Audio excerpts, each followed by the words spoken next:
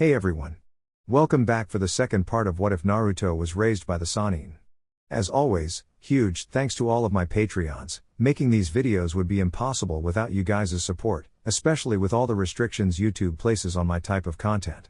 As always, the full story is already out over there for you guys along with about 30 other different stories you can enjoy. Also, feel free to send me any messages over there if you have any questions or even if you just want to chat. Link to all of that will be in the description. Anyways, everyone, enjoy the video. Chapter 9. The Uchiha Coup, Part 1, First Blood. Or Sharingan vs Byakugan. Or Sharingan vs Ino Shikacho. It was the end of another nice, quiet and uneventful day at Konoha. The sun was starting to set, and its inhabitants got prepared for their usual evening activities. At the Hokage's tower, Hiruzen Sarutobi had just finished with the daily paperwork, and was now relaxing by reading a novel on one of the tower's living rooms. Shikaku Nara, Inoiki Yamanaka and Choza Kimichi were on their favorite tavern, sharing a few drinks, reminiscing about the old days, bitching about their wives and boasting about their children. Anko Mitarashi was at her favorite spot, Dangoya, having some sake and stuffing her mouth with her favorite food. Iruka and Mizuki were also hanging out at a bar, with the latter trying and failing to flirt with the kunoichi there, and Iruka trying to remind Mizuki in vain that he was going to marry in a few weeks. Kurenai Yuhi was at her house, doing her laundry. Yugao Uzuki and Hayate Gecko were on a date to celebrate the first-year anniversary of their relationship. In the Hyuga compound, Hiyashi Hyuga was revising some of the clan's paperwork regarding the clan's expenditures for the past month, while his wife played with their daughters. Meanwhile, Hizashi and Neji finished some late afternoon training at the boys' request. On a one-room apartment near the walls, Itachi looked through the window at the village, wondering why he didn't hear any news from his friend and cousin Shisui yet, and prayed for his safety. At the Senju residence, Tsunade was in the living room teaching Hagane and Kaida how to play poker, while Shizune and Naruto were in the kitchen about to prepare dinner, while Shizune told Naruto that if he got ramen for breakfast and later for lunch, he wasn't going to have ramen for dinner.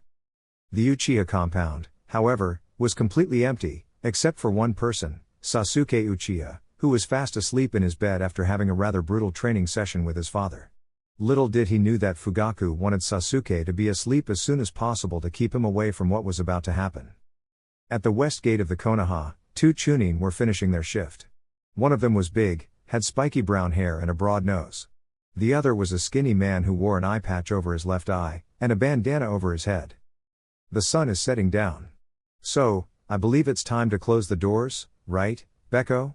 The skinny one said.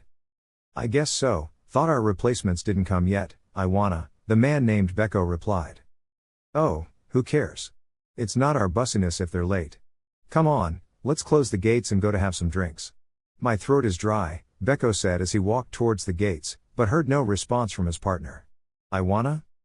The big-nosed Chunin turned around to see his eye patch-wearing partner flat on his back, lifeless. What the hell? I'm sorry, but the gates are to remain open for the rest of the night, a chilling voice said behind Becco. Becco turned around, and when he did so, the man behind him slashed his throat open. The last thing the Chunin saw before expiring were a pair of red eyes, staring into his very soul. West Gate, secured. Send the signal, the Uchiha Chunin said to his partner. The other Uchiha nodded, and formed several hand seals, and cast a great fireball into the sky. A few minutes later, hundreds of criminals, mercenaries and low-level missing nin that were hiding among the forests of the outskirts of Konoha left their hiding place and rushed into the unsuspecting village. It took no time for the Konoha ninja to find themselves overwhelmed while dealing with this wave of enemies that came seemingly out of nowhere. Meanwhile, on a secret route underground, Danzo walked through a hallway while being flanked by his two most loyal bodyguards, Fu Yamanaka and Torune Aburame. Everything has been prepared for the surgery, Danzo-sama. The medics are already waiting for you, Fu mentioned. Excellent. What about the seals? Danzo asked. Already prepared as well. It will be applied immediately after the surgery. They will make sure that nobody will be able to remove the Sharingan eye from your eye socket, Torune replied. Good. Come on, I want to get over with this as soon as possible, Danzo said as he finally reached the door of the operating room. What on earth? Danzo was expecting the two root medic nins to greet him and ask him to lay on the operation table so they could start. Instead, they were lying on the floor, motionless, surrounded by a pool of their own blood. On the operation table was sitting a masked man wearing a black cloak with red clouds on it. On his hand was a jar with a Sharingan eye on it. "Oh, hey, what's up? I hope you don't mind, but I really need this eye, so I'm going to confiscate it for the time being," the masked man nonchalantly announced. "And if you do mind, well, you'll have to deal with it. That's how life rolls. Fu, Torune, execute this man and retrieve the eye."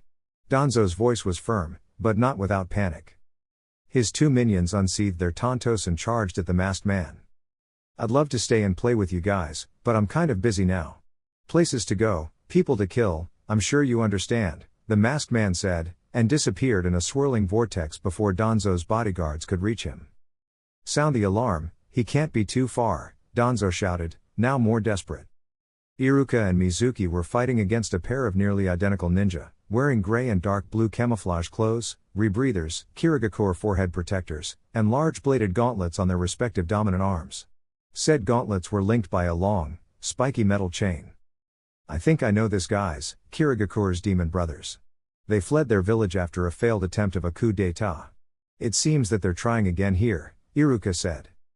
"That's nice and all, but how strong they are?" Mizuki asked, a bit nervous. "The bingo book lists them as B-rank Chunin, so they're similar in power to us," Iruka mentioned. "It says that their specialty are ambushes, but are mediocre in direct combat. Let me show you how wrong that bingo book of yours is it. Come on, Mizu," one of them said as he and his brother charged at the duo of teachers. Mizuki jumped in mid-air, pulled out his Fuma Shuriken, and tossed it against the chain, pinning it to the ground and stopping the brothers' charge. They quickly pressed a button on their gauntlets that detached the chain from them, and allowed them to fight individually. Balded gauntlets clashed against kunai and shuriken. While the demon brothers' weapons were indeed dangerous and intimidating, they stopped them from performing hand seals, and thus jutsu. They had been working on one-handed seals, but they still had a long way to go until they could use ninjutsu with just one hand. One of the brothers left himself wide open for a second, but that was all what Iruka needed. The teacher kicked his opponent, who was pushed against his near-identical brother, while Iruka made some hand seals. Demonic illusion, night cover. The brothers quickly fell prey to Iruka's illusion, dropped on their knees, and soon they fell asleep. He then started to tie them with their own chain. "Well, so much for this demon brothers," Mizuki said, as he twirled a kunai on his finger. "Mizuki, behind you." The white-haired Chunin jumped in time to avoid a backstab from an enemy, this time an Uchiha Chunin. Iruka ran through hand seals. "Water release, water gun," Iruka shouted before releasing a powerful stream of water out of his mouth that blasted the Uchiha against a nearby wall. Mizuki finished him on by stabbing a kunai on his side. "Why the hell the Uchiha are fighting alongside these guys? Shouldn't they be on our side?" Mizuki asked, frustrated. "It seems that the Uchiha brought them," Iruka said, with a tinge of sadness. "What do you mean by that?" "I heard some rumors about the Anbu watching the Uchiha clan because they were afraid they were doing some shady stuff. Apparently, this is what they had planned. These guys seem to be their foot soldiers." "Great, just great. And why the hell are all the Jonin? Your pal Kakashi would be of great help here." "Kakashi had to leave the village the last week due to a long-term mission. I don't know what are the other Jonin doing." "Okay, in that case, this what we are going to do. So far, we don't know how this will end, so we'll find a safe place to hide there.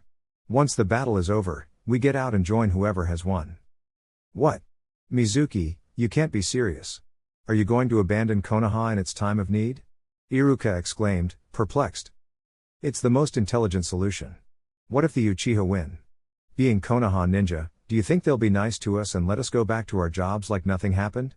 And if we side with the Uchiha and they lose, we'll be executed for treason. That's why we have to fight, to make sure that the Uchiha don't win," Iruka said, staring angrily at his coworker. "Every man counts." "No, until things calm down, it's every man for himself," Mizuki replied as he grabbed his Fuma Shuriken and tossed it at a disbelieving Iruka. The teacher managed to move aside before the giant Shuriken would hit him, and stabbed itself on the chest of a bandit who already had a knife raised ready to stab Iruka in the back. "That was on the house, don't expect me to save your sorry ass again," Mizuki harshly stated as he retrieved his main weapon from the corpse. "Now, be smart once in your life and find a hiding place." With that, Mizuki leapt out of Iruka's sight. Iruka sighed, and decided that the best course of action would be to find other more alone ninja to watch each other's back. Meanwhile, on his apartment, unaware of all the chaos unfolding on the village, Itachi was washing the dishes after having a light meal for dinner. He had planned to meditate for half an hour and go to bed early. The Hokage had already assigned him another A-rank mission for the next day. Things weren't going too bad for the Uchiha outcast. He still had a rather big debt with the bank, but he was saving up a rather large amount of money that allowed him to cover for basic needs, to pay rent in the bank each month, and still have some money that he decided to save for future emergencies. Though maybe he could use some of that money to decorate his apartment a bit more. One of the reasons he didn't allow Sasuke to visit him yet was because he thought Sasuke wouldn't be comfortable on such gloomy place. He was snapped from his train of thoughts when somebody loudly knocked the door. "Coming," Itachi said, as he dried his hands on a rug. The person at the other side continued pounding the door as if he or she was trying to take it down. Not that it would take much effort, but Itachi preferred the door of his apartment to be intact. "I said I'm coming. Where is the fire?" Itachi asked as he opened the door. He gasped in shock when he saw a badly beaten Shisui, covered in bruises and cuts, as well as missing his left eye. "To answer your question, all around Konoha," Shisui said before collapsing. Shisui. Half an hour later, the weakened Shisui was lying on Itachi's bed. Itachi was no medic nin, but he did have some first aid training as well as a medkit, so he could patch all of Shisui's wounds, including the one from his eye, without much trouble. Fortunately for both, none of Shisui's wounds were too grave, ignoring the missing eye. "That's it. I patched you up as best as I could, but I think it's enough. I think you may have some broken ribs and maybe a fractured arm, so it would be best if you don't move. Now tell me what is going on, and what happened to you." Shisui sighed. "Danzo, that bastard. That's what happened." Noticing Itachi's confusion, the one-eyed Uchiha decided to elaborate. "I was on my way to the Naka shrine when I was told that Danzo wanted to speak with me. He deemed me a threat, claiming that I wanted to use the Koto Uematsu Kami on him and the Hokage, and tried to remove my eyes. At least, I managed to keep one eye before I lost his goons. And that's not even the worst of it." While Itachi remained stoic on the outside, on the inside he was livid. Danzo would definitely pay for such treachery. He would make sure of it. "The coup d'état. It's happening as we speak," Shisui announced, and saw how Itachi lost all the color of his skin. "In fact, I have been attacked by Konoha ninja on my way here. And before you ask, yes, I managed to lose them before I got here. This happened because of me," Itachi thought. "I chose the easy way out instead of staying and trying to make things better. I shouldn't have listened to Shizune-san, Shizune-san is not to blame. She wasn't aware of the context of my situation when she offered her advice. I'm the only one to blame. And thus, I'm the only one who has to, and can, fix this mistake." "Itachi?" Shisui asked, yanking the younger Uchiha out of his thoughts. "What are we going to do?" "We?" "Yes, we. Did you expect that I was going to stay here while our clan burns Konoha to the ground?" "No, there is no we, Shisui. You're going to stay here, and rest. I'll take care of everything." Itachi opened his closet, and started to get dressed with his ninja gear. "You can't leave me here. Danzo still wants my Sharingan, and I'm in no condition to defend myself. Come on, at least take my eye." Itachi's hand quickly grabbed Shisui's before he could pluck his remaining eye from its socket. "That eye is okay where it is now. I will be fine, and so will you. Now lie down and rest, or else your wounds will open." "You can't be serious. Are you planning to go there alone? You have no friends or allies out there. The Konoha ninja will try to kill you the moment they see your Sharingan." "That won't be an obstacle. I promise that nobody will die needlessly, especially not me," Itachi assured as he put on his Chunin flak jacket. "I'll place a multi-layered genjutsu on this place in case somebody gets lucky and track you here. If you're not on this bed when I return and you haven't been killed or taken prisoner by the enemy, I will kill you myself." "You can't be serious. I will toss you down a cliff. How does that sound?" There are far worse ways to die." "Well, that's all, I'm leaving. But don't worry, I'll send somebody I trust to watch over you.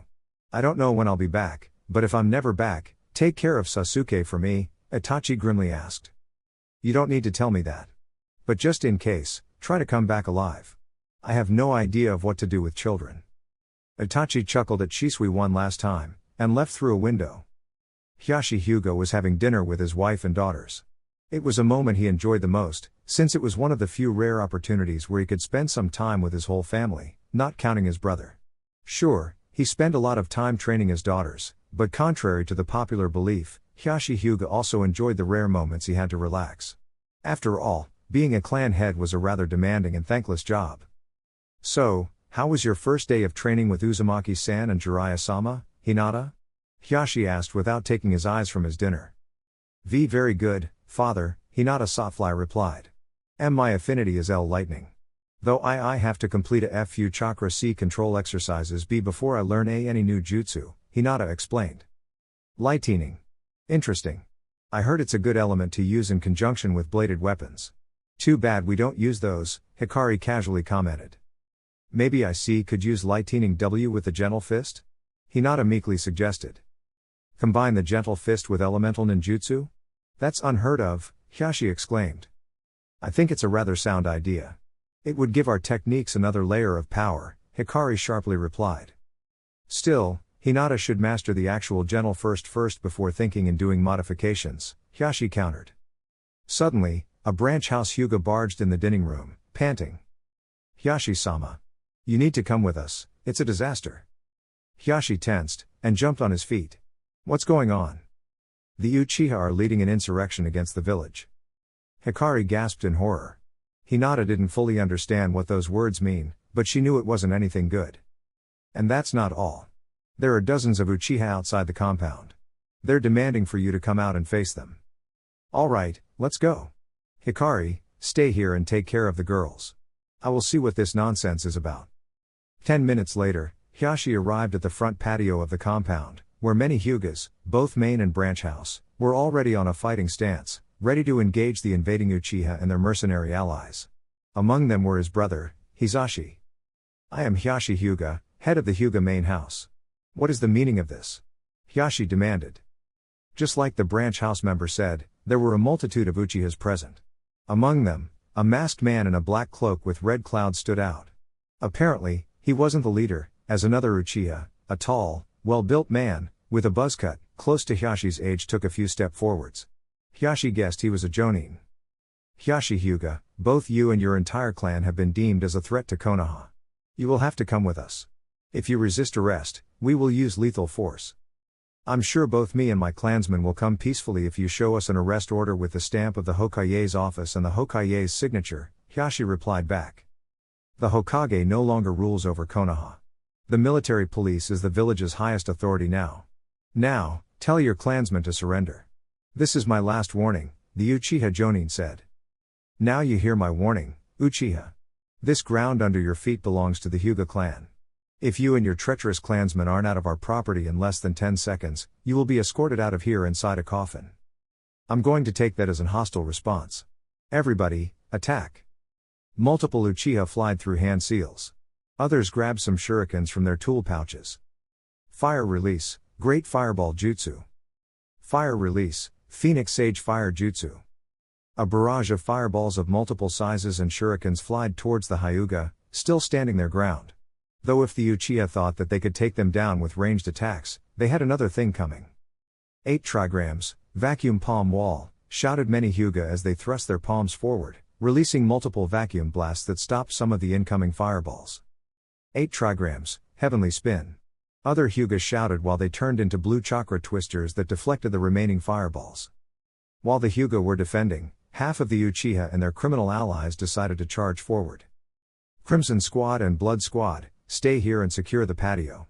Storm Squad and Tempest Squad, get in the compound and kill everybody who puts up a fight. The Uchiha Jonin ordered. Yes, Nakamura Teiko. Multiple Uchiha replied in unison, as half of the Uchiha there abandoned the patio and got into the compound. However, Hiyashi had heard those orders as well, and he wasn't going to have any of that. Thanks to his Byakugan, he spotted his brother in no time, and leapt at him the moment he stopped the heart of an Uchiha Chunin with a well-placed palm strike. Hizashi. I need you to go inside and protect Hikari and the kids, Hiyashi shouted. We're in the middle of a battle right now, and I won't leave your side, it's my duty. The younger twin replied. Your duty is to obey me. And if you need cover, I will provide you some. Now go, Hiyashi said as he engaged 2 Uchiha, a Jonin and a Chunin. Shooting one last glance at his elder brother and clan head, Hizashi nodded and rushed back to the complex. Shikaku Nara, Inoiki Yamanaka, Choza Akimichi. You 3 have been declared a threat to the village, and will have to come with us. If you resist arrest, we will use lethal force, Mikoto Uchiha announced. Shikaku looked around him. Half a dozen Uchihas, led by the wife of the clan head, surrounded both him and his two closest friends just after dispatching a bunch of mercenaries that were looting a store. Is this some kind of joke, Mikoto-san? Shikaku asked. Because if it is, let me tell you is a very tasteless one. Yeah, you're the police, shouldn't you be dealing with these rats that are infesting the village all of a sudden? Choza asked. Choza, I believe it was the Uchiha who brought these rats. I didn't see any of these criminal scum attacking any Uchiha, Inoiki commented. Well, what is your answer? Mikoto asked. Shikaku sighed dramatically. This is going to be such a drag. Then in an instant, his hands formed a seal. Shadow imitation jutsu. Multiple black tendrils shoot from Shikaku's shadow and fly towards the Uchiha, who jumped in time before being caught. While on air, Mikoto's hands ran through hand seals as well. Fire release, great fireball jutsu. The Uchiha clan head's wife breathed a huge fireball at the Nara clan head, who was forced to move and cancel his jutsu. Separate them from each other. Not only are they jonin, their teamwork is downright legendary. Mikoto ordered. Yes, Mikoto-sama. The other Uchiha replied. They outnumber us 2-1. Inoiki, can you do something about that? Shikaku asked. On it, Inoiki said as he formed a hand seal that formed a rectangle of negative space between them. Mind-body disturbance jutsu. The two Uchihas that were about to attack him were stopped in his tracks, realizing that they no longer controlled their bodies. Much to their horror, they started to stab each other repeatedly. Good work. Now is my turn, Choza said, making a hand seal. Multi-size jutsu. Choza's body inflated into a large balloon. Human boulder. Choza crushed the two Uchiha still fighting each other, while the other four managed to avoid the same painful fate. Mikoto didn't waste time and pulled out a radio. This is Mikoto Uchiha requesting for reinforcements to deal with a trio of Jonin-level insurgents. We're on Matabi Street. Over. Insurgents? We're not the ones trying to take over Konoha, thank you, Shikaku said as he activated his shadow initiation jutsu again. In no time, a couple Uchiha Chunin leading a group of mercenaries joined the fray. More people? What a drag, Shikaku moaned. Choza, can you take care of the rabble? You can count on that. Multi-size jutsu. Choza's size increased several times, and used his also enlarged bow staff to wipe the mercenaries and Uchihas as if he was cleaning the floor. Still, it proved to be a harder task than expected, since his foes were quicker than they thought, and his increased size made a perfect target for the Uchiha's fireballs and shurikens. That should keep them busy while Inoiki and I will deal with the red-eyed pests. Watch out who you call pest, Nara. An Uchiha shouted as he leapt at him, which proved to be a mistake, since he put Shikaku in the perfect position of binding him with his shadow. Thanks for your helpful assistance, Uchiha-san. Now die, Shikaku said as he made a hand sign.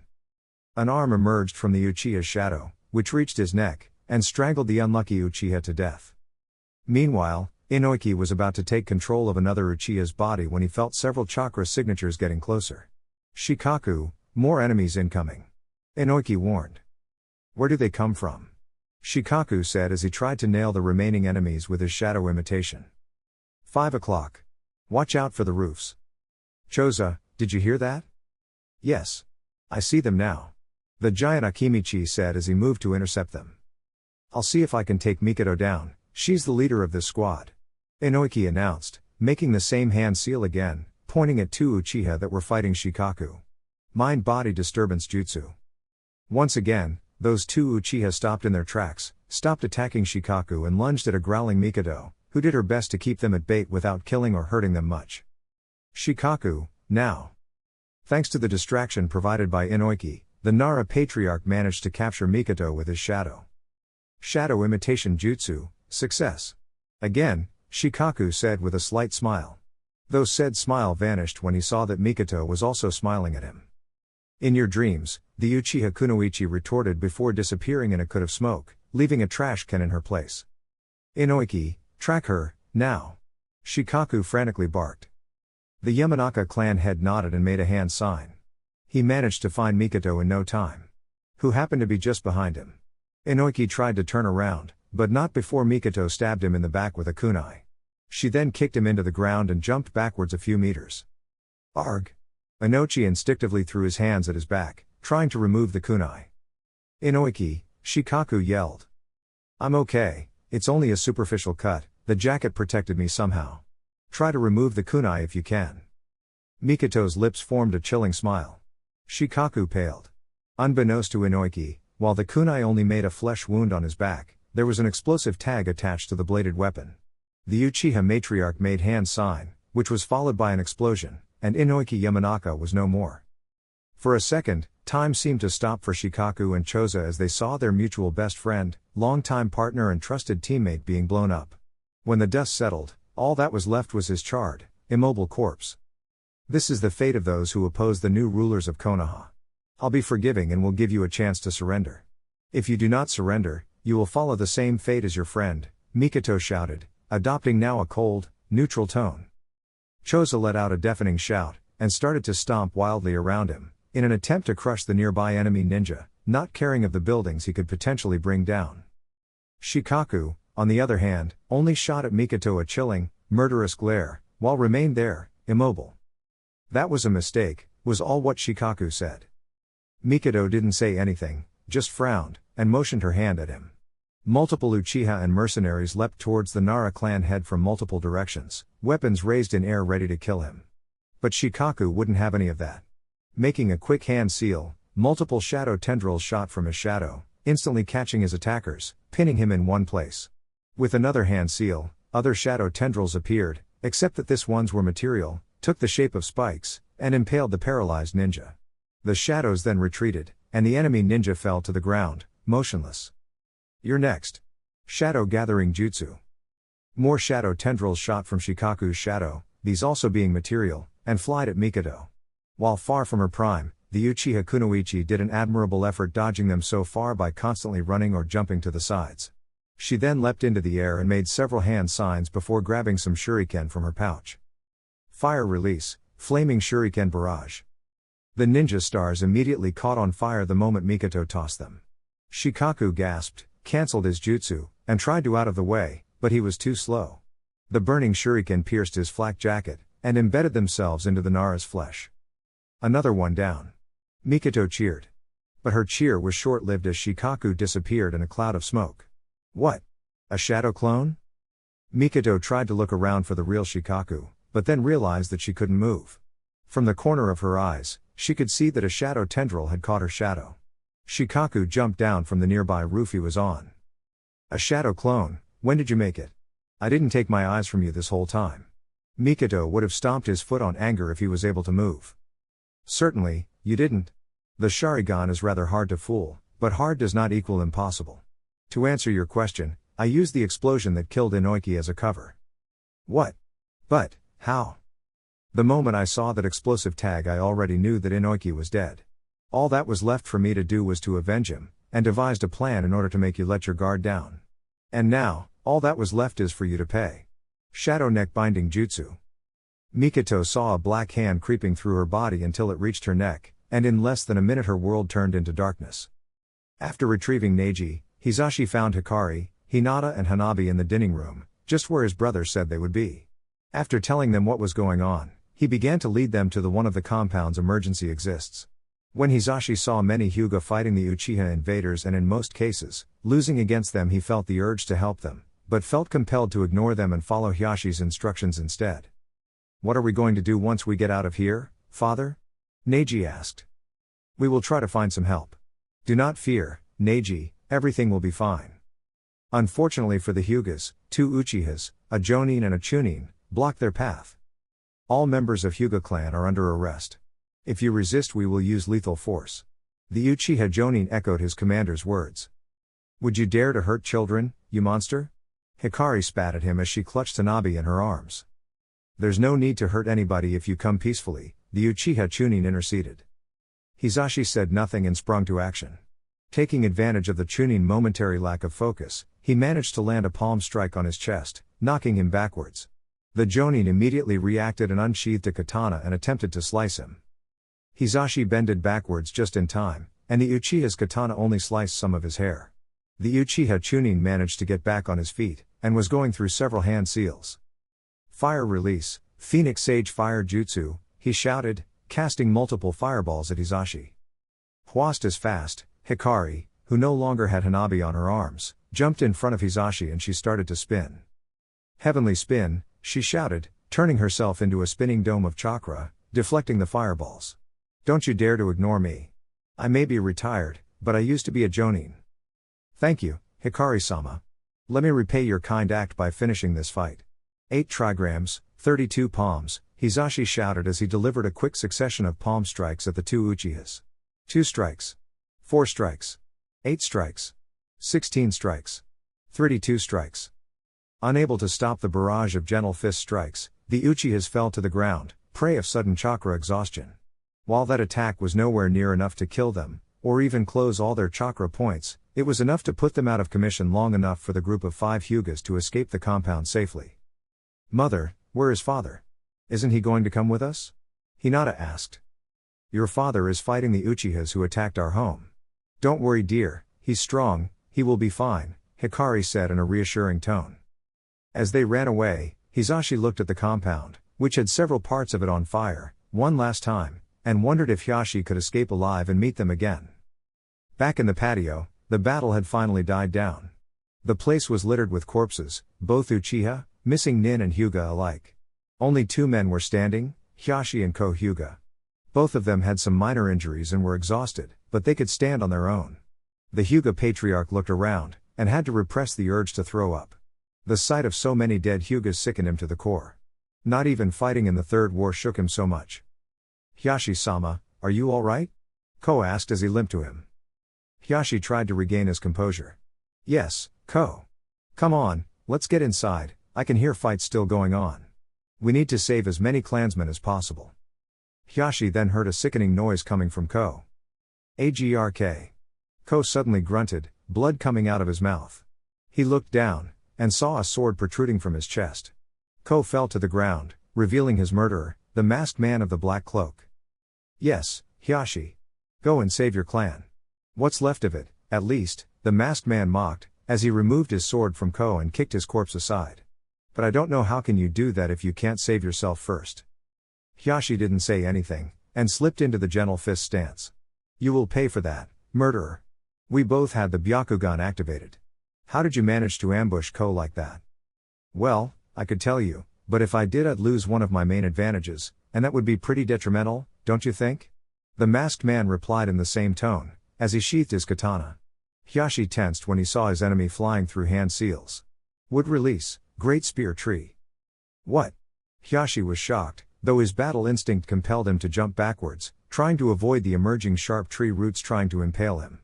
Through his Byakugan, he saw that more roots were emerging, surrounding him. Heavenly spin. Hisashi turned into a spinning blue dome that shattered the roots the moment they tried to grab him. Not bad, definitely not bad. How about this then? The masked man commented, doing hand seals again. Multiple great fireballs jutsu.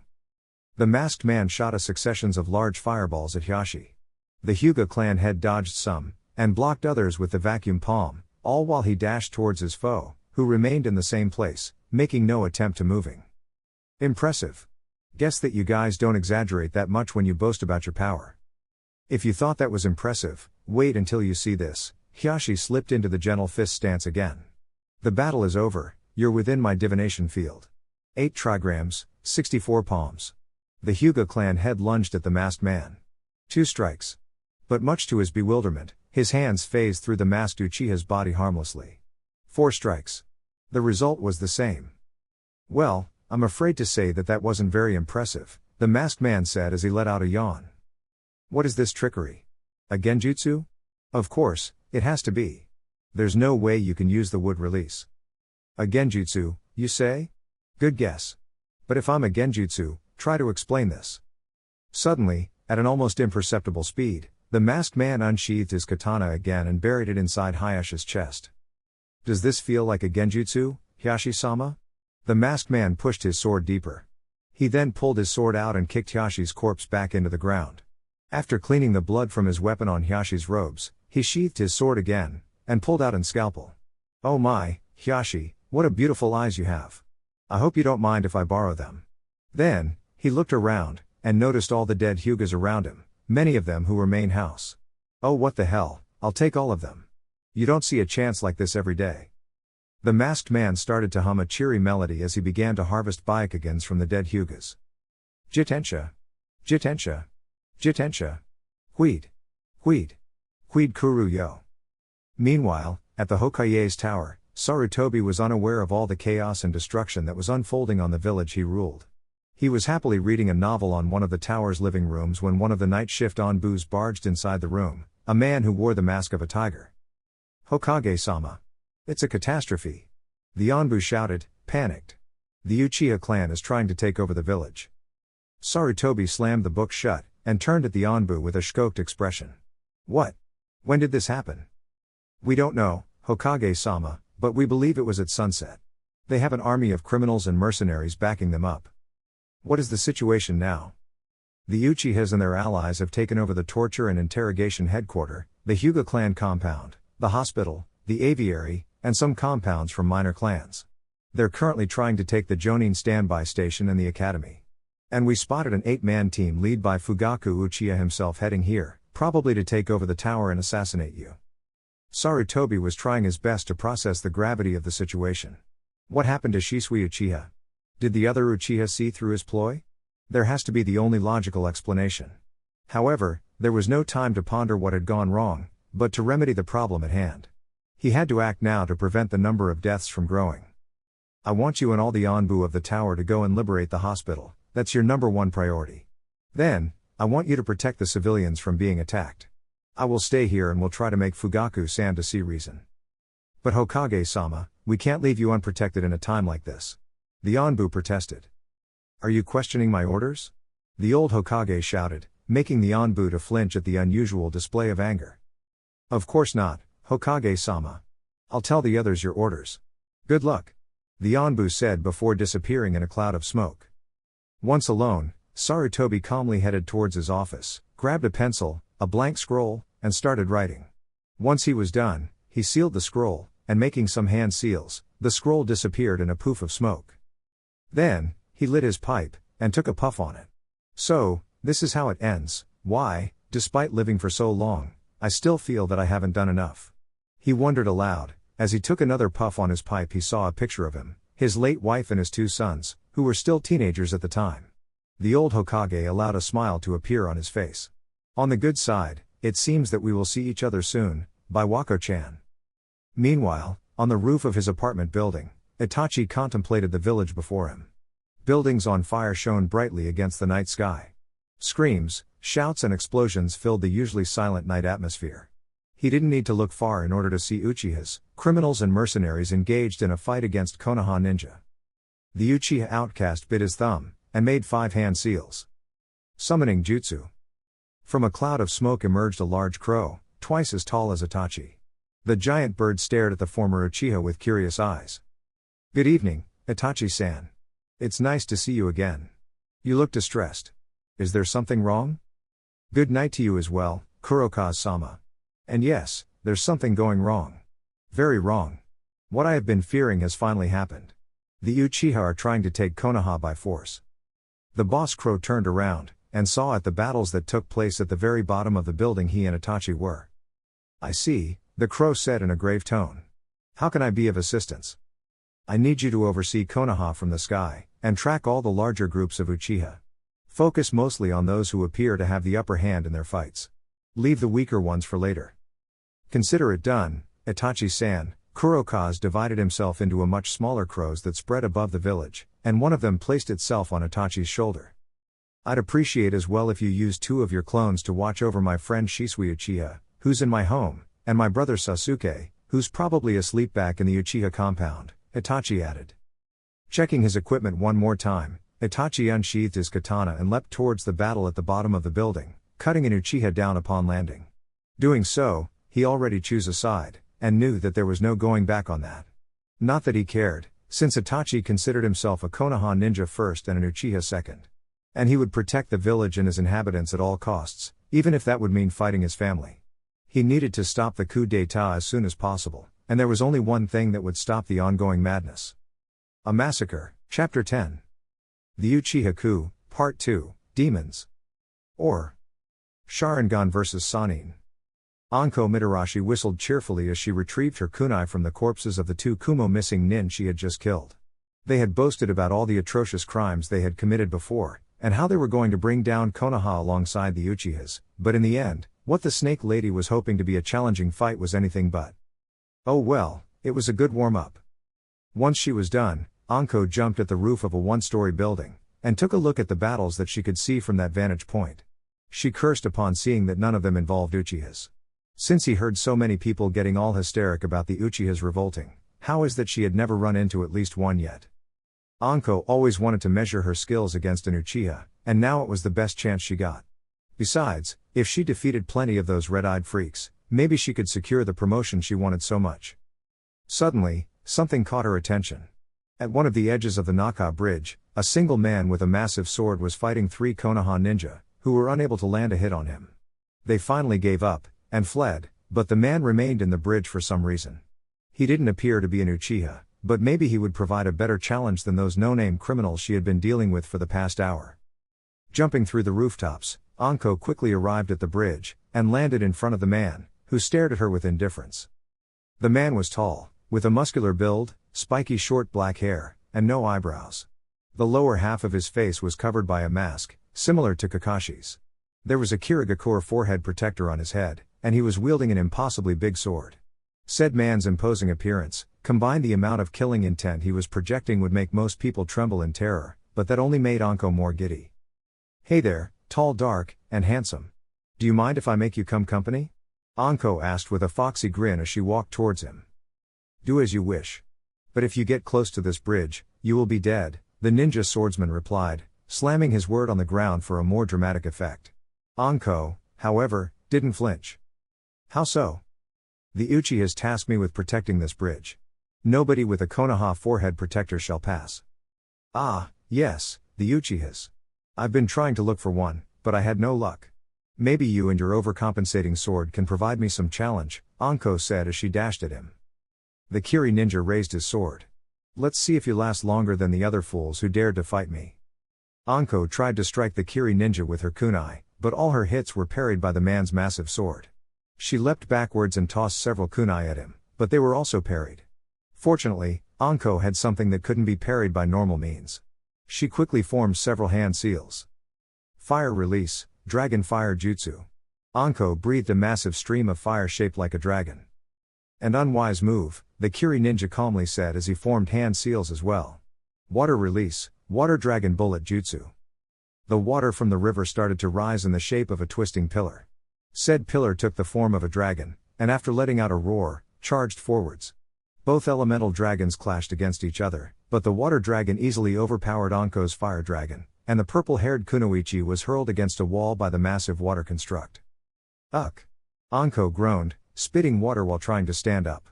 Much to her horror, she saw the swordsman already in mid-air, ready to cut her down with that massive sword. "Die," the masked swordsman stated, and his sword came down.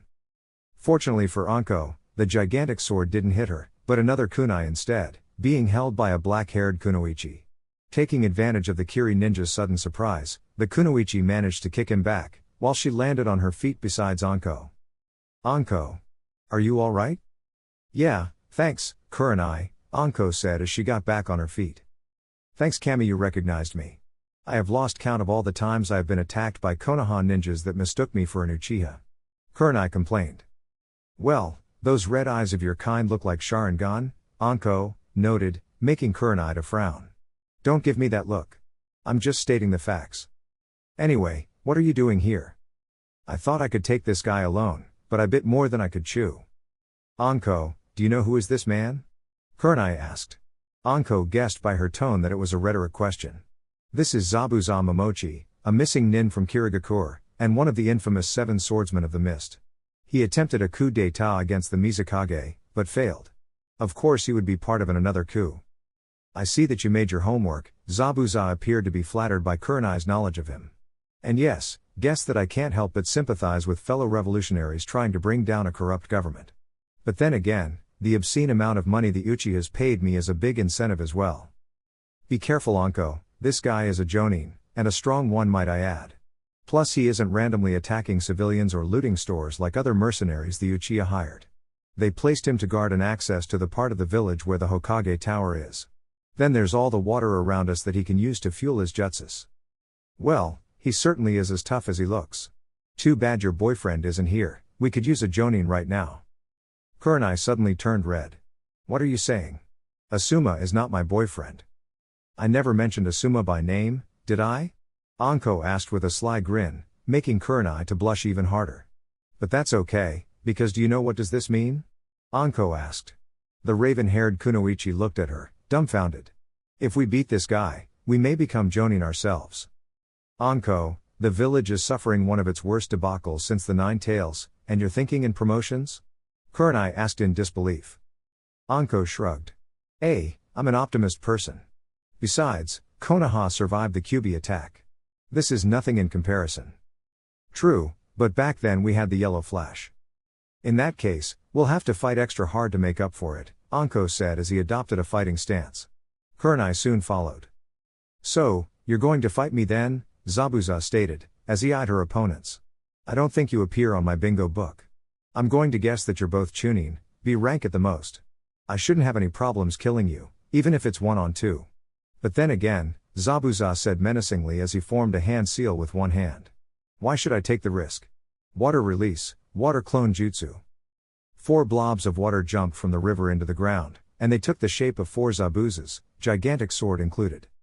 Now that's much better, Zabuza smiled under his mask. Shall we begin?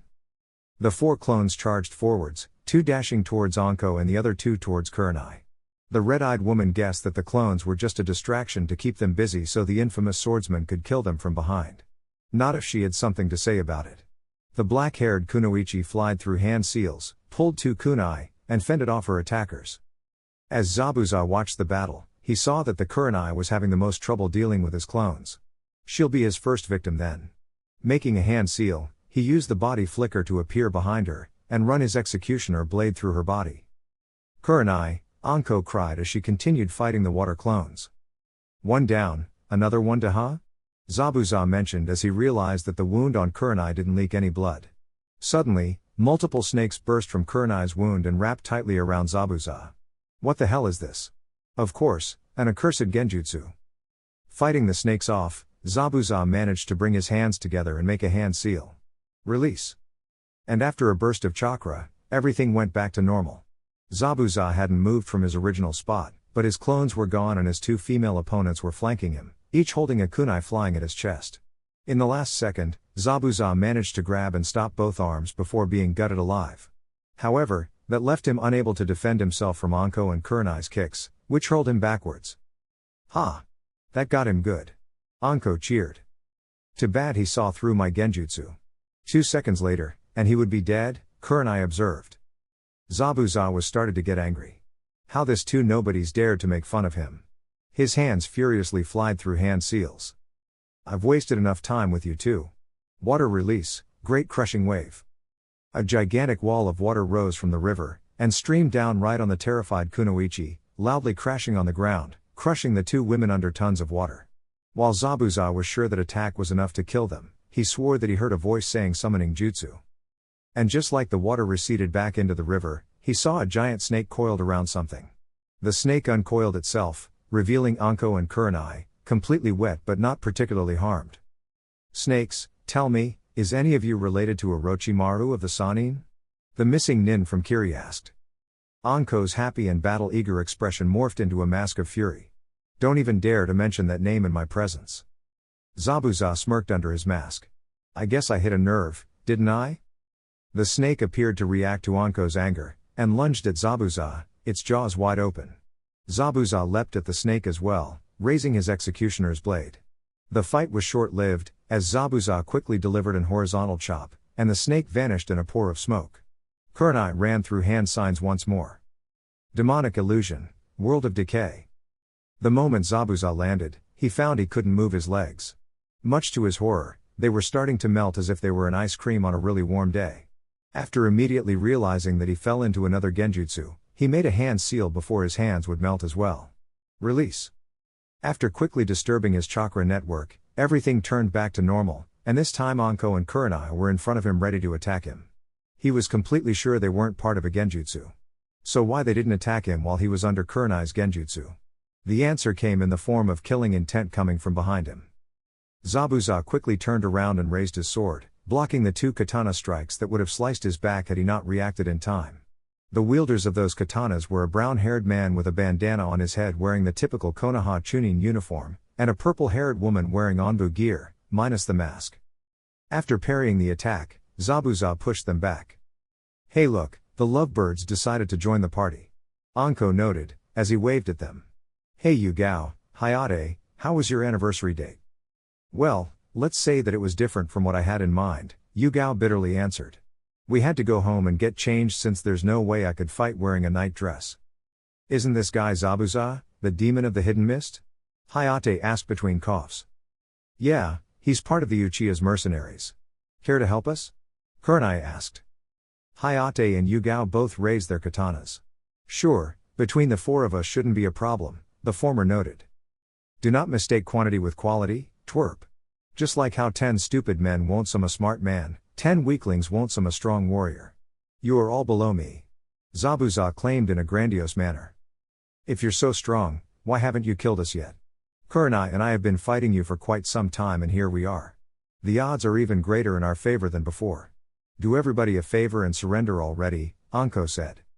"The demon of the hidden mist never surrenders," Zabuza yelled while making a hand seal. "Let's see what good your superior numbers are against this hidden mist jutsu." Suddenly, a very thick mist covered the battlefield. Kurenai panicked. This was Zabuza's favorite tactic: blind their opponents and kill them silently afterwards.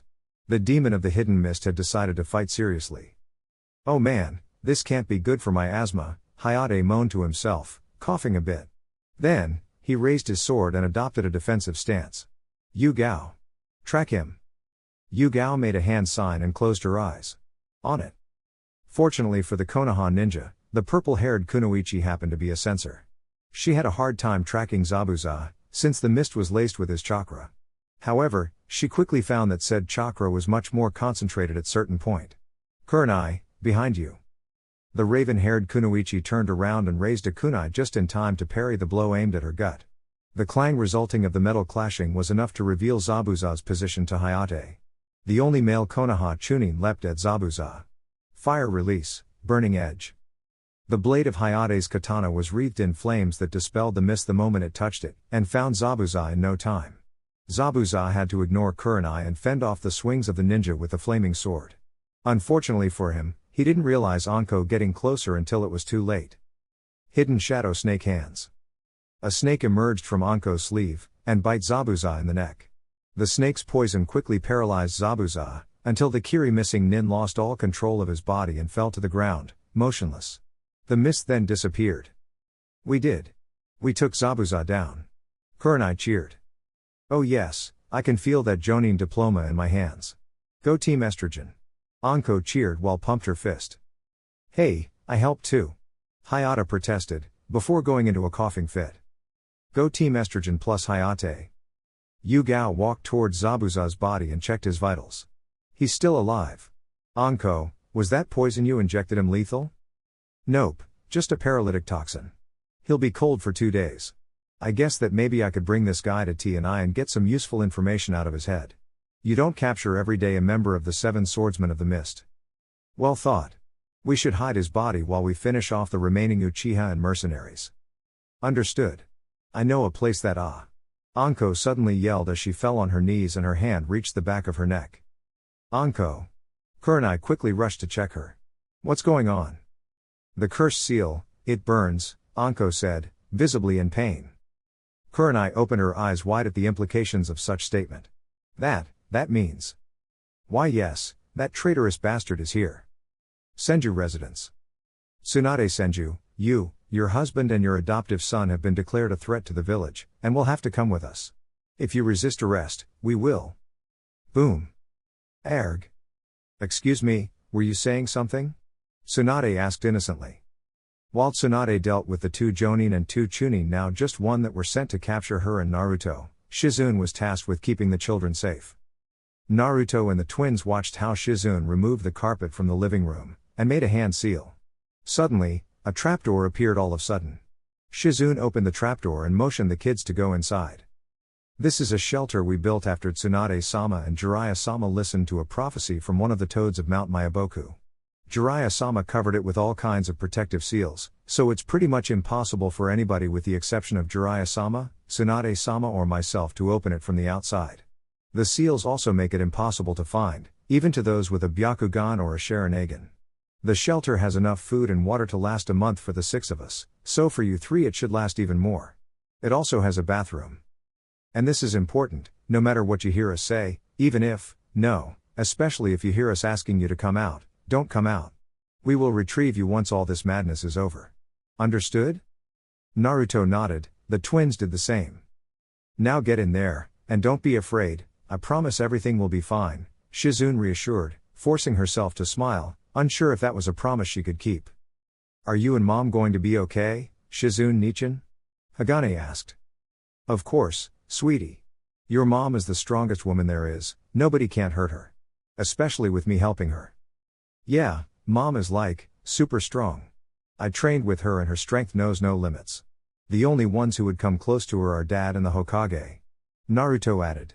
Shizune couldn't help but wonder if his optimism was genuine or if he was trying to calm down the twins. Either way, it was a good thing.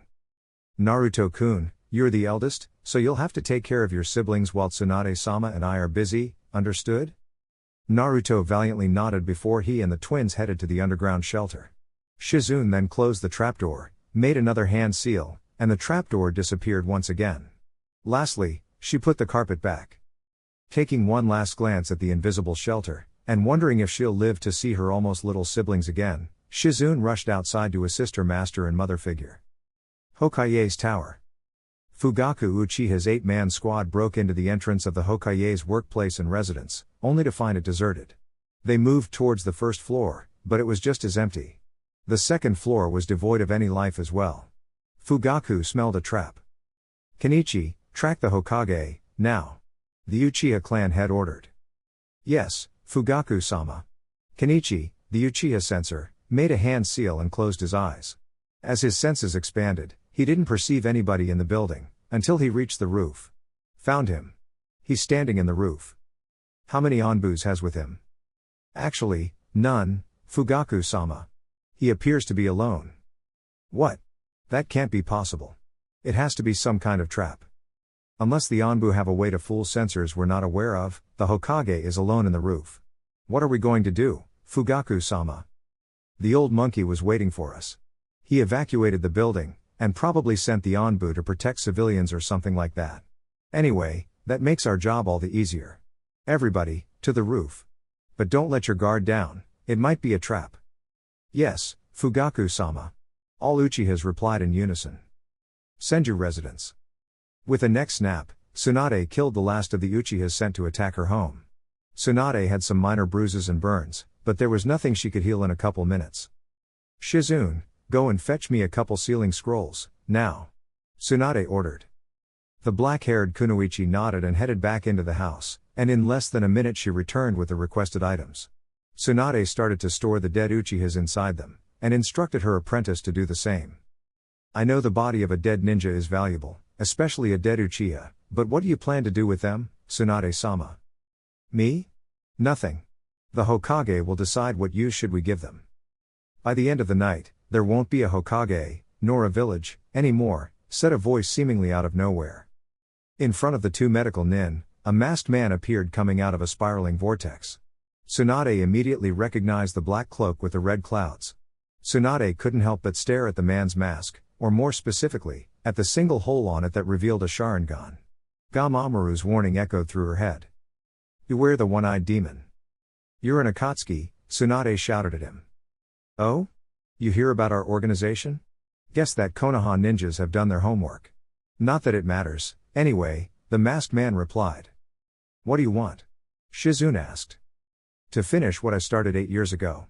To reclaim what is rightfully mine, and use it to destroy Konoha. Wait a minute, are you saying that you're the man responsible for the Kyuubi attack? Tsunade asked in disbelief. That's exactly what I said. So, this is why the Uchiha are revolting? To get their hands on the 9 tails? I can't believe that Danzo of all people was right. Oh, no, you're horribly mistaken. I might be an Uchiha, but I stopped caring about the clan long time ago. The Uchihas are nothing but a disposable tool, mere pawns of a much grander plan. See, with this coup d'etat, the Uchiha and Konoha will destroy each other, while I take advantage of the ensuing chaos and get the Kyuubi. Everybody wins. The blonde Sannin gritted her teeth. She was about to say something when the crystal on her necklace began to glow with a teal light. What the? Oh, how curious. I'm not into jewelry, but that's an interesting necklace you got there. I think I'll take it as well. But first, the Jinchuriki, the masked man said as he advanced towards the house. If you want Naruto, you'll have to go through me first, Tsunade stated defiantly as she planted herself in front of the man. Trust me, that won't be a problem. Tsunade snarled something unintelligible, and threw a punch towards the masked man's face. But much to her surprise, her fist phased through his head as if the man was an illusion or mirage. What? Shizune shot several Senbons from her wrist-mounted launcher, but they phased through him as well. There's nothing you can do to stop me. Don't waste your energies doing so. Or do it, it won't make a difference. Who are you? Asked Shizune. My name is irrelevant, but if you wish, you can call me Toby, Toby said as he entered in the house. I believe that the kid will be upstairs, right? Toby teleported to the upper floor, and inspected the two bedrooms that looked like they belonged to a child, but he found nobody there. Annoyed, he proceeded to inspect the rest of the house, but there was no clue of him either. His Sharingan scanned every centimeter of the house, but didn't find any chakra signature on it. But deep down, he felt that the Jinchuriki was there, somewhere, hiding. Muttering a curse, Toby teleported outside, back with Tsunade and Shizune. Where is the Jinchuriki? Toby angrily demanded. His one eye flashed red. On a safe place far away from here, where neither you nor people like you will be able to touch him, Tsunade answered. Can't that fancy Sharingan track him? You lie, Toby bellowed.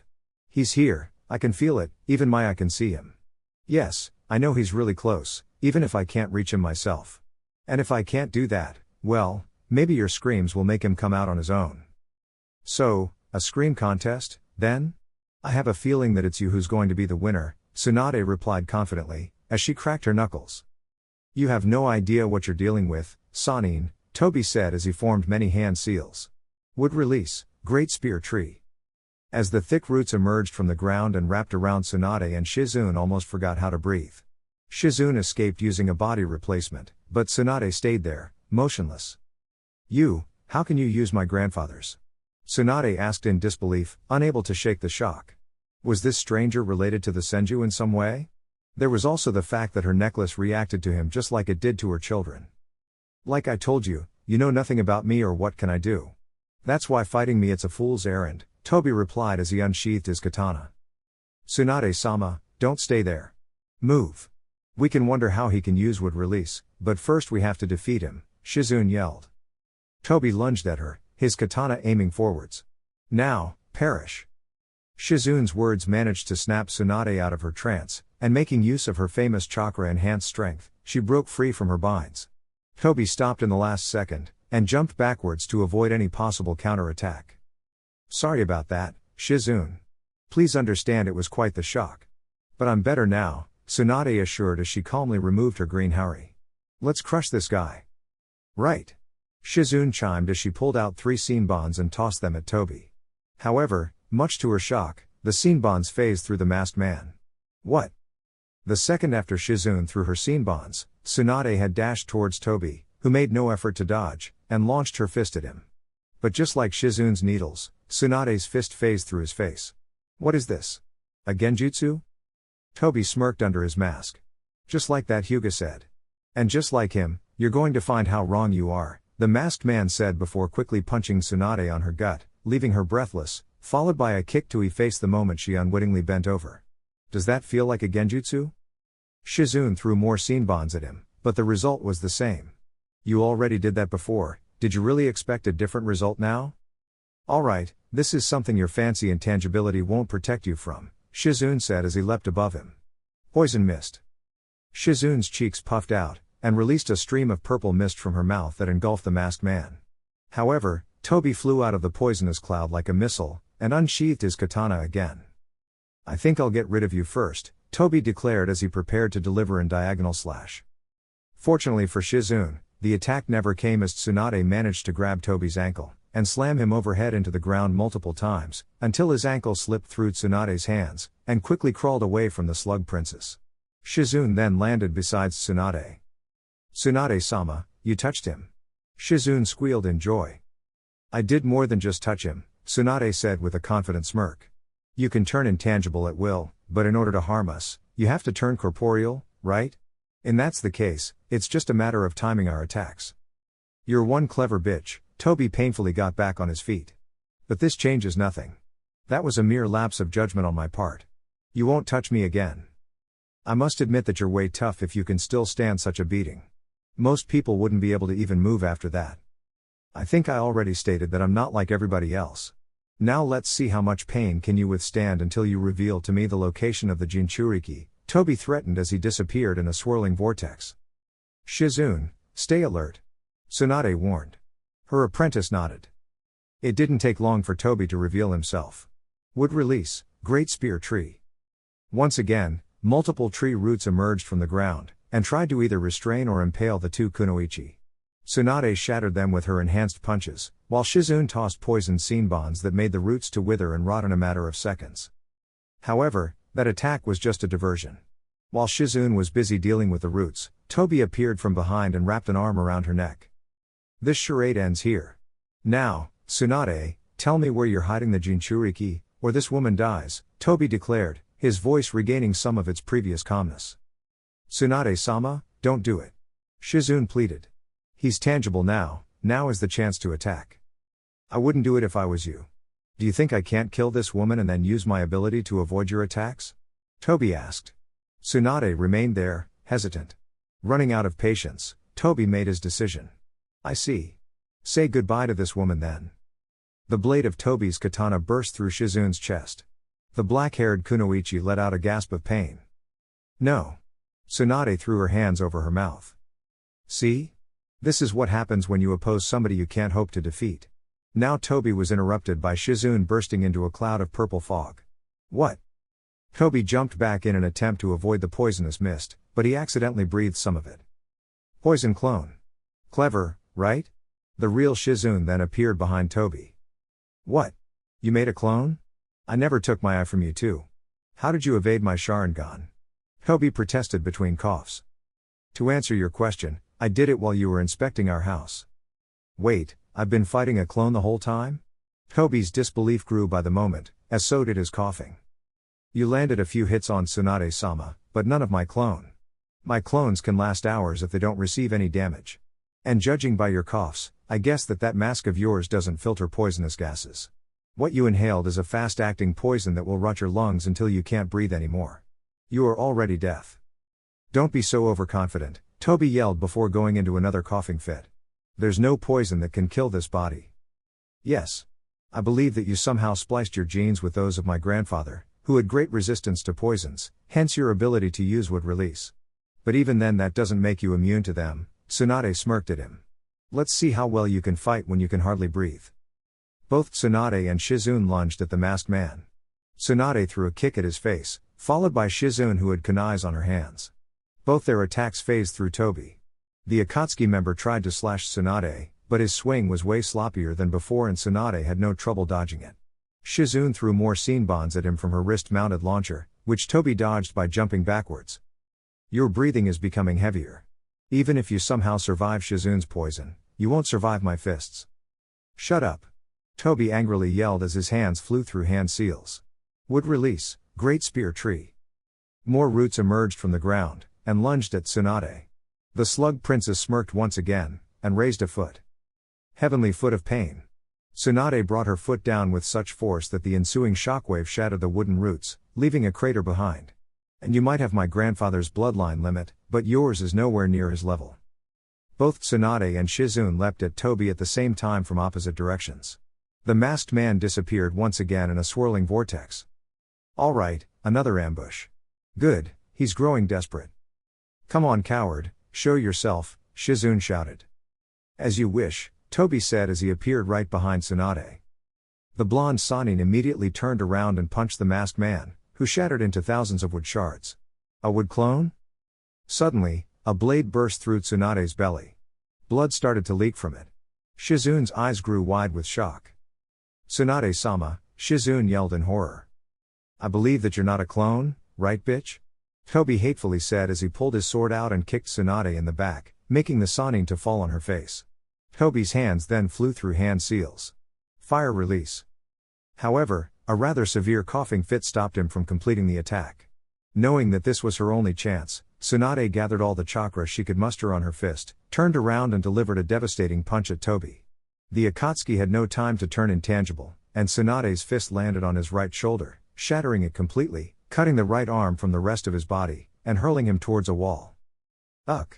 Toby moaned, as he got on his feet as good as he could. "That certainly hurt." "How are you still live?" Tsunade asked. "I could ask the same thing to you." "Surrender, you monster. Tsunade-sama got you good. Between that hit and my poison, there's no way you can win," Shizune cried. "Maybe you're right, but mark my words, sooner or later, the Kyuubi will be mine, and this world of despair and lies will disappear," Toby said as he disappeared in a swirling vortex. Tsunade coughed blood. Shizune quickly rushed towards her master's side, and checked the wound on her belly. It poured large amounts of blood. "All right, Shizune, you know what to do." "Yes. First, stop the hemorrhage," Shizune reminded herself as she used the mystical palm jutsu on Tsunade's wound, closing it slowly. "I guess it's a good thing I got over my fear of blood." Tsunade weakly joked. "Tsunade-sama, don't speak. Don't tell me what to do. You didn't lose your temper. Guess that's a good thing. But seriously, don't talk." Still, Tsunade decided to follow Shizune's advice, and didn't waste the little energy she had left on talking.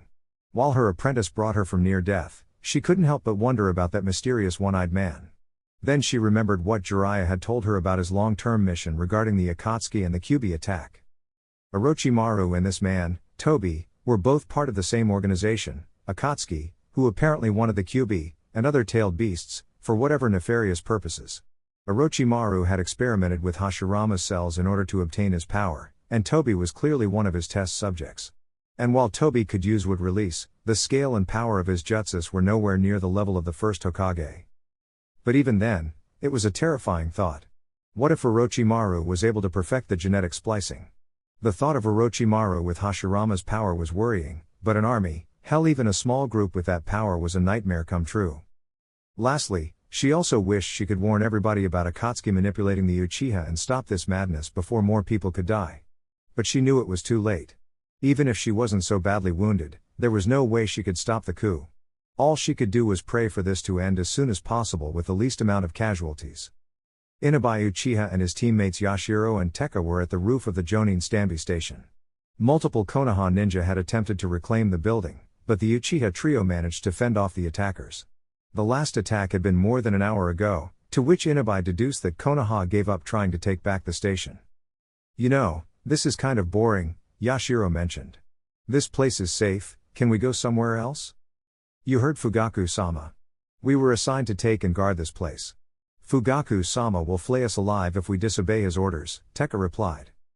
"I'm afraid I have to agree with Tekka, as much as I'd love to continue fighting," Inabai said. "Man, this was too easy. Maybe we shouldn't have been so cautious and wait until most of the Jonin were away." "Well, nothing can compare to might of the Uchiha. I wish I was assigned to Masaki's team. They got to fight Tsunade. They will be the only ones who will fight against somebody who's actually strong," Yashiro moaned. "Besides Fugaku-sama, I mean." Suddenly, all of their radios started to crackle loudly. Inabai grabbed his. "This is Inabai Uchiha. Who is this?" "This is Naoki Uchiha requesting reinforcements. That traitor Itachi appeared and slaughtered my unit." "Naoki, calm down and tell us your position so we can assist you."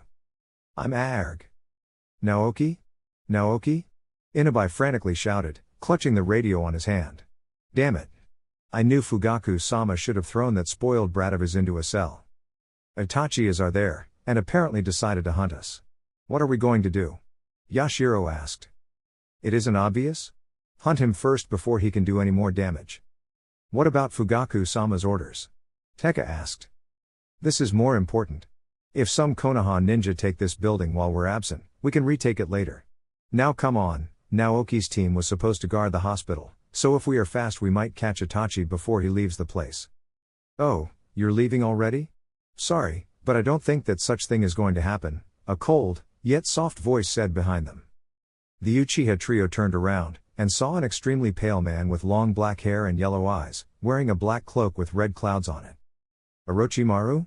Inabai asked in shock. Is he back in the village too? Asked Tekka. Why is he dressed like Madara-sama? Yashiro asked as well. Madara? That's what he told you? Kukaku, this kid certainly had some delusions of grandeur, Orochimaru said, chuckling. What are you doing here? Are you part of Madara-sama's army of mercenaries? I know for a fact that you're not an ally of Konoha, Inabai said. True. But being the enemy of your enemies does not make me your friend, as you're about to find. But anyway, you should feel honored, you three had been selected to take part in an experiment in order to further my ninjutsu research. Are you going to come with me willingly, or do I have to take you by force? Yashiro, Tekka, we'll have to deal with this lunatic first before we can go to look for Itachi, Inabai declared. His two partners nodded. It seems that we're going to have a worthy opponent after all, Yashiro agreed with a glee. By force then? This should be fun, Orochimaru's mouth forming an ugly smile. Activating their Sharingan, the Uchiha trio dashed at Orochimaru. Yashiro and Tekka impaled Orochimaru with their katanas from opposing angles, while Inabai jumped over him while making hand seals. Fire release, Great Fireball Jutsu. The other two Uchihas jumped sideways before the fireball hit its target and engulfed Orochimaru in flames. So much for the legendary Sannin, Inabai said dismissively. However, when the flames started to disappear, they saw a half-melted mud clone in Orochimaru's place. When the Uchiha trio realized that they had been fooled, it was too late. 3 snakes wrapped tightly around their necks, rising them in mid-air. A nice display, indeed, the real Orochimaru praised, somehow behind them. The 3 snakes holding the Uchihas were coming from one of his sleeves. You're young, strong, and with a mature Sharingan. Yes, you will be perfect. The snakes bit their victims in their necks, knocking them out cold, before dropping them into the ground and returned from whence they came. Orochimaru then bit his finger and made 5 hand seals. Sumong Jutsu. From a cloud of smoke, a gigantic light gray snake appeared. Orochimaru then snapped his fingers, and 3 ninjas wearing gray camouflage outfits, balaclavas and forehead protectors with a quiver on them appeared before him. Take these bodies to the meeting point. Make sure they suffer no harm. I don't think that you will have much trouble with all the battles going on, but just in case I'll send Hiboroshi with you as an escort. Yes, Orochimaru-sama. The 3 ninjas replied in unison before carrying the bodies on their backs, and jumped away. The giant snake followed them. The snake Sannin was about to leave, but sensing a certain presence coming closer made him stay and wait. After 10 minutes, the presence landed in front of him. It was a woman with spiky dull purple hair. Orochimaru. Should have guessed that you'll be among the scum the Uchiha had brought with them. Nice to see you again after so much time, Anko-chan, Orochimaru greeted her with a sinister grin. Though you're awfully mistaken. I'm not part of this sad attempt of a coup. In fact, I was about to leave before you ran into me. Like hell I'm going to let you leave, Anko shouted angrily, pulling out a kunai. Please Anko-chan, save yourself the embarrassment. Do you think you can defeat me alone? What make you think I'm alone? As on cue, Kurenai, Yugao and Hayate appeared all around him. I see you brought some friends with you. That's intelligent, but still futile. The result will be the same. Shut up, Anko yelled as she dashed at Orochimaru and sunk the kunai on his neck. However, the moment he did so Orochimaru turned into mud and started to melt. It was a clone? Damn it. Meanwhile, at the other side of the village, Fugaku Uchiha and his elite team climbed the Hokage's tower until they reached the roof. Just like their censor had said, the Hokage stood there, completely alone, contemplating the village flooded by chaos and destruction. Enjoying the spectacle, Hokage-sama? Fugaku asked the old man. Sarutobi turned around to face him. Ah, Fugaku-san, I was waiting for you. You brought quite the group with you. You can't expect to take down a Hokage by doing a half-assed job. These men are the best the Uchiha clan can offer. The best you say? Sarutobi asked, tilting his head as he studied Fugaku's team. Then why didn't you bring young Itachi with you? I believe he's quite the prodigy. Fugaku gritted his teeth upon hearing the name of his disgraced son, but decided not to take the bait. He needed to remain focused in order to finish the job. If you were expecting us, then you know what I came for. Are you going to fight, surrender, or are you going to try to talk me down? Try to avoid the latter option if possible. I'm not in the mood for lectures. I think you're old enough to be lectured, Fugaku-san. So I will simply ask you a question. Why? Why are you doing all of this? Do you want to be Hokage that much? Do not play dumb with me, Hiruzen, Fugaku replied, pointing an accusatory finger at the old Hokage. You might be old, but I know that you're far from being senile. You know perfectly why I'm doing this. I'm afraid I'm not. So please enlighten me, before more blood is spilled this night. Upon seeing Fugaku's frown, he added, I can assure you that this is not a ruse to buy time for whatever I had planned. I knew you were coming here since more than an hour ago. Had I planned a trap, it would already sprung. If that's true, then you're an idiot for not doing so. Yes, I've been calling that before. I believe the words Danzo used was idealistic fool. But guess that's something I can't change about me. The reason I didn't prepare a trap was because I do want to end this in a peaceful way. Fine, have it your way, Fugaku scoffed. The reason we're doing this is that we're tired. Tired of living isolated from the rest of the village. Tired from being barred from any position of power. Tired of being Konoha's attack dogs, being kept in cages when you aren't throwing us at your enemies, and always held by a leash. But that's going to end now. These dogs are cutting their leashes and breaking their cages' bars. The Sharingan is not your little weapon to play with. The Senju wanted our power, but never wanted us, and made sure that we stayed loyal but were never a threat. And when they were gone, they made sure that things would never change. You are the pupil of the first two Hokages. And the fourth was a student of one of your students. A cleverly crafted system that ensures that only those indoctrinated in the ideas of the Senju access to positions of power just like yours. To keep the status quo and stop any change from happening, regardless of how necessary they are. That's a lie and you know it, Sarutobi angrily replied. Though deep down he had to admit that Fugaku had a point. In a few years, your eldest son would have made a fine fifth. He has both the power and the wisdom to be worthy of the title.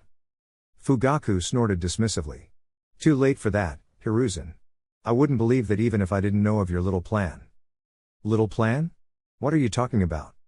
The Kyuubi brat. Who bears a more than striking resemblance to the fourth. Who's being raised by two of your students, one who happens to be the granddaughter of Hashirama and the other who was the master of the fourth. And here's the best part, how that little boy boasts nonstop that he's going to be Hokage. Sure, kids his age have unrealistic ambitions, but that boy sounds so sure that he's going to be Hokage, as if somebody already promised him such position. Tell me, Hiruzen, who could have put that idea into his young innocent mind? But it's not a matter of just being Hokage. Even if my son or any of my clansmen became Hokage, he would just be a figurehead or a puppet, keeping the seat warm until the real candidate became old enough to take the hat, while you and your little friends run everything from the shadows. But that's not going to happen. This village is rightfully ours, and we will take it back. Fugaku-san, please think about this.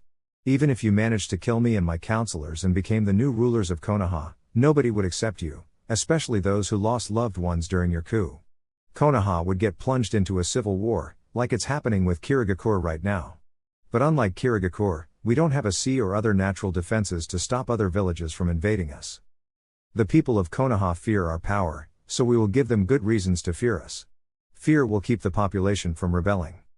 Those who rule by fear are bigger fools than the hopeless idealists like me. Those who live under fear can't wait to throw away that yoke. I've heard enough, Fugaku abruptly said. The dynasty of the Senju and those indoctrinated by them ends tonight. You can surrender and live a few more years, or you can fight us, die, and delay the inevitable for a little time. Sarutobi's mouth curved into a sad smile.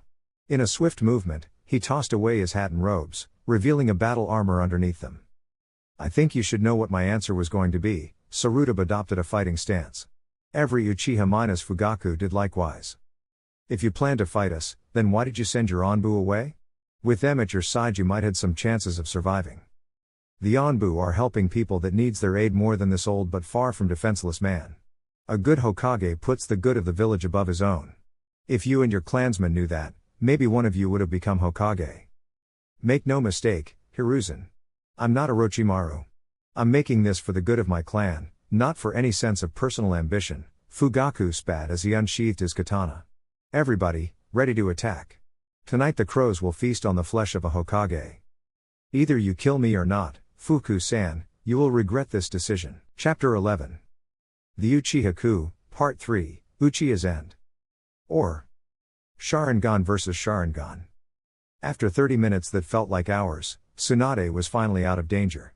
Shizune made an admirable effort closing her wound and leaving no effects. Still, Tsunade had lost quite some blood and felt awfully weak. She doubted she could fight again. Still, that didn't mean she couldn't be of help. "Tsunade-sama, how do you feel?" Shizune asked as she helped her master to get on her feet. "Much better, thanks to you." "Should I fetch the kids?" "Absolutely not. The kids will stay in the shelter until things calm down a little. Besides, we have still some work to do," Tsunade replied as she soaked her finger with the wet blood of her wound, and made 5 hand seals. Summoning Jutsu. From a cloud of smoke, a massive white slug with a blue back appeared. "Katsuyu, the village is under attack. I need you to reach all the wounded and use our link to let me heal them," Tsunade instructed. "But ignore the Uchiha. They're the ones who are behind this attack." "Understood, Tsunade-sama," Katsuyu replied before splitting into smaller clones of herself and spreading through the village. "Tsunade-sama, are you sure you can do this? The immense network healing requires a lot of chakra, and you just sustained a potentially fatal injury." The lengths Tsunade was willing to push herself worried her apprentice to no end. "I know. That's why I'm going to use part of your chakra too, if you don't mind." "Of course I don't. But still, the amount of energy this jutsu requires could mean your death." "I won't die today, Shizune. Do you think I'm going to leave you and the kids alone with Jiraiya?" Tsunade chuckled weakly. "Now come on, we have a village to save." Tsunade and Shizune sat down in front of each other, holding their hands, and started to channel their chakra towards Katsuyu. During his long life, Hiruzen Sarutobi was a man that had been present in a myriad of battles, especially during the first 2 ninja world wars. Some he won, some he lost, all in which he managed to escape alive. Some against ninjas of every major village, others against ninjas of minor villages and sometimes against independent clans. Hell, he even fought against the strongest tailed beast and lived to tell the tale, something only Hashirama did before. Paradoxically, it was all these battles and the deaths that ensued that shaped Sarutobi into a man whose goal was the pursuit of peace and understanding, a goal he tried to instill on his students, with varying degrees of success and a single, catastrophic failure. Because no man or woman should go through what the third Hokage went through. And truth be told, he turned out relatively fine, unlike his friend Danzo Shimura, whose experience was just as extensive and gruesome, yet he turned into an unemotional, unmerciful extremist. This wasn't also the first time that either him or a predecessor had to fight against a traitor. He had fought against Orochimaru many years ago, when the Anbu discovered the unethical experiments he was conducting, and to this day, still wonders if he should have killed his former student when he got the chance, and the first Hokage had to fight against his former friend Madara Uchiha. But even then, Orochimaru and Madara were just individuals with an unchecked ambition. This was the first time an entire clan revolted against Konoha. While part of him remembered Tobirama-sensei's warnings about the Uchiha being dangerous, another part couldn't help but make him feel that this was his fault for letting this happen, and not putting more effort in repairing the relationship between the Uchiha and the village. And now, surrounded by the Uchiha patriarch and his elite ninja, Sarutobi knew he was going to die. He wasn't afraid to just die, thought he never hesitated to take potentially suicide missions, but the fact that the village would be just in an equally or even greater awful state than it was after the Kyuubi attacked. Just like his predecessor and his one successor, it seemed that it was the Hokage's fate to die protecting the village from its enemies. But in Sarutobi's case, he'd die fighting against fellow villagers. "Before we start, answer me one last thing," Sarutobi said. "What happened to Shisui Uchiha?" "Shisui? Why do you ask?" Fugaku asked, puzzled. "Was he some sort of double agent of yours or what?" "Yes. He had a plan to stop you, but I never heard from him after the last time we spoke. Was he found out by your peers?" "We weren't aware of Shisui's treachery, but given his friendship with Itachi it shouldn't be a surprise. But to answer your question, the last time any of my clansmen saw Shisui he was talking with some Anbu." "Anbu? That can't be right, unless, oh no. Danzo, what you have done." Hiruzen moaned in realization. "On top of that, you can't even keep your subordinates under tabs. It's amazing this village had lasted as long as it did. But fear not, Hiruzen, a new golden era is about to begin. But first, we must get rid of the relics of the past," Fugaku shouted as his hands flew through hand seals. "Fire release, great fireball jutsu." Fugaku breathed a massive fireball at Hiruzen. The old Hokage proved to be deceptively fast for somebody of his age and dodged the flaming projectile, jumping aside. However, 2 Uchihas were already waiting for him, their katanas already coming down on his head. With a quick hand movement, a large black staff with golden tips appeared on Hiruzen's hands, blocking the double blow, much to the two Uchihas' surprise. Taking advantage of their states, Hiruzen pushed their swords aside and smacked them on their face. A trio of Uchihas leapt at him, and while they were in mid-air, they pulled some shuriken from their pouches and tossed them at Hiruzen. "Behind you! Shuriken rain!" the staff shouted, surprising some of the Uchihas. Hiruzen merely nodded and formed many hand seals as fast as he could. Earth release, Earth Dome Jutsu. The ground started to shake, and in an instant the Hokage was protected by a dense dome of rock that stopped all the shuriken. "Break that dome, now!" Fugaku ordered. A female Uchiha Jonin nodded and went through several hand seals. Lightning release, Mighty Thunder. The Uchiha woman put her hands together above her head, and they started to crackle with electricity. In a swift motion she brought her hands forward, releasing several streams of lightning that shattered the rock dome Sarutobi was using to hide. Before it was completely destroyed, Sarutobi leapt from it. He pulled out a sealing scroll, and unsealed a Fuma Shuriken. He tossed it before making a hand seal. Shadow Clone Shuriken Jutsu. Suddenly, the single Fuma Shuriken became 20. The Uchiha tried to avoid the rain of metallic death, and except one, all of them managed to avoid the giant weapons. "Alright, one down. Let's see if I can get more lucky shots," Sarutobi thought as he landed. The corner of his eye caught another Uchiha forming hand seals. Fire release, Heat Orbs Barrage. Several spherical yellow fireballs appeared around the Uchiha, almost like they were miniature stars, and with a hand motion he directed them at the Hokage. Running towards the attacker, Hiruzen spun his staff as fast as he could to deflect the heat orbs, and upon reaching the Uchiha, he swung his mighty weapon at him. The Uchiha jumped aside, but much to his shock, a hairy, white-haired arm emerged from the staff and grabbed the unfortunate Uchiha's neck. With a sickening crunch, the Uchiha ceased to be. "Be careful with that staff. It's actually the Monkey King Enma, a boss summon. It's extremely dangerous." Fugaku warned to his remaining clansmen. "New plan. I'll fight him directly, the rest of you cover me." The Uchiha patriarch dashed at Sarutobi, his katana ready to slice him. Both men clashed, their weapons hitting and parrying each other's blows. Whenever the other Uchiha saw an opening, they'd use a fire jutsu or pelt the Hokage with kunai or shuriken. Unfortunately, some of these weapons found their marks. A poorly timed fireball almost hit Fugaku, forcing the Uchiha leader to jump backwards, leaving Sarutobi some time and space to breath. Time he was going to use wisely. It was about time to use the jutsu his two mentors developed in order to fight the Uchiha and other clans with special eye powers. He formed a hand seal. Yin release, Bringer of Darkness. A mantle of shadows covered the entire Hokage tower. Not even the Sharingan would be able to see through this jutsu. However, due to his dwindling chakra, Sarutobi could only keep this jutsu active for a few seconds. "Kenichi, track the Hokage, now," Fugaku shouted. "Oh, on it." The Uchiha sensor stammered before making a hand seal. In no time, he located the Hokage. "I got him. He's behind ACK." Naturally, Hiruzen wasn't stupid enough to not target the sensor ninja first. "Kenichi!" Other Uchiha yelled, and thus marking his position for Sarutobi. The Hokage silently dashed towards him and broke his skull with a well-placed hit to the head with the adamantine staff. Sarutobi found himself unable to keep the jutsu active, and the darkness receded. Fugaku contemplated in disgust the bodies of the Uchiha the Hokage had just killed. "Even in your old age, you're one resilient son of a bitch, did somebody tell you that?" Fugaku spat, glaring at Hiruzen. "Quite a few times. In fact, it's part of the job description," Sarutobi replied, allowing himself to chuckle. "To think that you killed 4 of my men already. There's nobody else but you to blame for their deaths." "I know. That's why now I have to make sure that their sacrifice isn't in vain. Senju Residence Underground Shelter." Naruto couldn't help but feel amazed at the sheer foresight his parents had when they built the underground shelter. It consisted mostly in a massive, single room, as big as any of the 2 floors of their house. There were multiple shelves full of canned food and bottled water, as well as good amount of medical supplies. While there was no visible decoration, there was some furniture as well, such as a large table, a few chairs, a pair of couches, and a pair of closets. And just like Shizune said, there was even a bathroom, which had a hefty supply of toilet paper.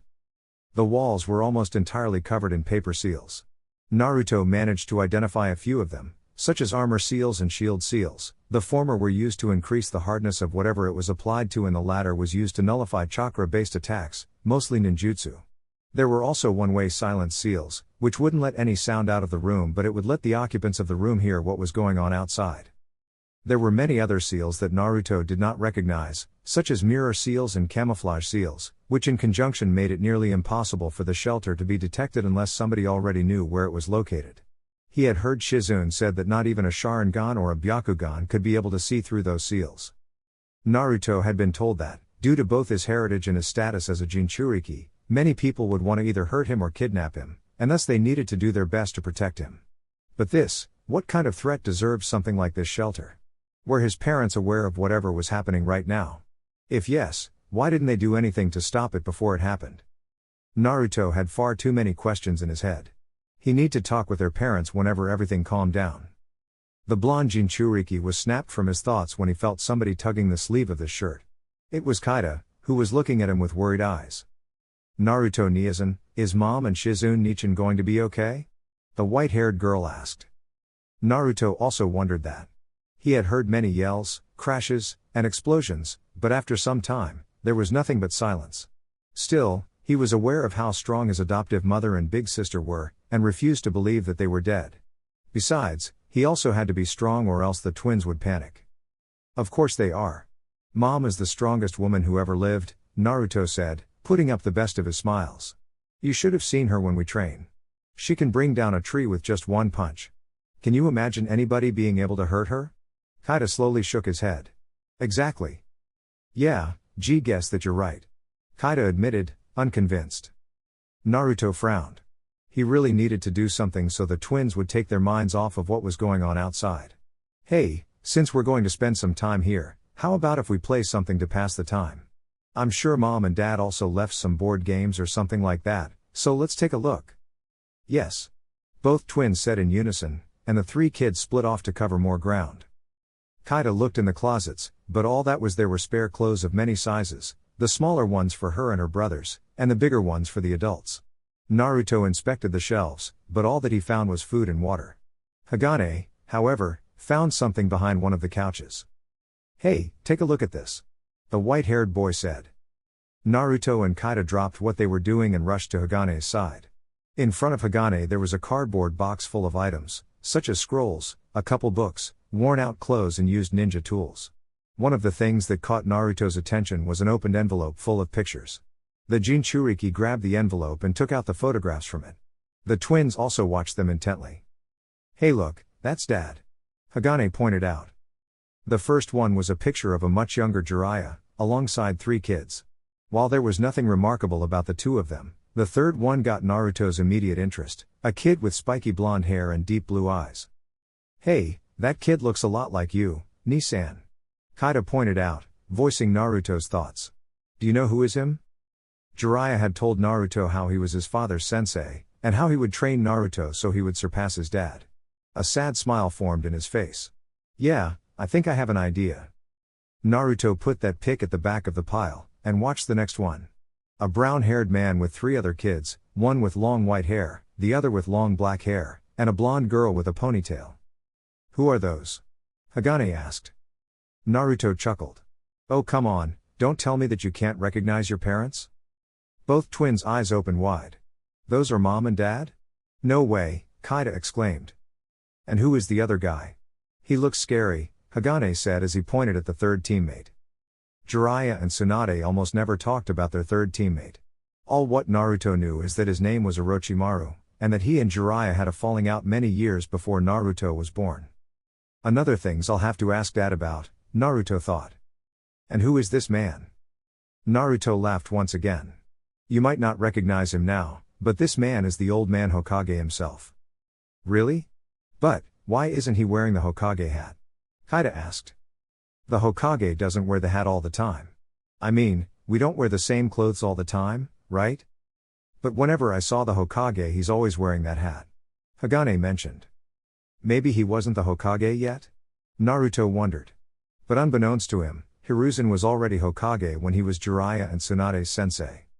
They continued watching pictures, most of them were of Jiraiya with somebody else, though they were a couple of their biological parents. One that caught Naruto's attention was one in which appeared with 3 other kids, an orange-headed boy, a red-headed boy with weird eyes, and a smiling blue-haired girl. Dad never told me he was the sensei of another team. Man, I don't think I'm going to remember all the things I have to ask him. Hey, look at this book, Hagane said as he grabbed one of the books of the box. Naruto paled upon hearing his brother. A few months ago he learned what kind of books his father used to write for a living. What he read disgusted him, and his respect for Jiraiya dropped considerably. Don't touch that, Naruto shouted as he snatched the book from his brother's little hands. Hey! Sorry, but this book isn't for children. Nor for anyone but perverts, Naruto chided as he looked at the book in disgust. But his disgust was replaced by puzzlement when he saw the title. The Tale of the Gutsy Ninja. Weird, this doesn't look like the kind of books Dad usually writes. But still, Jiraiya's name was in the cover. Naruto dared to see if his suspicions were correct, and opened the book on a random page. Turned out the book wasn't smut, but apparently an adventure story of a ninja called Naruto. Hey, you're reading the book, and you said that said book isn't for children. Kaida loudly protested. Sorry, I thought that this was other kind of book, but it's okay, children can read it. Do you want me to read it to you? Yes. Both twins said in unison. Naruto sat in one of the couches, with one twin at his side. He opened the book, and saw that there was a handwritten dedicatory. This book is dedicated to my godson Naruto. Yeah, your parents liked this book so much that they decided to name you after the main character. Funny, right? Anyway, I hope you like this book as much as your parents did, and I hope it also inspires you to become a great ninja. Better than the main character, and definitely better than me. Your godfather, Jiraiya. Naruto smiled tenderly upon reading the dedicatory. Now he really wanted to read the book and wondered why Jiraiya never showed it to him in the first place. He had to write down all the questions he had. Okay, let's start. Naruto started reading the first page. Naruto Musasabi jumped from tree branch to tree branch while looking for his enemy. There was only one thing in his mind, protecting Shuku, his home, at all costs. Pulling out a kunai, he readied for. You damn traitor. I hope you rot in. Shink. The last Uchiha of the zone was silenced by Itachi's katana. With this, it was 4 the squads the former clan heir had slaughtered. 3 which were fighting against other Konoha ninjas or guarding conquered zones, and 1 team which was sent to hunt him after somebody warned the rest of the clan about Itachi's killing spree. Even if none of them were even close to kill the Uchiha prodigy, Itachi was starting to feel tired. Reaching his pouch, he pulled a soldier pill and gulped it. He immediately felt his strength returning, but he knew he couldn't fight what was left of the clan by himself. Taking more than 1 soldier pill could have dangerous side effect, some of them which were immediate. This was the last Uchiha squad in this district. I have tracked another squad fighting against some Konoha ninja. They're 3 blocks away from the academy, the crow on his shoulder informed. Itachi nodded, and headed to the academy. What about Sasuke and Shisui? They didn't move since you left, the Kurokaze clone said. That's good. Besides, there's also O. Oh? What do you mean? Did something happen to Sasuke or Shisui? Itachi asked, almost panicking. No, it's not that. One of my clones found the Hokage. He's fighting against your father and other Uchihas. It doesn't appear that the Hokage is winning. What? Damn it. Where are they? At the top of the Hokage tower. Then that will be my next destination. Itachi jumped from roof to roof, heading to the Hokage tower. I hope I can be there in time. Fire release, Great Fireball Jutsu. Fire release, Phoenix Sage Fire Jutsu. The 4 remaining Uchihas had surrounded the Hokage and bombarded him with fire jutsus from every angle. Dodging them was an option. Fortunately, it wasn't his only option. Earth release, Multiple Earth Dome Jutsu. Rocks appeared out of nowhere and formed once again a dome around the Hokage. However, another dome formed around the first one, and then a third one after that. The barrage of fireballs destroyed the outer dome, but left the other 2 relatively intact. Unbeknown to the Uchiha, Sarutobi was forming hand seals. Earth release, Death Ring Jutsu. The second dome suddenly shattered in thousands of sharp rocks, and flew outwards in every direction, impaling the 4 Uchiha. Fugaku and the other 2 managed to avoid all the damage with a well-placed body replacement, but the third one wasn't fast enough, and died the instant the sharp rocks pierced his body. Destroy that dome before he casts that jutsu again. Fugaku ordered. The other 2 Uchiha nodded, and threw several kunai with explosive tags attached to them at the dome. The explosions shattered the rock shelter. Sarutobi managed to escape the dome before the explosions could harm him, and wasting no time, made more hand seals. Fire release, fire dragon flame bullet. Hiruzen reared backwards, and exhaled a massive stream of white fire. Unfortunately for the Hokage, Fugaku's Sharingan copied the attack. Fire release, fire dragon flame bullet. The two streams of white fire clashed against each other, pushing back and forth, though eventually Sarutobi's attack appeared to be the strongest. Unfortunately for Sarutobi, this wasn't a one-on-one duel. The two remaining Uchihas ran parallel to the streams of fire and unleashed a barrage of shuriken towards the Hokage. Cursing inwards, he cancelled his current jutsu and jumped, avoiding the shuriken shower, though some of them grazed his skin and nearly getting burnt by Fugaku's attack. Upon landing, Sarutobi nearly lost his balance and fell on one knee, and started to pant heavily. "You know, Hiruzen, given all the trouble you gave me alone, I'm sure that, have you decided to keep Samonbu by your side, you would have come out of this alive. But this fight ends now," Fugaku stated. "Why are you so sure, Fugaku-san? I already killed more than half of your men. What can possibly stop me from killing you and your two remaining squadmates? For starters, your age. While you're strong, you clearly can't keep fighting for much longer. How old are you, 70? People your age aren't known for their resistance, you know. You barely have any chakra left. There's also all the blood you lost already due to the wounds made by the kunai and shuriken that you couldn't dodge. Your movements have become slower and sloppier as the fight went on. And you can't barely stand on your feet. And lastly, the fact that you didn't realize that I just trapped you in a genjutsu, and my men already moved for the kill," Fugaku said, making a hand seal, dispelling the genjutsu. Suddenly, Sarutobi found his chest being impaled by two katanas, being held by Fugaku's two remaining men. The adamantine staff disappeared in a cloud of smoke. He felt what little energy had fading away, and in a few seconds, he fell to the ground, dead, not having enough time or energy to utter some last words. "You've been a strong opponent, Hiruzen Sarutobi. History books will remember your valiant last stand. I can promise you that. Itachi-san, I'm afraid to tell you that the third Hokage had died," Kurokazu's clone said. "Damn!" Itachi loudly cursed. "If the Hokage would have only lasted a couple more minutes. How many men has my father with him?" "2. Itachi. Are you planning on fighting him? Even with that soldier pill, you're pretty worn out," the crow asked. "Yes, I do. And he just fought the third Hokage, he has to be way more drained than I am. I believe I can defeat him. With my father out, the Uchiha will be leaderless, the few remaining squads will be destroyed or forced to surrender, and the coup will come to an end. I see that you made your decision. Is there something else I can do to assist you?" "Not anymore, Kurokazu-sama. You've been of great help here, but I can continue alone. Please keep watching over Shisui and Sasuke until this madness ends." "As you wish, Itachi-san. Good luck," the crow clone said before flying away. "Thank you." Itachi couldn't help but wonder what was he going to tell Sasuke when everything was over. After all, he was going to kill their father. Even if it was for a greater good, he was afraid that Sasuke wouldn't see it that way. "No, I can't think about that. If I'm not focused, I won't be able to put an end to this. This is all my fault for not acting sooner," Itachi inwardly said, pushing his conflicting thoughts aside. "Forgive me, Sasuke."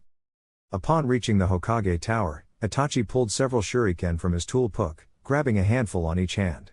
In a few jumps, he managed to reach the roof, leap over his father and his two unsuspecting teammates, and unleash the rain of metal.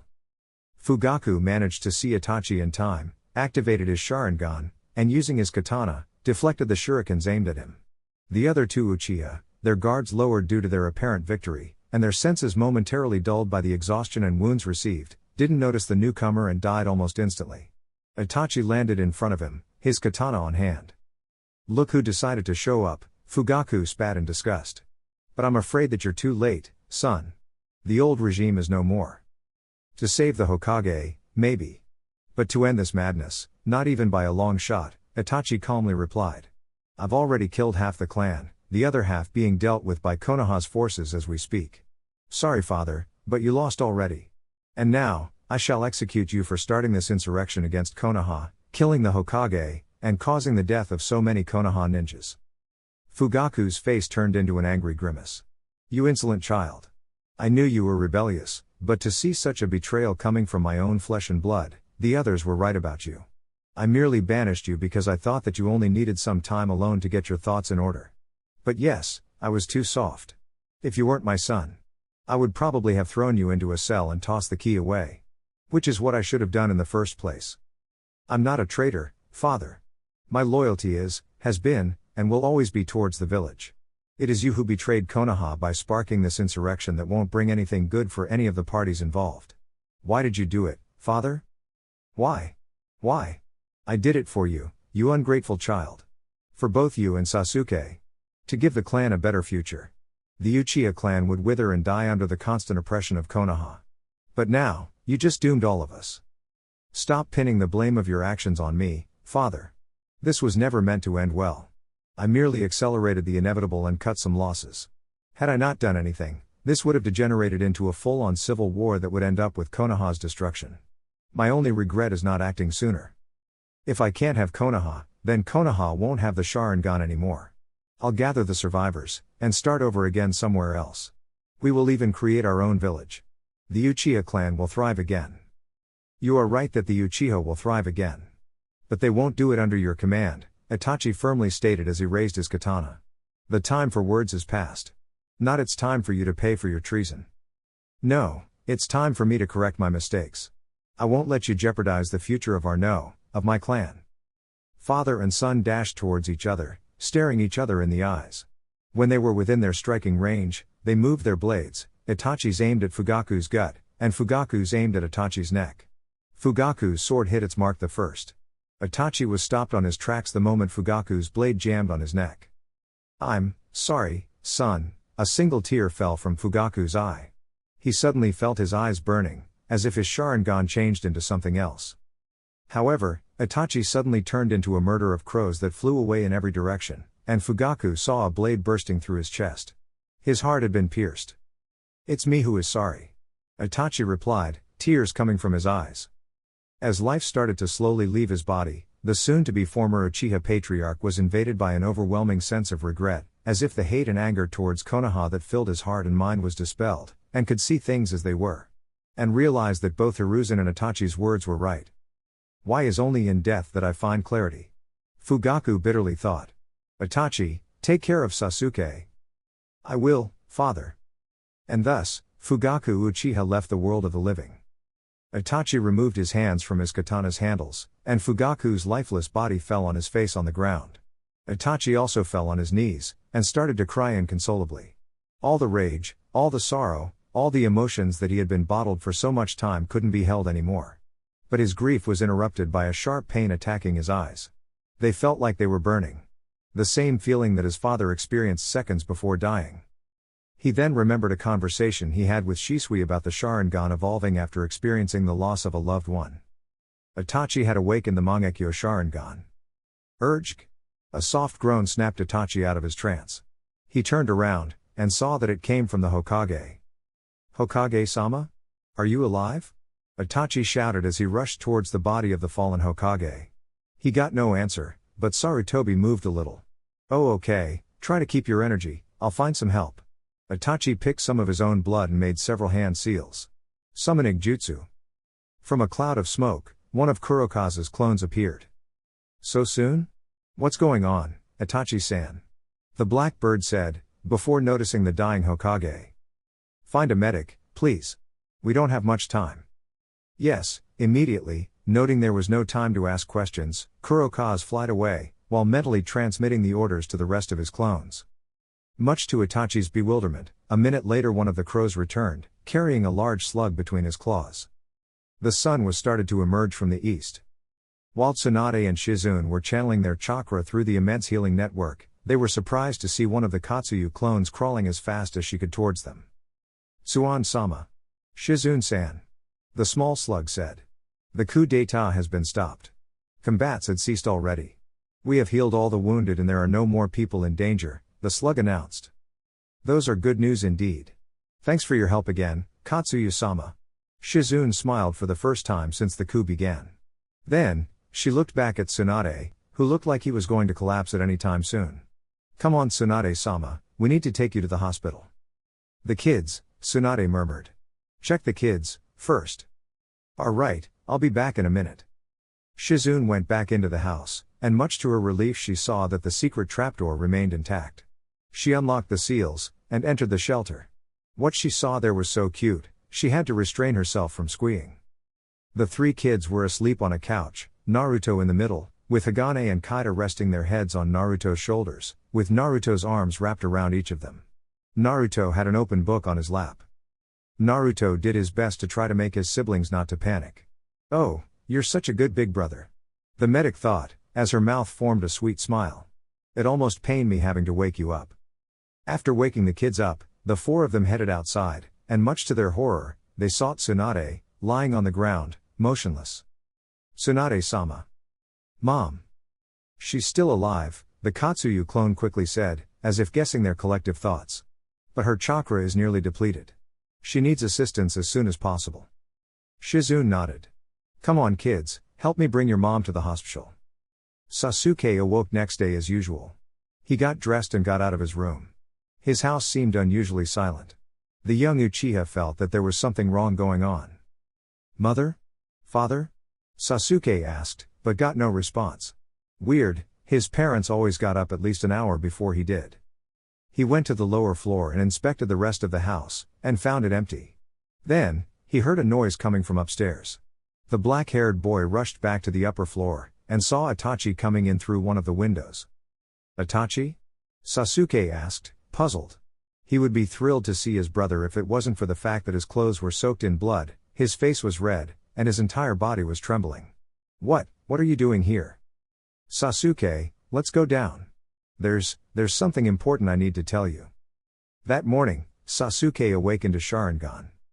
Thanks to Itachi and Tsunade's efforts, the Uchiha coup d'état was suffocated by the time the sun rose, and many people were saved from what would have been a certain death.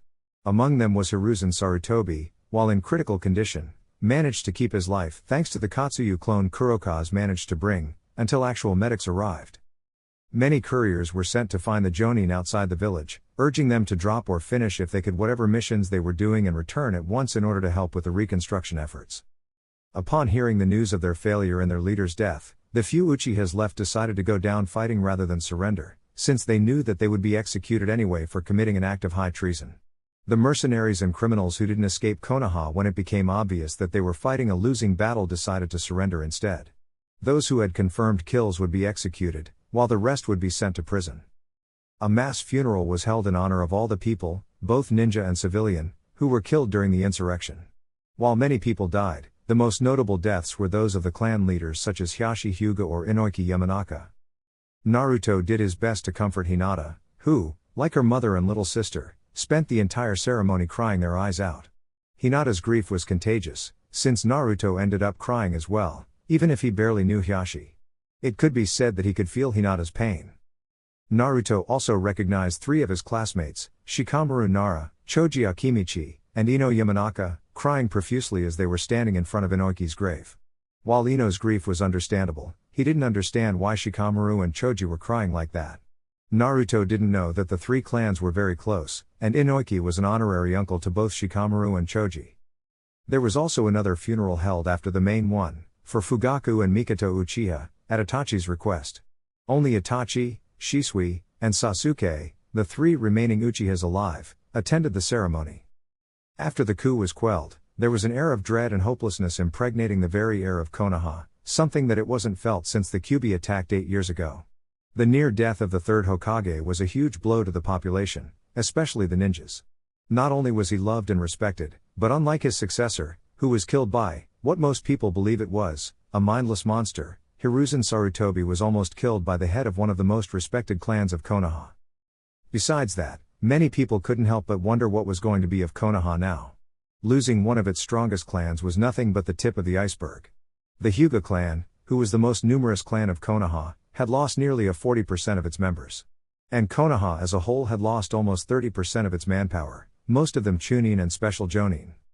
This losses, coupled with the lack of a Hokage, made many people fear that other villages would take advantage of this and invade them. The only thing they could do was pray for such thing not to happen, and that Konoha would elect a Hokage soon that would recover their former glory. 2 days after the coup d'état. Jiraiya rushed through the hospital halls, fearing for the worst.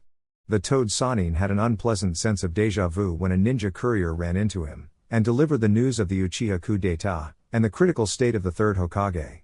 While the news were worrying on their own, the courier also mentioned that Tsunade, after being seriously wounded, used her immense healing network to help all the people fighting against the Uchiha and their mercenaries. She was now in critical condition as well.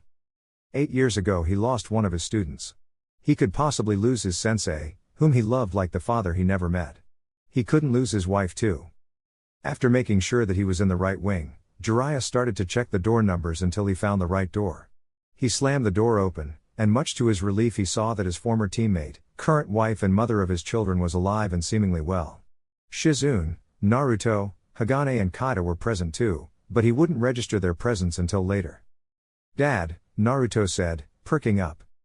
"Hey, look who's back," Tsunade weakly mentioned, looking at Jiraiya with a small smile. Jiraiya didn't say anything, and rushed to hug her. "AWWW. Not so hard," Tsunade shouted, wincing in pain. "I've been impaled, you know." Sorry. Jiraiya frantically replied, breaking the hug. "It's that, when they told me what happened to you, I feared for the worst, and seeing you alive and well." Yeah, I know," Tsunade replied dismissively. "Though they mentioned that it will be a few weeks before they let me out of here." "Yippee-yay," she added unenthusiastically. Jiraiya smiled in return. Then he noticed something weird about Tsunade's forehead. Mostly, her strength of 100 seal looked different. It was bigger than usual, with uneven sides and angles. It almost looked like a badly done drawing. "Tsunade, what happened to your seal?" "Oh, this?" she asked, pointing at her forehead. "Well, Kaida was sad for me losing my diamond so I made her a new one," the white-haired girl proudly said, while holding a purple marker. "And Mom made me another one too." Jiraiya noticed that his daughter also had a diamond drawn on her forehead, but this one looked better drawn. Jiraiya couldn't help but smile at her daughter's cutesy antics. "Jiraiya, can you put some privacy seals around the room?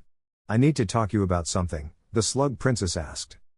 Jiraiya nodded, and after a few minutes, the toad sage indicated that it was now safe to talk without fear of being spied. "Tsunade-sama, do you want me to take the kids outside?" Shizune asked, guessing what the topic of the conversation was going to be. "Yes, please. Take them to eat something. You should eat too, Shizune."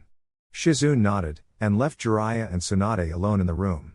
After Shizune and I dealt with the Uchiha sent to arrest us, somebody else appeared. A masked man wearing an Akatsuki cloak. Said man had a Sharingan and could use would release. "What?" Jiraiya asked in disbelief. And that's not the worst part. The man flat out admitted that he was the one behind the Kyuubi attack 8 years ago. He said that he was using the coup d'état as a smokescreen to get to Naruto and finish the job. Jiraiya was speechless. He knew that the person behind such acts had to be someone powerful, but this was beyond his wildest guesses.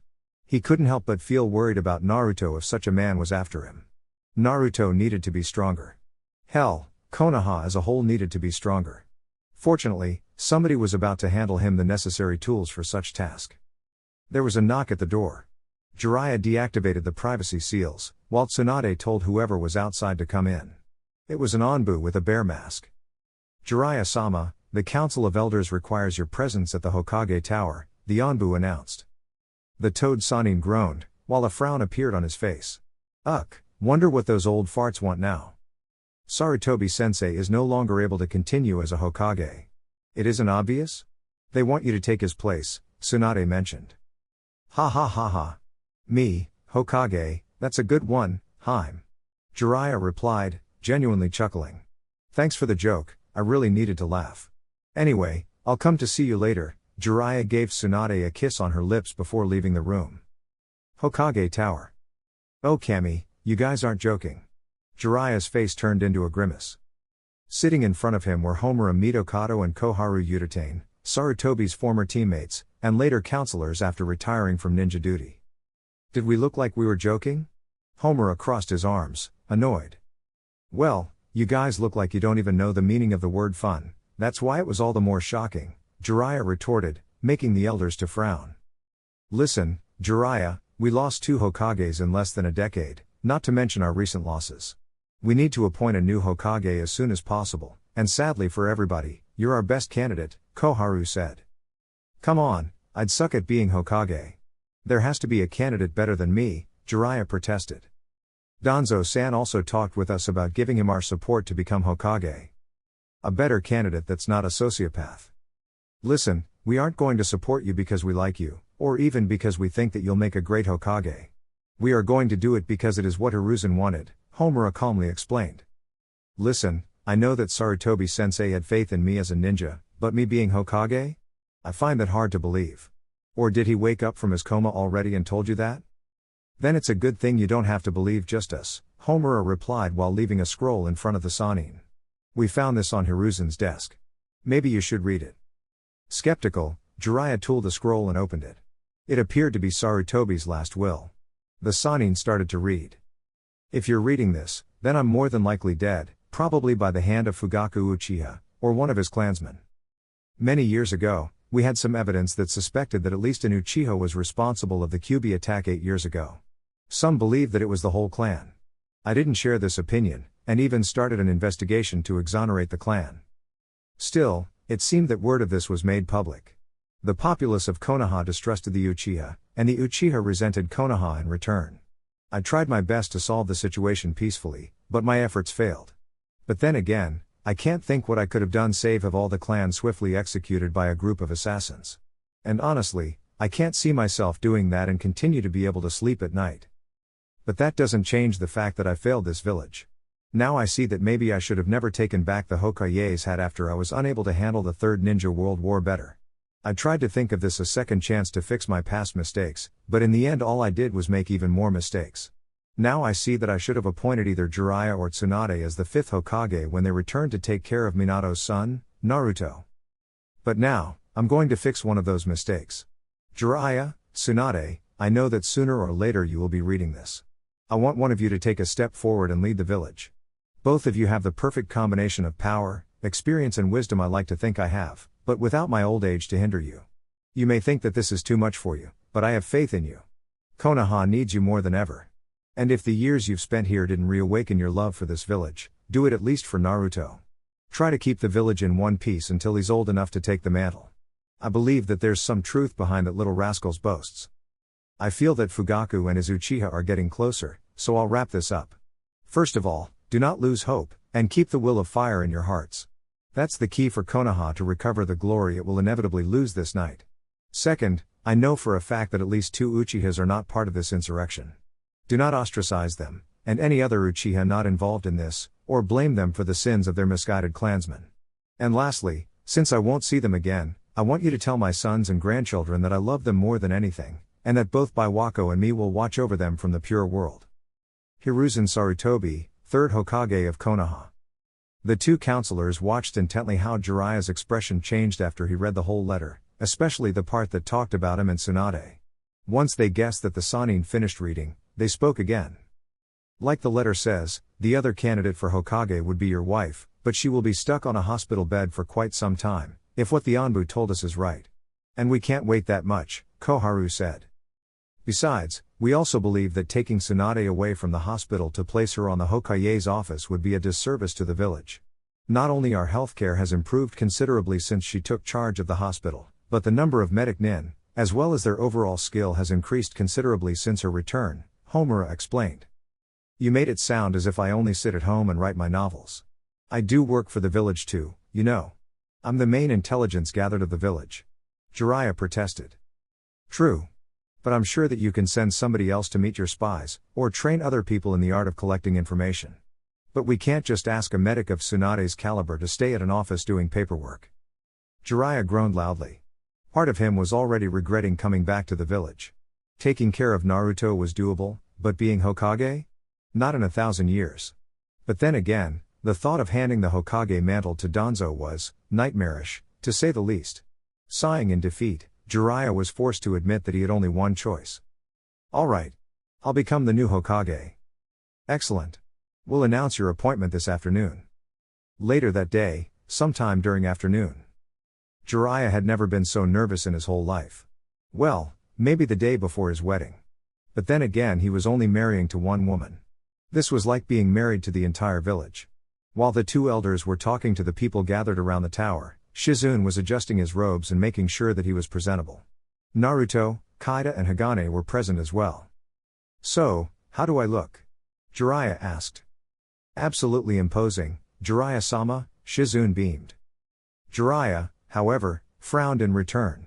"Listen Shizune, I'm still trying to work out what kind of relationship you and Tsunade have, but drop the honorifics when talking to me, okay?"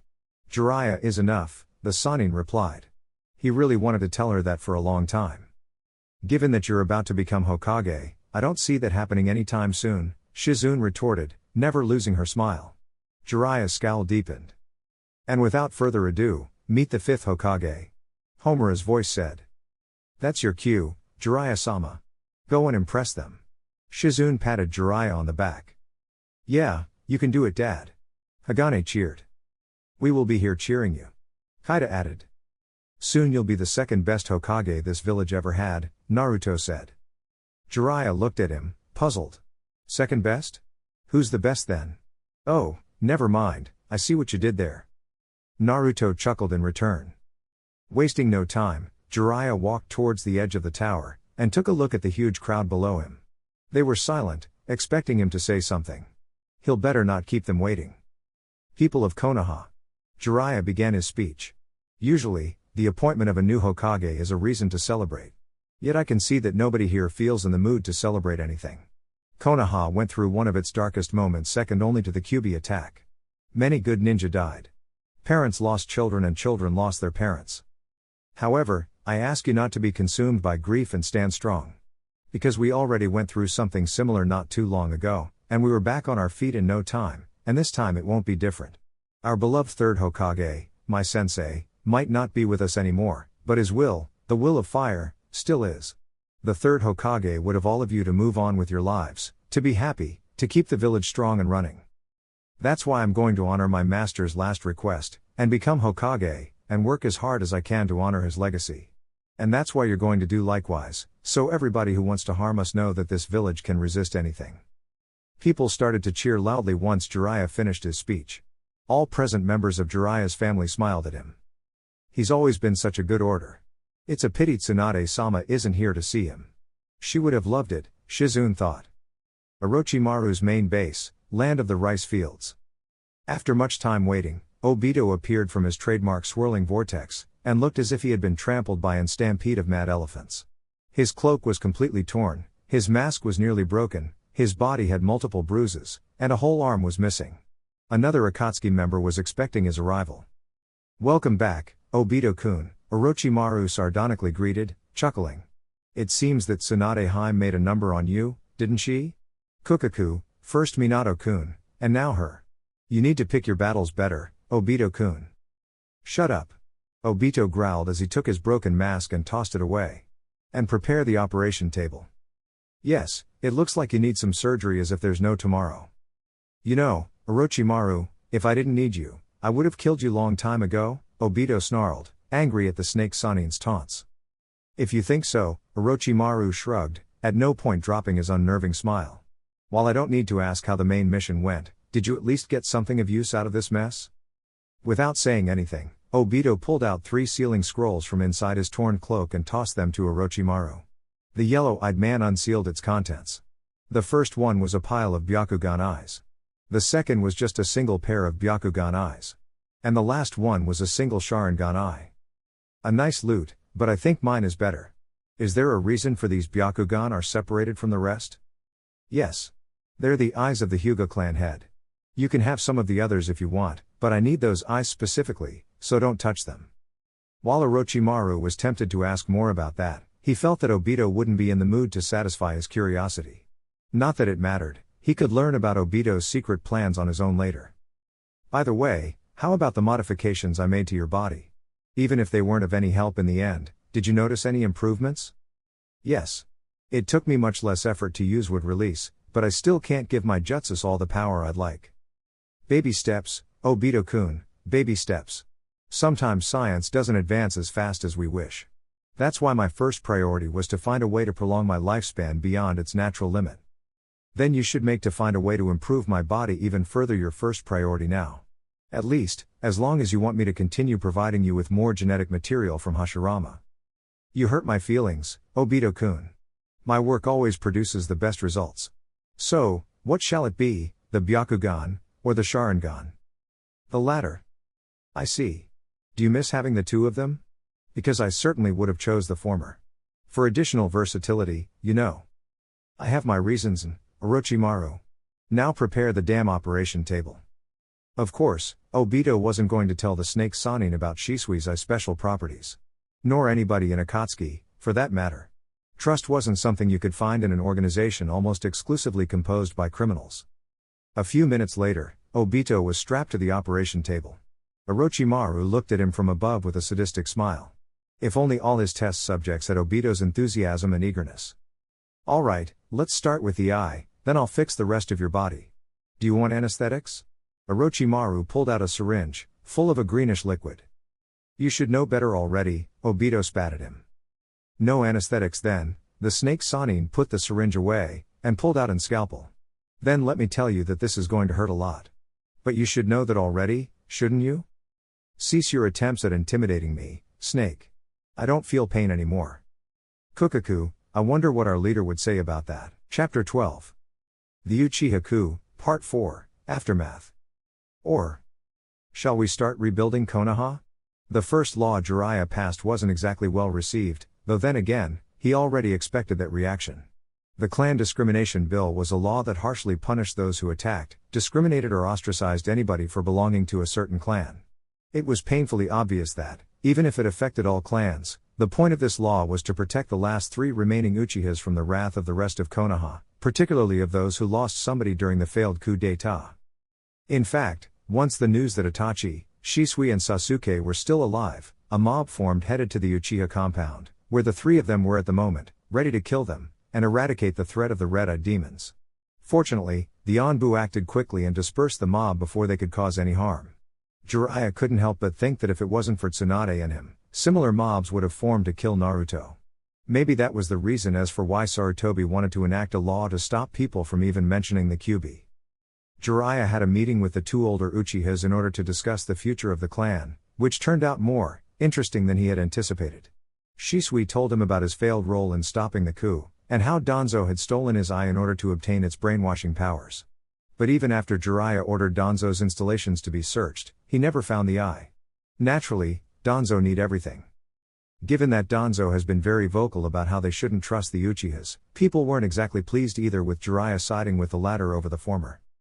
Jiraiya appointed Shisui, being the older at 22, the new head of the Uchiha clan. His first action was, as expected, to rescind Fugaku's banishment of Itachi. Shisui also handled most of the Uchiha clan's properties to Konoha, including the entire Uchiha compound, as a compensation for the coup, while in turn asked for a new house for them to live. Jiraiya bought them a 4-room penthouse near the southern gate. They moved there as soon as possible, since Shisui liked to see their new home as the symbol of a new beginning for the Uchiha. Still, everything was far from perfect for the remaining Uchihas, especially the youngest one. Sasuke? Itachi asked, not daring to enter his brother's room, despite the door being open. Sasuke's room, while big, only had a bed, a closet and a small bedside table. Sasuke was sitting on his bed, looking at the window. I was wondering, would you like to go training with me? In the past, Sasuke would have jumped in joy whenever Itachi mentioned training together. But now, he hardly reacted. I see, you're not in the mood, so I saw that we have almost no food yet. Wanna go to eat out, the 3 of us together? Once again, it was as if Sasuke didn't even hear him. Despite wanting to get Sasuke to open up to him, Itachi took the hint and decided to leave. Well, if you ever want to talk to me about anything, just tell me, okay? Itachi pleaded, hoping for an answer that never came. Itachi left Sasuke's room, and went to the living room, which was rather big, but looked empty due to its bare furniture. At the very least, it had a couple of couches, one of them being occupied by Shisui. So, how did it go? Any progress? The one-eyed Uchiha asked. No, still the same. But I can't blame him. How do you react when your older brother kills your father and half your clan? Hey, don't beat yourself over it. He'll realize that you did the right thing. Right now, he needs some time alone to cope with this and deal with his feelings. Once he gets ready, he'll open up to you. You sound really sure. Come on Itachi, your brother worships the ground you walk on. He'll get out of his trance sooner or later. Still, I'm afraid that Sasuke will never be the same again. Nobody can go through an experience like this and remain unaffected. Things will never be like they were in the past. And that's not even taking into account the fact that almost all of Konoha hates us. So we will work to make things better. Come on Itachi, I know that what you did would left anybody scarred for life, but you need to be strong. Sasuke isn't going to get any better if his big brother is so sullen. And why are you so chipper? The guy who gouged out your eye got away scot-free. I'd think you'd be seething in rage right now. And I would be, if I didn't have a date with the prettiest medic of Konoha, Shisui announced, his mouth forming a huge smile. Itachi raised an eyebrow. Shizune accepted going on a date with you? Did she lose a bet or something? Shisui crossed his arms. You know Itachi, normally I wouldn't leave that jab unanswered, but that also means that you still have some sense of humor left, so there may be hope for you. Itachi couldn't help but chuckle in response. By the way, I recently got a message from Nekoba. She accepted my proposal of moving her shop to Konoha. Really? Those are good news, Itachi replied, smiling a little. Right now, we're going to need all the possible allies. She said she was also doing it for Tamaki. That abandoned city wasn't place for a little girl. And she even said that she might enroll Tamaki on the academy. That's even better. Sasuke definitely could use a friend like her. Now that you mention it, Sasuke never made any friends in the academy, right? Shisui asked. Sadly, no. He was more preoccupied with his ninja training, and considered socializing a waste of time. That's awful. Maybe if he had some friends, they could help him deal with all this crap. Itachi was pensive for a few seconds, when suddenly he realized something. Shisui? Yes? Have you ever thought in getting an eye transplant? Because I'm sure Konoha has now plenty of Sharingan that nobody is using. Shisui chuckled. Funny thing, Shizune asked me the same. And the answer is that I don't want the eye of some stranger in my face, it feels creepy. I'll wait until I recover my other eye. In the meantime, I'll manage with one eye. That may never happen. Then so be it. Hiruzen Sarutobi slowly opened his eyes. He felt very weak. No, weak wasn't the word. He felt numb. As if his brain barely noticed the rest of his body. Still, the sensation felt familiar. He probably guessed that it was the work of the many medicaments running through his body, as well as painkillers. Looking around, he realized that he was on a hospital room, lying on a bed. And sitting beside that bed was a large, white-haired man, glaring daggers at him. Took you long enough to wake up, you old monkey, Jiraiya spat at him. Sarutobi could see that his former student was angry at him, though he could also discern that it was the kind of anger born of worry. Sarutobi chuckled. It's that a way to talk to your sensei and Hokage, Jiraiya? The Hokage weakly asked. It would be, if you were still Hokage, Jiraiya tossed a scroll at him. You're in front of your new boss, sensei. And you tell your sons and grandkids that you love them. Sarutobi opened the scroll, and immediately recognized it as his last will. How can you have this? This was meant to unseal the moment I died. Oh, you were dead. For about 3 minutes, thanks Kami for our medics, Jiraiya said. Then his face morphed into a mask of fury. What the hell were you thinking, sending your Anbu away and facing the Uchihas alone? It's a miracle you're still alive.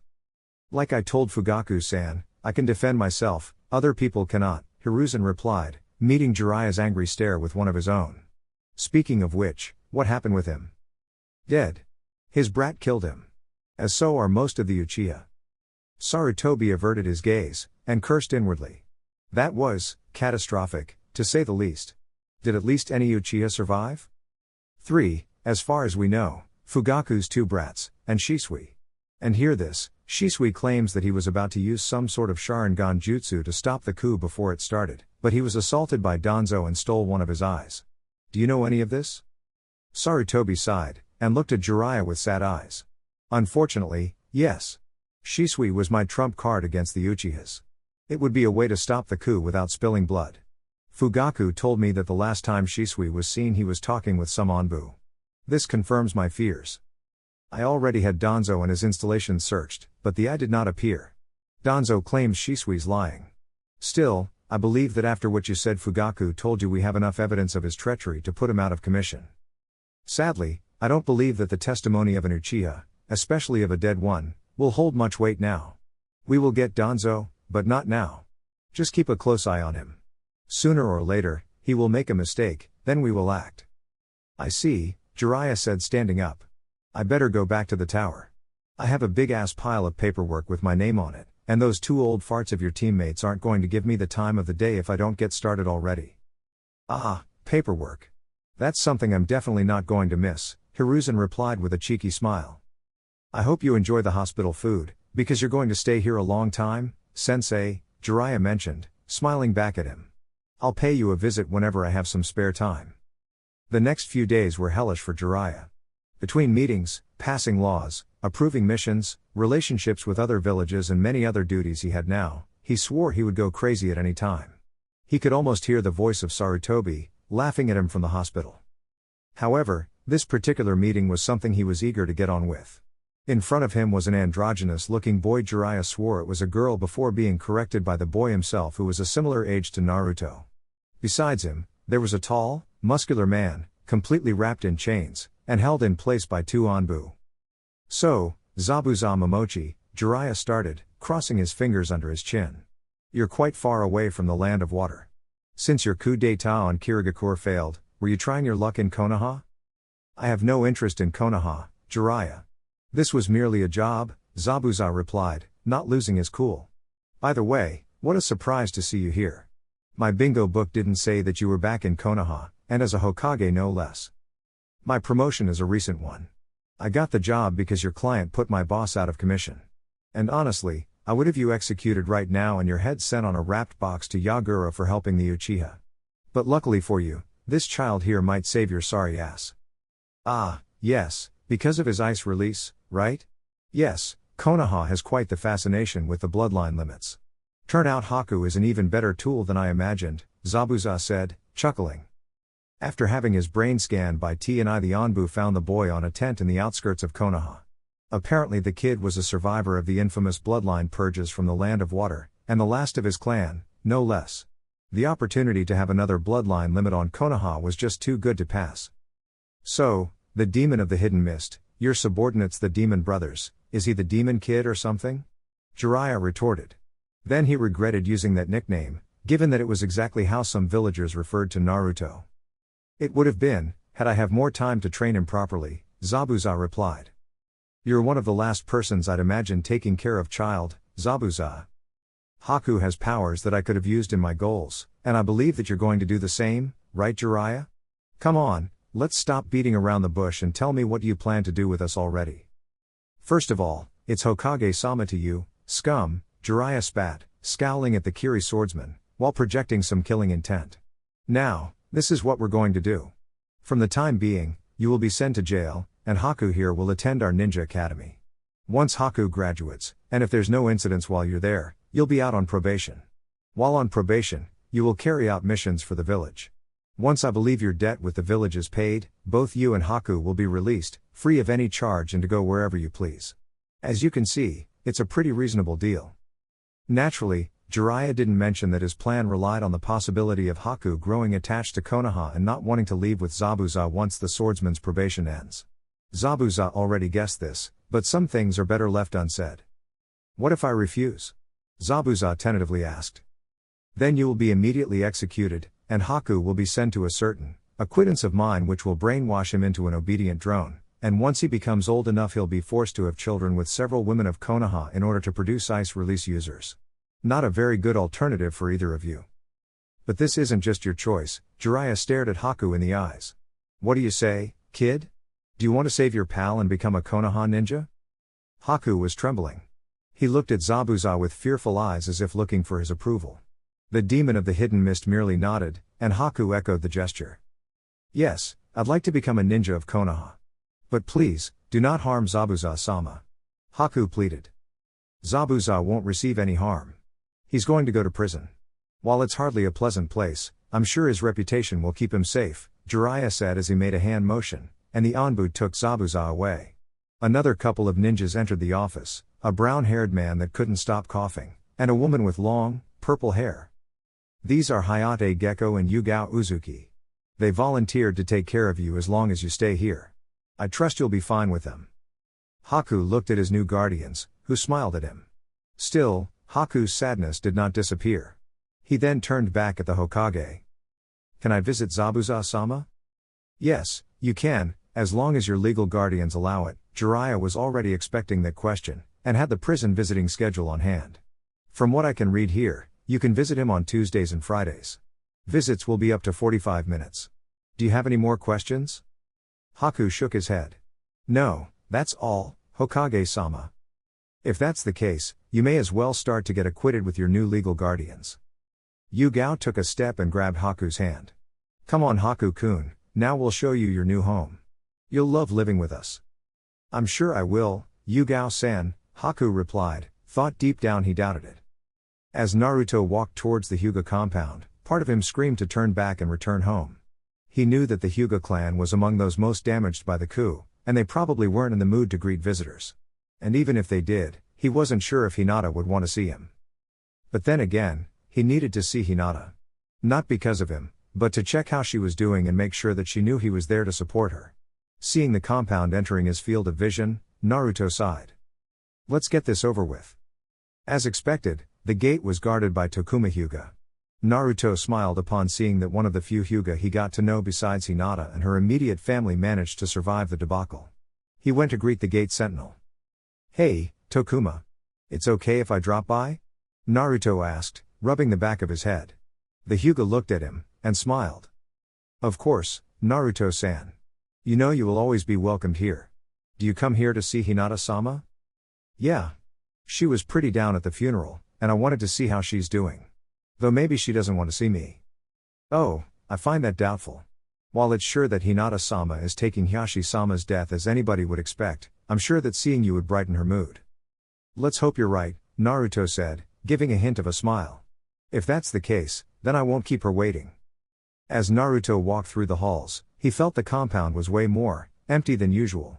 The few Hyugas that ran into him often acknowledged him with a nod, but after asking them about Hinata, none of them gave him any clear answers.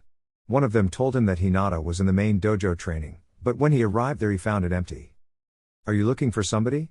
A voice said behind him. Naruto turned around, and saw another Hyuga.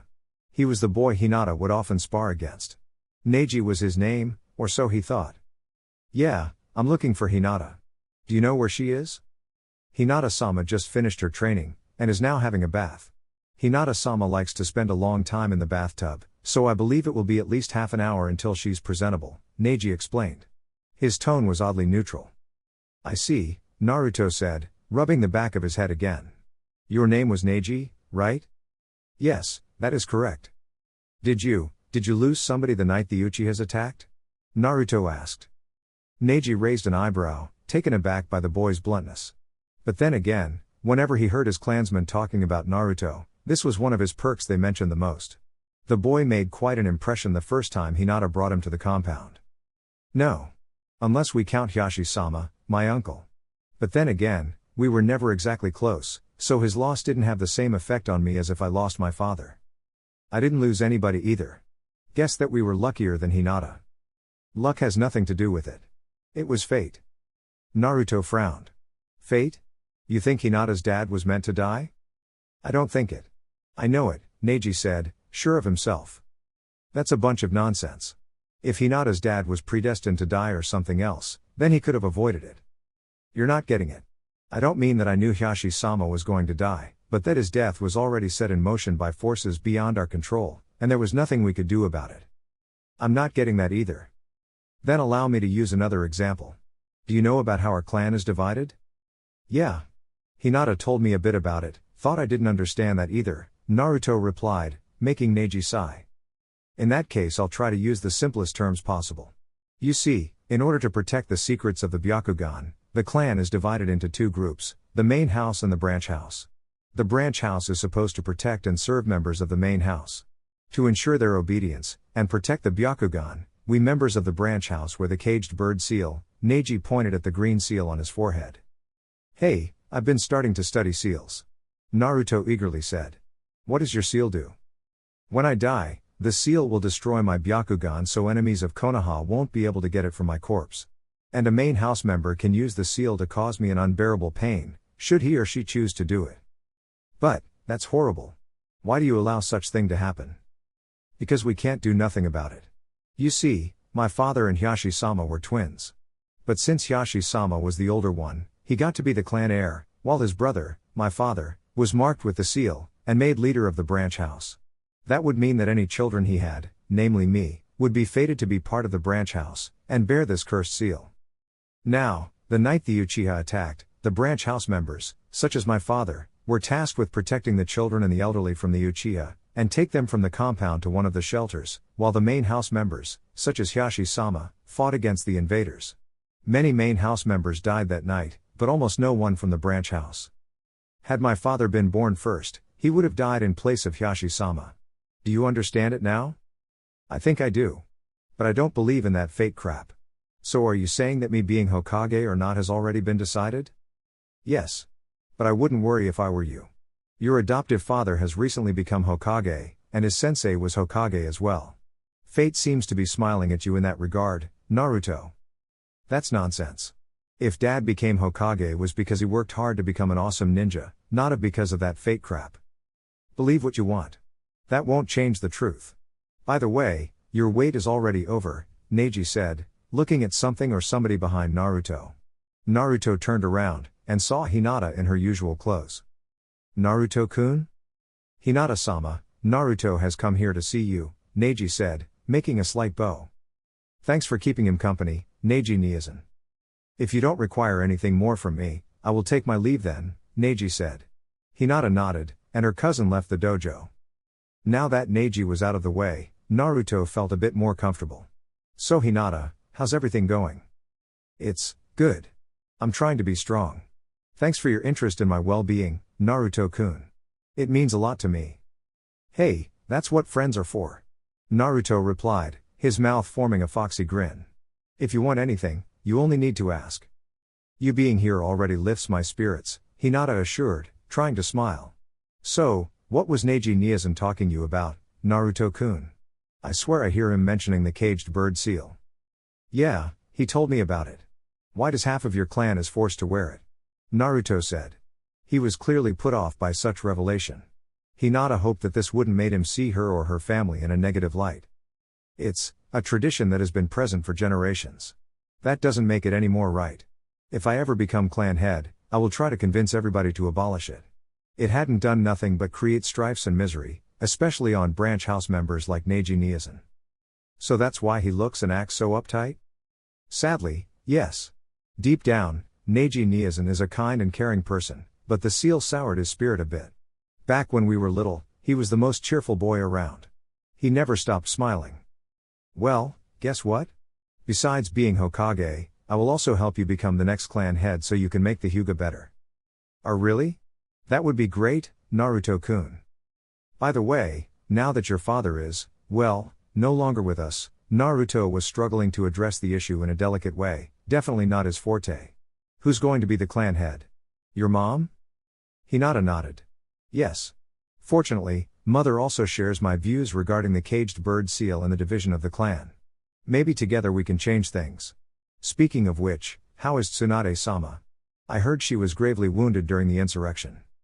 Oh, she's fine. It takes something more than a blade to the gut in order to take mom out. She has to stay a couple more weeks at the hospital, but the doctor says she's fine. Hinata sighed in relief. Good to hear. I'd hate if you lost your mom. Hey, speaking of which, would you like to go with me to pay her a visit?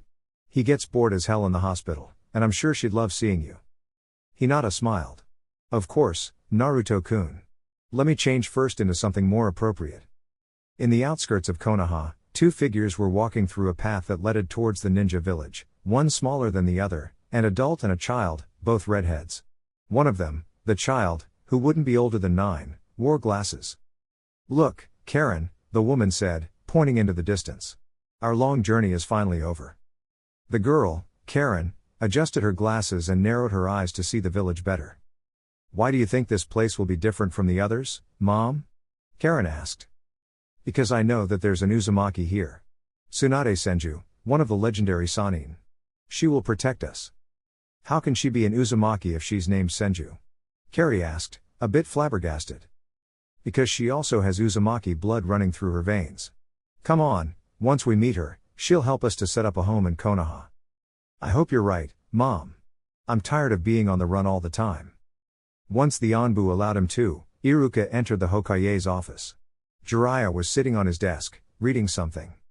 You called me, Hokage-sama? The teacher asked. Yes, Iruka. Please take a seat. Jiraiya made a hand motion to an empty chair in front of him. Once Iruka sat down, the Sannin continued. You see, Iruka, I called you here because I'm about to do a rather big reform on the academy curriculum. Iruka shifted on his seat, feeling uneasy. I see, and how big are we talking about? Pretty big. You see, Tsunade and I have been reviewing the curriculum and found it rather lacking. But before we get into that, I'd like to discuss a big discrepancy when it comes to the academy graduates.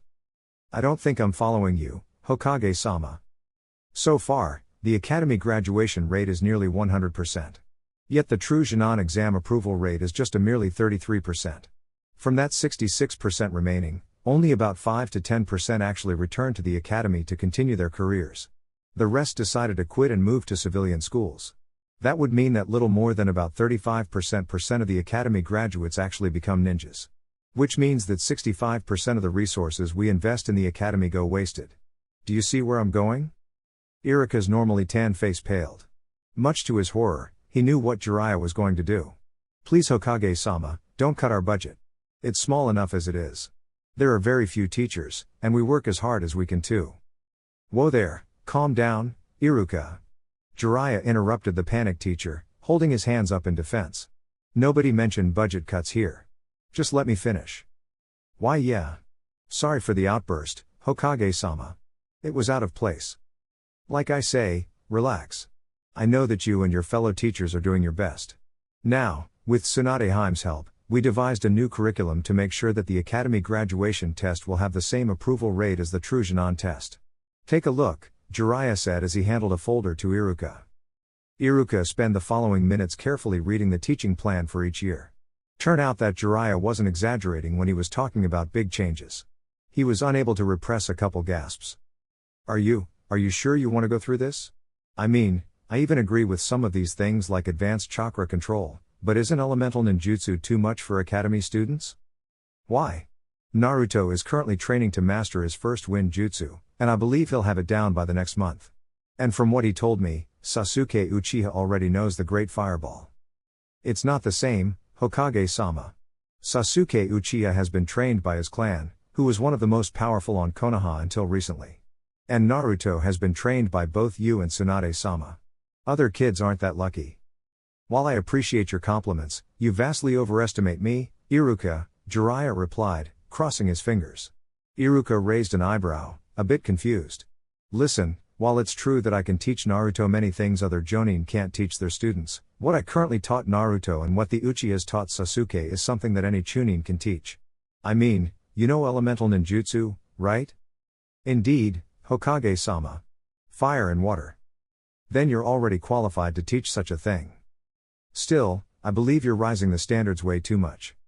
Of course I am. We're ninja, in case you have forgotten it. We're going to send these children to situations in which they can potentially lose their lives.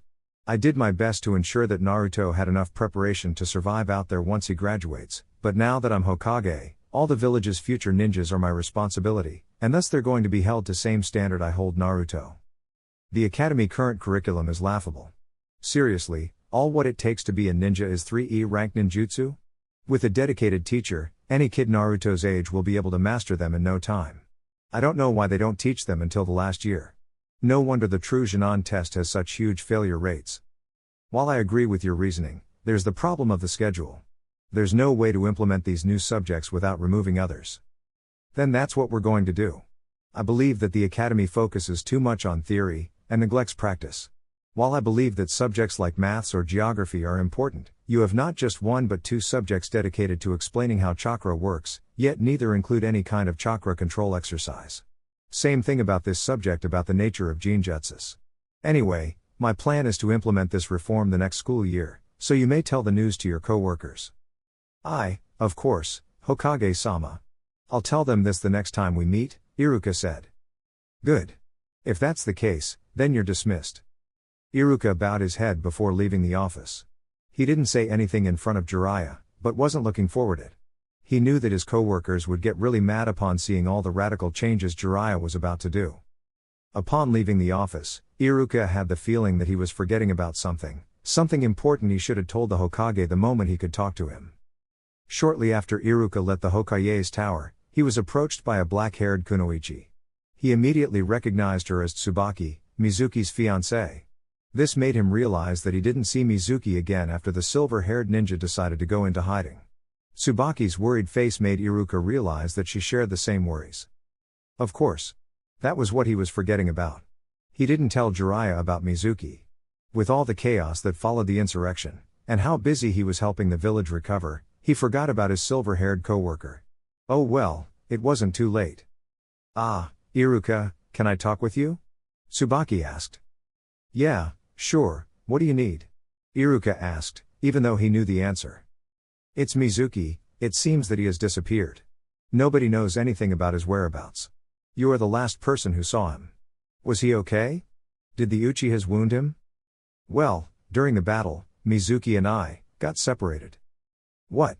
And why did you do such a thing? We heard some criminals attacking civilians on different streets, so we split up in order to deal with them faster. But once I was done, well, I don't know where did he go. Tsubaki's last hopes of finding Mizuki slowly faded. Noticing her sorrow, the teacher decided to patch things up as best as he could. But hey, if Mizuki was dead, we would have already found his body, so I'm sure that he's somewhere, safe and sound. I guess you're right. I'll have to keep a positive mind. It's what Mizuki would have wanted. Indeed it is. Remember, if you need something, don't mind telling me. Yeah. Thanks Iruka. Now, I better go. As he watched Tsubaki leave, Iruka wondered how much of what he said was actually true. He wanted to believe that Mizuki was still alive, but if that was the case, then where the hell was he? Anyway, he wouldn't be able to answer those questions on his own. Better he'd go back and tell the Hokage about Mizuki. Hokage-sama. An Anbu with a rabbit mask frantically said as he burst into the Hokage's office. Something terrible happened. Jiraiya sighed. Of course, something should go bad sooner or later. First of all, calm down. And second, define terrible. Unless somebody died, I'm sure we can find a solution. Well, we checked the tower's inventory, and found that the scroll of seals is no longer here. Somebody must stole it during the coup d'état. What? Quick, alert all the Anbu. I want all the available squads to look for that scroll. Yes, Hokage-sama. Jiraiya groaned loudly as he took his hands to his head. He wasn't even a month into the job, and something catastrophic already happened. In the wrong hands, that scroll could be a dangerous weapon. While he hoped the Anbu would find it, deep down he knew that the thief was probably far away from Konoha. Far away from Konoha. Mizuki walked through a small road surrounded by forests, with the scroll of seals tied to his back. During the chaos of the battle, he had sneaked into the very much unguarded Hokage tower and took the scroll away while that old fool of a Hokage was fighting alone against the Uchiha. After that, leaving the village was easy. He had predicted that they would take quite some time for the Konoha ninja to realize that their precious scroll had disappeared. Those days were all the head start he needed to avoid being captured. Looking back, Mizuki felt a tinge of remorse for his actions. But said tinge quickly disappeared, and left no lasting impression. Konoha is pretty much on its deathbed. A ninja of my caliber has nothing to do on such a place. As a last act of cutting ties with the village, Mizuki removed his bandana-style forehead protector, and tossed it away before resuming his journey. Chapter 13. Academy Days, Part 1. Going to a ninja school isn't as fun as it looks. 9 years after the Kyuubi attack. Fortunately for Konoha and its inhabitants, the damage caused by the Uchiha coup d'état wasn't as severe as the one caused by the Kyuubi, both in terms of human deaths and property destruction. In a few weeks, Konoha was functioning like normal, even if its forces were considerably weaker. Still, Jiraiya made an effort to make the village look strong and did not stop or even slow down the flow of missions. One of Konoha's institutions that was also back to normal was the academy. It was the beginning or a new school year, and Jiraiya's educational reforms were starting to take effect. Namely, the fact that quite a few students, especially those born from civilian families, found the new academy way too hard and moved to civilian schools. Still, there were at least 3 new faces to replace some of the dropouts. Welcome back once again to the academy, kids. At least, those who passed last year's exam. Before we begin, we have 3 new students that moved recently to Konoha. Why don't you introduce yourselves? The first one to take a step forward was a girl with shoulder-length red hair, red eyes, and glasses. Hello. My name is Karen Uzumaki. I haven't been much time in Konoha, but I like this place so far, and wish to be a ninja, Karen said. Hey, I'm an Uzumaki too, Naruto exclaimed, waving his hand at her. Where have you been all this time? Naruto, please don't interrupt. Iruka sternly chided. You can talk with Karen later if you wish. Now, who wants to go next? This time, a girl with long, brown hair took a step forward. Hi everybody, my name is Tamaki. I used to live with my grandma on an abandoned city, but she thought it would be good for me to move here. I obviously want to be a ninja and, well, I love cats.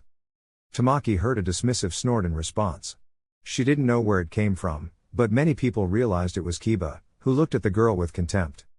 Without waiting for Iruka to tell him anything, the last newcomer introduced himself. Hello. My name is Haku Yuki. I come from the land of water. People like me aren't well liked there, so I'm staying in Konoha until things get better. Yugao and Hayate had told him not to mention his relationship with Zabuza to people who didn't know about it already, at least for the time being. You look like nice people, and I'm eager to meet all of you. Shino raised his hand. Yes, Shino? Iruka asked. I wish to ask Haku-san something, if it's okay with that. Of course, I'm sure that Haku will be glad to answer any question you might have about him. Still, Iruka looked at Haku for his approval. The kid silently nodded. Him? Repeated many voices in disbelief. My question does not pertain his gender, Shino clarified, before adjusting his shades. You said that people like you aren't welcome in the land of water. Does that mean that you have a bloodline limit? Yes. I possess the ice release bloodline, Haku replied in a neutral tone, used to mask his inner worry. But you don't have to worry. Here in Konoha nobody will hate you for having such abilities, Iruka reassured the girl-looking boy. Now that you have introduced yourselves, go and take a seat. Tamaki sat on an empty seat besides a bored Shikamaru. Haku took an empty seat in the first row. Karen was about to sit beside Naruto and Hinata, but something else caught her attention. Namely, Sasuke Uchiha's good looks. And fortunately for her, there was an empty spot besides him. Naruto's face dropped when Karen chose to sit with his rival instead of him, her family. Sasuke acknowledged Karen with a sigh. The redhead then noticed that another girl sat at Sasuke's other side, one with long pink hair, was glaring daggers at her. Maybe you should try sitting somewhere else, Karen, a voice said from the upper tables. Karen turned around and saw a blonde girl looking at her. While I can see what spurned you to sit beside Sasuke, you must know that he comes from a clan of traitors and murderers. It can't be safe being near him. I'm sure you'll be better with Naruto. He's your family after all. Sasuke didn't seem to react to the blonde's hurtful words, but the pinkette besides him surely did. Kanedino. Sasuke had nothing to do with the coup d'état and you know it. Stop being such an idiot to him already. You weren't the only one who lost somebody that day. And you should stop defending him, Sakura. Oh, yeah, Sasuke lost his clan, boo-hoo-hoo. Maybe they should have thought that before trying to take over Konoha. Enough you two, Iruka bellowed, silencing the feuding girls. I'm not going to tolerate that kind of talk, okay? Yes, the Uchiha coup d'état was a dark day in this village's history, but harboring resentment won't be of any help. Haku was starting to understand why he was told to keep his ties with Zabuza a secret. Tamaki, however, wasn't deterred by Ino's words. Her family had always been a staunch ally of the Uchiha clan, and he would show his support to Sasuke. His good looks didn't hurt either. Alright, now that we calmed down, let's start. Open your Tools of the Ninja books on page 3. Jiraiya was working tirelessly in his office as usual. Even with the aid of a couple shadow clones, it seemed that the paperwork would never end. He really missed the amount of free time he used to have back then, which he spent either training Naruto, Hagane, and Kaida, or spending quality time with his wife. Now those moments were far scarcer. Letting out a frustrated sigh, he decided that a break was in order, though the clones continued working. He opened a drawer, and pulled out the as of yet unfinished draft of his next Icha volume. Progress had been slow, so he'd better hurry up and finish this one. He'd hate to make his loyal fans restless. However, there was something in the drawer that caught the Hokage's attention, his very first novel. He grabbed it, and remembered he had with his godson some months ago. Flashback.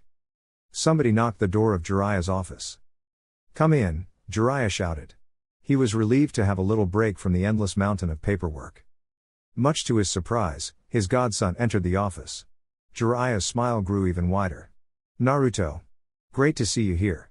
Did you come to see your old man at his new job? Naruto smiled back. More or less. Well, that, and that I have a few questions that I think only you can answer. Jiraiya leaned back on his chair, and crossed his fingers above his lap. Well, that's what I'm here for. What kind of trouble do you have? Is something wrong with the academy? With your mother? It is a girl you like? Of course it's a girl. It's none of that. Naruto cut him off before he could come up with more ridiculous scenarios. He fished something from one of his pockets, and handed it to Jiraiya. The surprised Sannin saw that it wasn't just his very first book, but the one he gave Minato as a gift. Jiraiya's expression darkened. Naruto, where did you find this? In the underground shelter, inside a box, Naruto replied. That book was so good. So much better than the stuff you write nowadays. Why didn't you tell me about it before? And why don't you write more books like this one? I see. To answer your questions, you could say that I forgot about it, Jiraiya sighed heavily. First, there's the fact that the book hardly sold. You and your father were the only people who gave me any kind of positive feedback. People who disliked your books were morons, Naruto bluntly stated. And second, this book reminded me of your father too much, and the life he will never have, thanks to the Kyuubi and that masked bastard that nearly killed Tsunade. I thought that I was over it, but, after all these years, the pain still persists. I see. Sorry for bringing up then, Naruto said, averting his gaze. Jiraiya forced himself to smile. Hey, it's okay. It's not that you knew about it. I would have done the same in your situation. By the way, what else did you saw in that box? Nothing too interesting. Except a bunch of old pictures, Naruto answered. But now I'm too afraid to ask. Don't be, Jiraiya assured. What kind of pictures?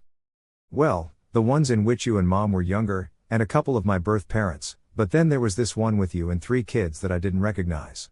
Who were they? 3 kids? A ginger, a redhead and a brunette? Jiraiya asked. Naruto nodded. Those were a trio of orphans from Omega Corps that I taught ninjutsu and survival skills for 2 years, back during the Second War. What happened with them? The last time I heard of them, they formed some sort of freedom fighting group, and were about to face the leader of Omega Corps. I never knew anything about them after that.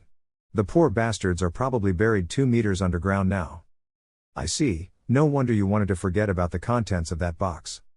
Yeah, that box is kinda like a compilation of all my failures, isn't it? Jiraiya said, almost chuckling. That's me, the master that ends up surviving his students. But hey, if it's of any consolation, you know that such thing won't happen with me. Naruto boldly declared.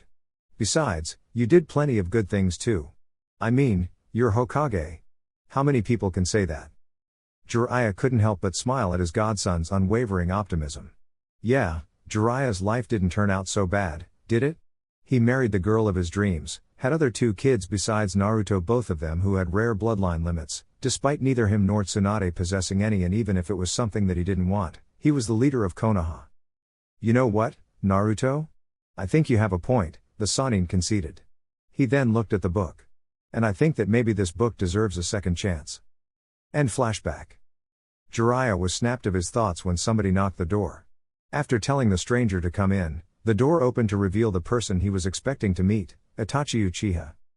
You summoned me, Hokage-sama? Itachi asked. Jiraiya nodded, and motioned him to take a seat. First of all, I'm aware of how much you sacrificed for the village, and what I'm going to ask you may seem a bit too much, so don't be afraid of declining my proposal if you're not up to the task. With all due respect, Hokage-sama, but if that was the case, then I wouldn't become a ninja to begin with. Especially now that I'm a jonin, the Uchiha replied. Just tell me what you want, and it will be done. Your devotion to the village is admirable.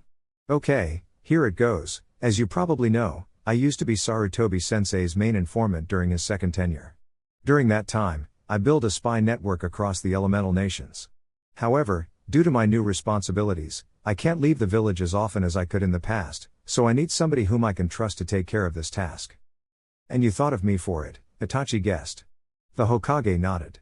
Alright, consider it done. Are you sure? Keep in mind that this job sometimes involves leaving the village for long periods of time. You won't be able to spend as much time with your little brother as in the past. Thanks for your concern, but I can assure you that it won't be a problem. Sasuke doesn't seem to be very eager to talk or even spend time with me. Maybe I should give him some space, and this job might be good for me as well. I see that you made up your mind. If that's the case, meet me tomorrow at 5 o'clock sharp so I can teach you about your new occupation. You're dismissed. Later, at lunchtime, Naruto and Hinata were sitting on a bench, enjoying their food and each other's company, while they looked others' kids playing, talking, or eating their lunches as well. Naruto's eyes were particularly fixed on Karen, and much to his displeasure, the redhead refused to abandon Sasuke's side. Man, this sucks. I find a lost clan member, and she has to spend the time with that idiot, Naruto groaned. Hey, I'm sure that Karen-san will be more than glad to meet you, Naruto-kun. Just wait for the right moment to introduce yourself, Hinata suggested. Man, what does that idiot have that all the girls all flock around him? Naruto complained. You know, it almost seemed that a hire being sent Karen to Konoha to fill Ino's vacant spot now that she doesn't fawn over Sasuke anymore, Naruto angrily said. Hinata couldn't help but giggle at Naruto's comment. Well, Sasuke-san, some girls like his looks, as well as his strength, Hinata explained. Man, I'm so glad that at least you don't go after him like the other girls, Naruto said, smiling at Hinata. I'd hate to lose you two to him. Hinata blushed a bit. Why, you don't have to worry about that, Naruto-kun. You're my friend, I will always be at your side. Speaking of friends, maybe we should befriend the new guys? Naruto suggested.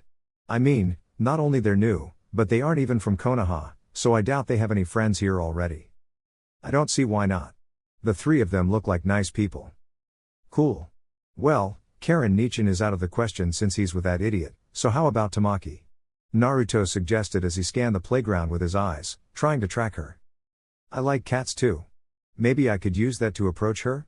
Hinata asked, both to herself and Naruto. Oh, there she is. Naruto finally located the cat Kunoichi, and much to his dismay, she walked towards Sasuke. Oh come on. She too? Besides, Sasuke isn't even paying attention. And maybe we should approach the boy of the land of water? Hinata meekly suggested. He's sitting all alone in that bench. I swear if he was actually a girl, he would be trying to get Sasuke's attention too, Naruto muttered with a groan. Oh, I think you don't know this, but Haku's adoptive dad helped the Uchiha in the coup d'etat. Hinata was taken aback. He did? Yeah, and he's in prison now. Dad was planning to have him executed, but changed it to jail time with the condition of Haku becoming a Konoha ninja. I see, Hinata said. For obvious reasons, the mere mention of the coup d'etat caused her great sorrow. On second thought, maybe we shouldn't talk to him. And no, Hinata quickly said. We shouldn't judge others based on actions they were not responsible of. Thanks to the caged bird seal the branch house Hyugas were forced to carry, Hinata knew very well what it feels to be personally accused of something people close to you did. She remembered the time when branch house members used to look at her with pure scorn, as well as muttering under their breath things Hinata couldn't hear, but could imagine. Fortunately, things got better over time as the branch house Hyugas got to know Hinata better. Once they finished their lunch, they approached Haku, who had just finishing eating as well, and was putting the remains of his bento inside his backpack. Hi, Haku. Naruto enthusiastically greeted. I'm Naruto Uzumaki. And this is my friend Hinata Hyuga. We'd like to know you better, if it's okay with you. Can we sit with you? The Hyuga asked. Haku smiled at the duo. Sure, I can use some company. The ice ninja moved aside so Naruto and Hinata could sit. And I think it will be good if I get to know some people here already. Great. Naruto sat down. Hinata did likewise. You said you have a bloodline limit, right? I also have a bloodline limit too, but it's different from yours, Hinata mentioned. Really? Interesting. Do you mind telling me more? My bloodline limit is called Byakugan. It allows me to see through solid objects, gives me 360 degrees vision, and I can see people's chakra pathway system. It sounds mostly interesting, Haku said, still smiling. Like I said before, my bloodline limit is ice release. I can combine wind chakra with water chakra to create ice. Look. Haku placed his hands as if he was grabbing an invisible ball. Focusing his chakra, he created a small snowball that floated in mid-air. Naruto and Hinata watched the display, eyes widen in fascination. Whoa, that was so cool. Naruto praised. You think so? Of course. Why would we lie? Hinata asked. Well, it's that, if I did this in my country, some people would want to kill me. Is that how you lost your parents? Hinata asked, then she mentally chided herself for not realizing that she was dealing with a sensitive topic. Fortunately for her, Haku didn't seem to mind. Yes. Our neighbors assaulted our home shortly after I awoke my powers.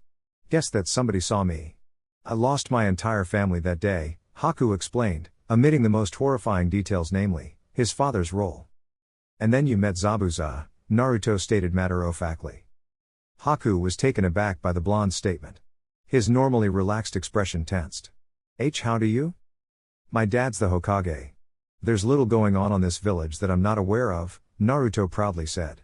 While being the Hokage's son gave him access to quite some privileged information, his statement was an exaggeration. I see. In that case, I must ask you two not to tell anybody about Zabuza-sama. I'm afraid that it may make my stay here tad more unpleasant. Don't worry. Your secret is safe with us. Right, Hinata? The blonde asked, and the brunette nodded in return. By the way, do you have a bloodline limit as well? Haku asked. What? Oh, no, I don't have that. But I'm a Jinchuriki, you know. Normally, that wasn't something he would be proud of, but Haku and Hinata talking about their bloodlines made him feel a bit left out, and wanted to show something that made him special, even if it was a curse. Jinchuriki? Yeah, it's a. I know what a Jinchuriki is, Haku cut him before he could explain his condition. You do? Yes. The current Mizukage is one. Naruto was starry-eyed. Really? That's so cool. If he can be a Kage, then. It's not cool. Haku suddenly yelled. Naruto was taken aback. Hinata flinched.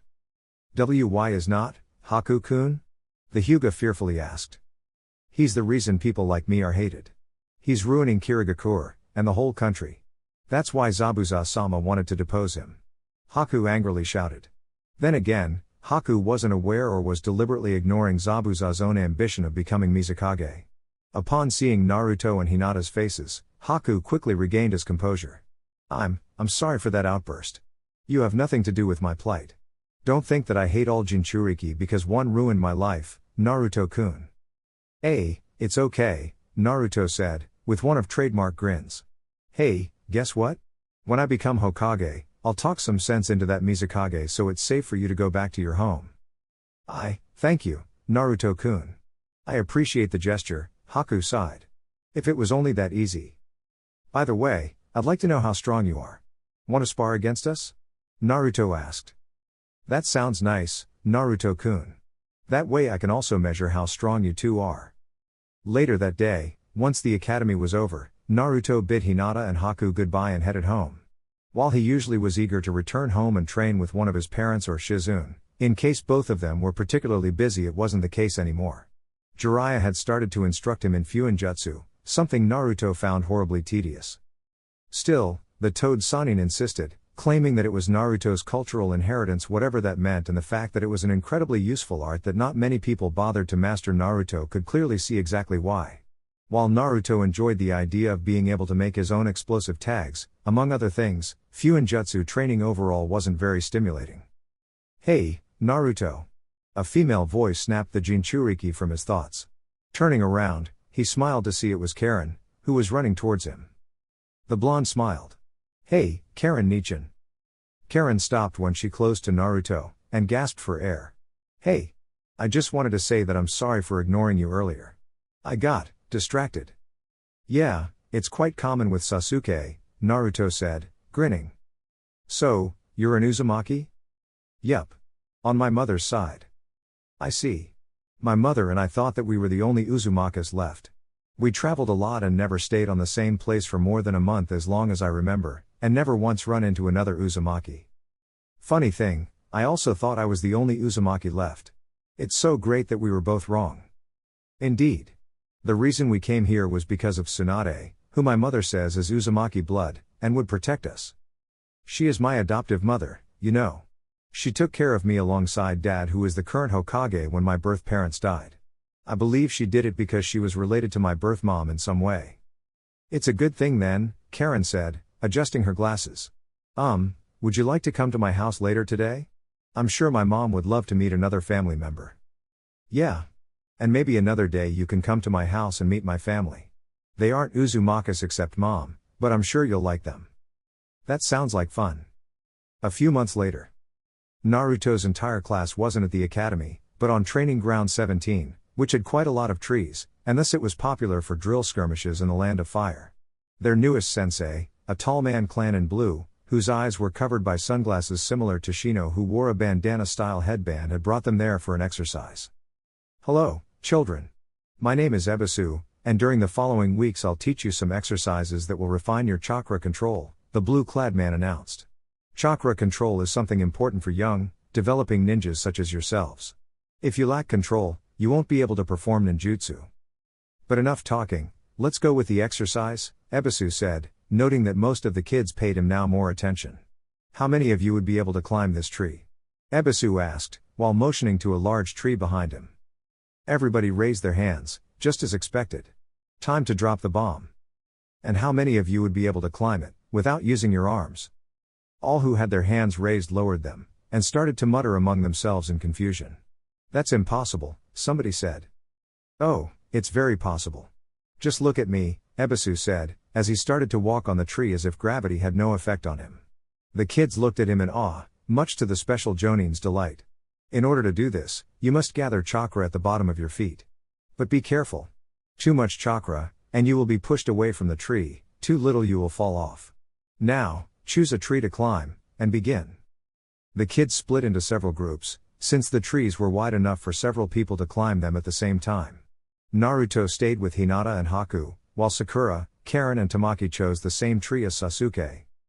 Alright, this is going to be piece of cake, Naruto exclaimed, as he started to climb the tree without much difficulty. This, naturally, drew some attention. Hey, how did you do it at your first try? An annoyed Kiba asked. Easy, I already did this exercise with mom. And her methods were way more extreme. Flashback. After many attempts, Naruto managed to nail down the climbing exercise, not without effort. Look, mom, I did it. Naruto proudly said. Huh? Much to the Jinchuriki's confusion, Tsunade was emptying a bottle on the base of tree. And then, the slug Sannin tossed a lit match, setting the base of the tree ablaze. What the hell? A very freaked out Naruto yelled. Climbing is easy enough with practice. Staying in the same place for a prolonged time, not so much, Tsunade calmly explained, ignoring the protests of his adoptive son. I want you to stay like that for 5 minutes. The fire is to make sure you're motivated enough not to fall. End flashback. In the end, she had to buy me a new pair of pants, Naruto recalled, rubbing his butt, still feeling some phantom pain. But on the bright side, my chakra control improved a lot. Even if his training with Zabuza was brief, it helped Haku to complete the exercise in no time.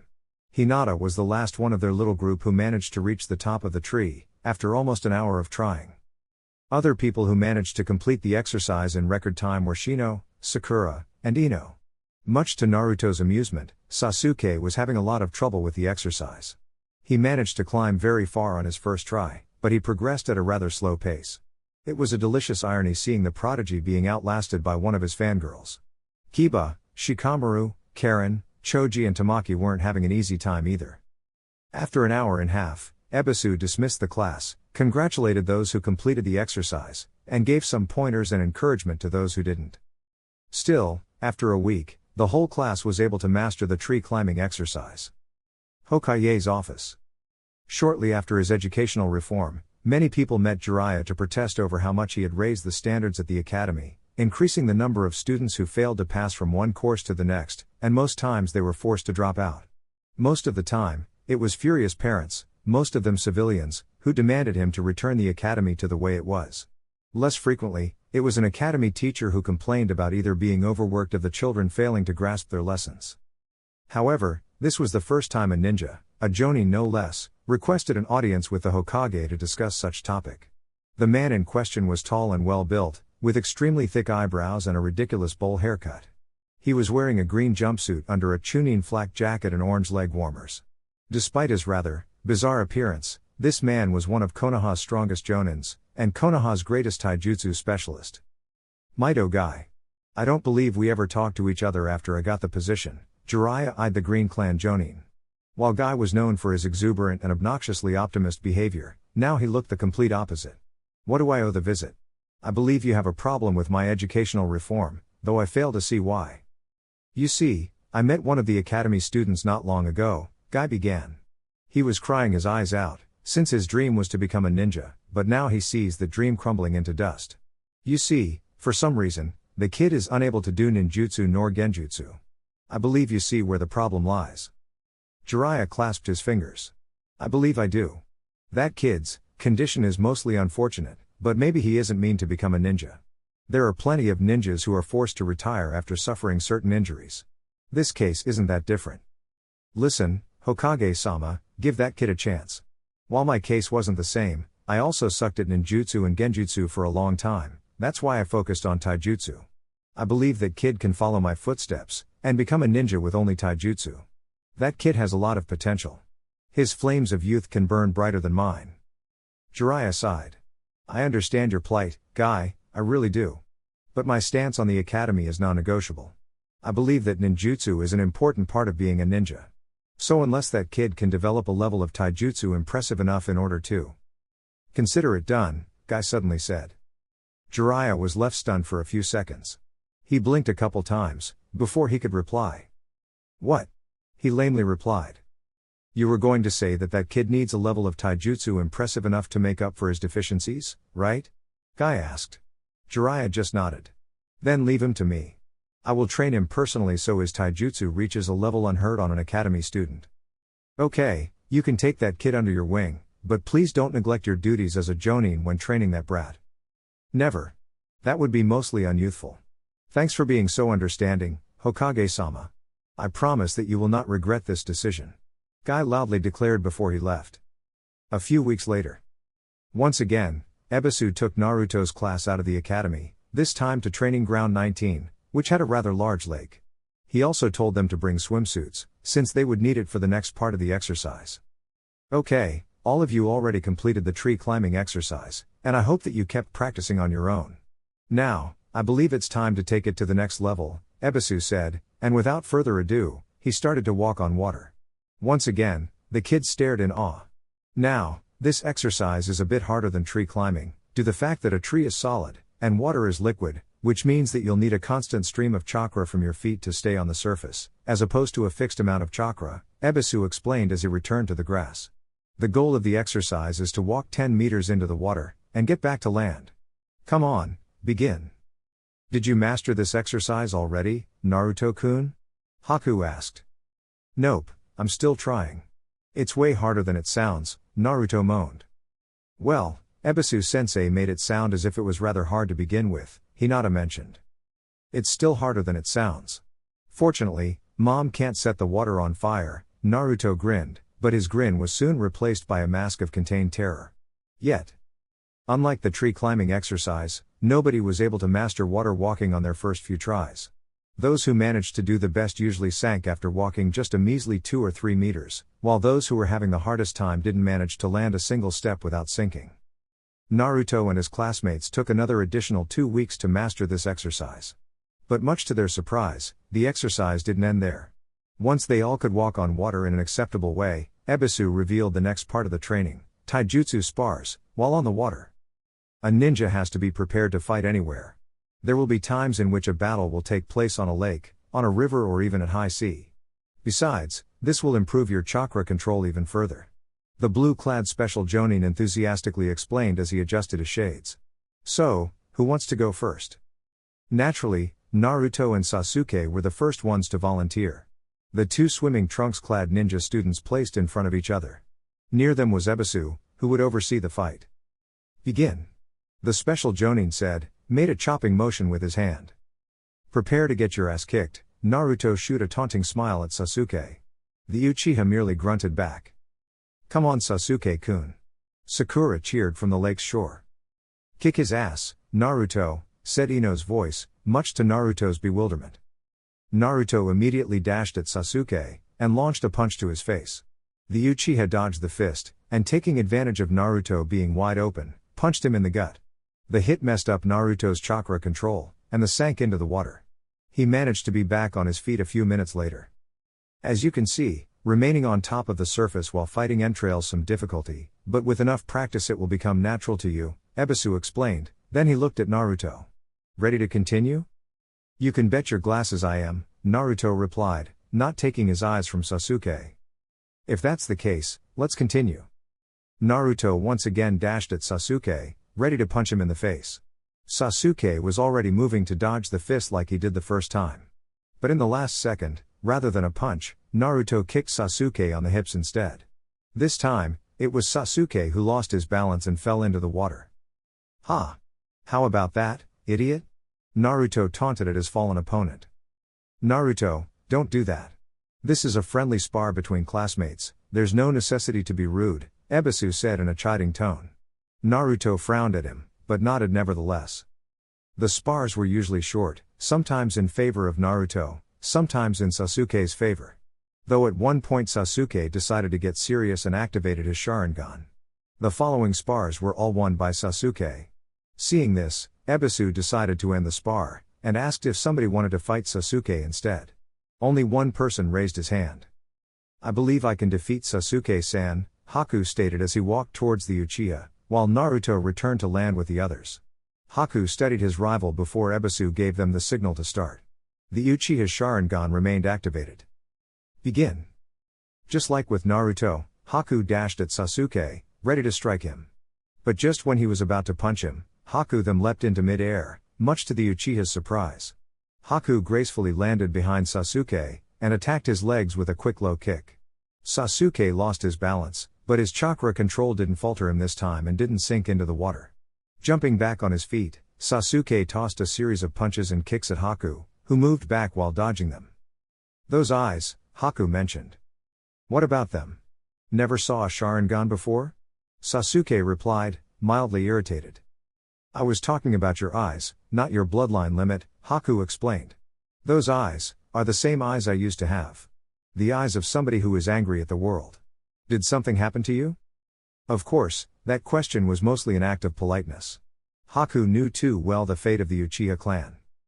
That's none of your business, Sasuke yelled as he hit Haku in the chest with a flying kick. Haku nearly lost his footing and sunk, but his chakra control remained strong. You can tell me, Haku insisted as he and Sasuke traded more punches. You know my background.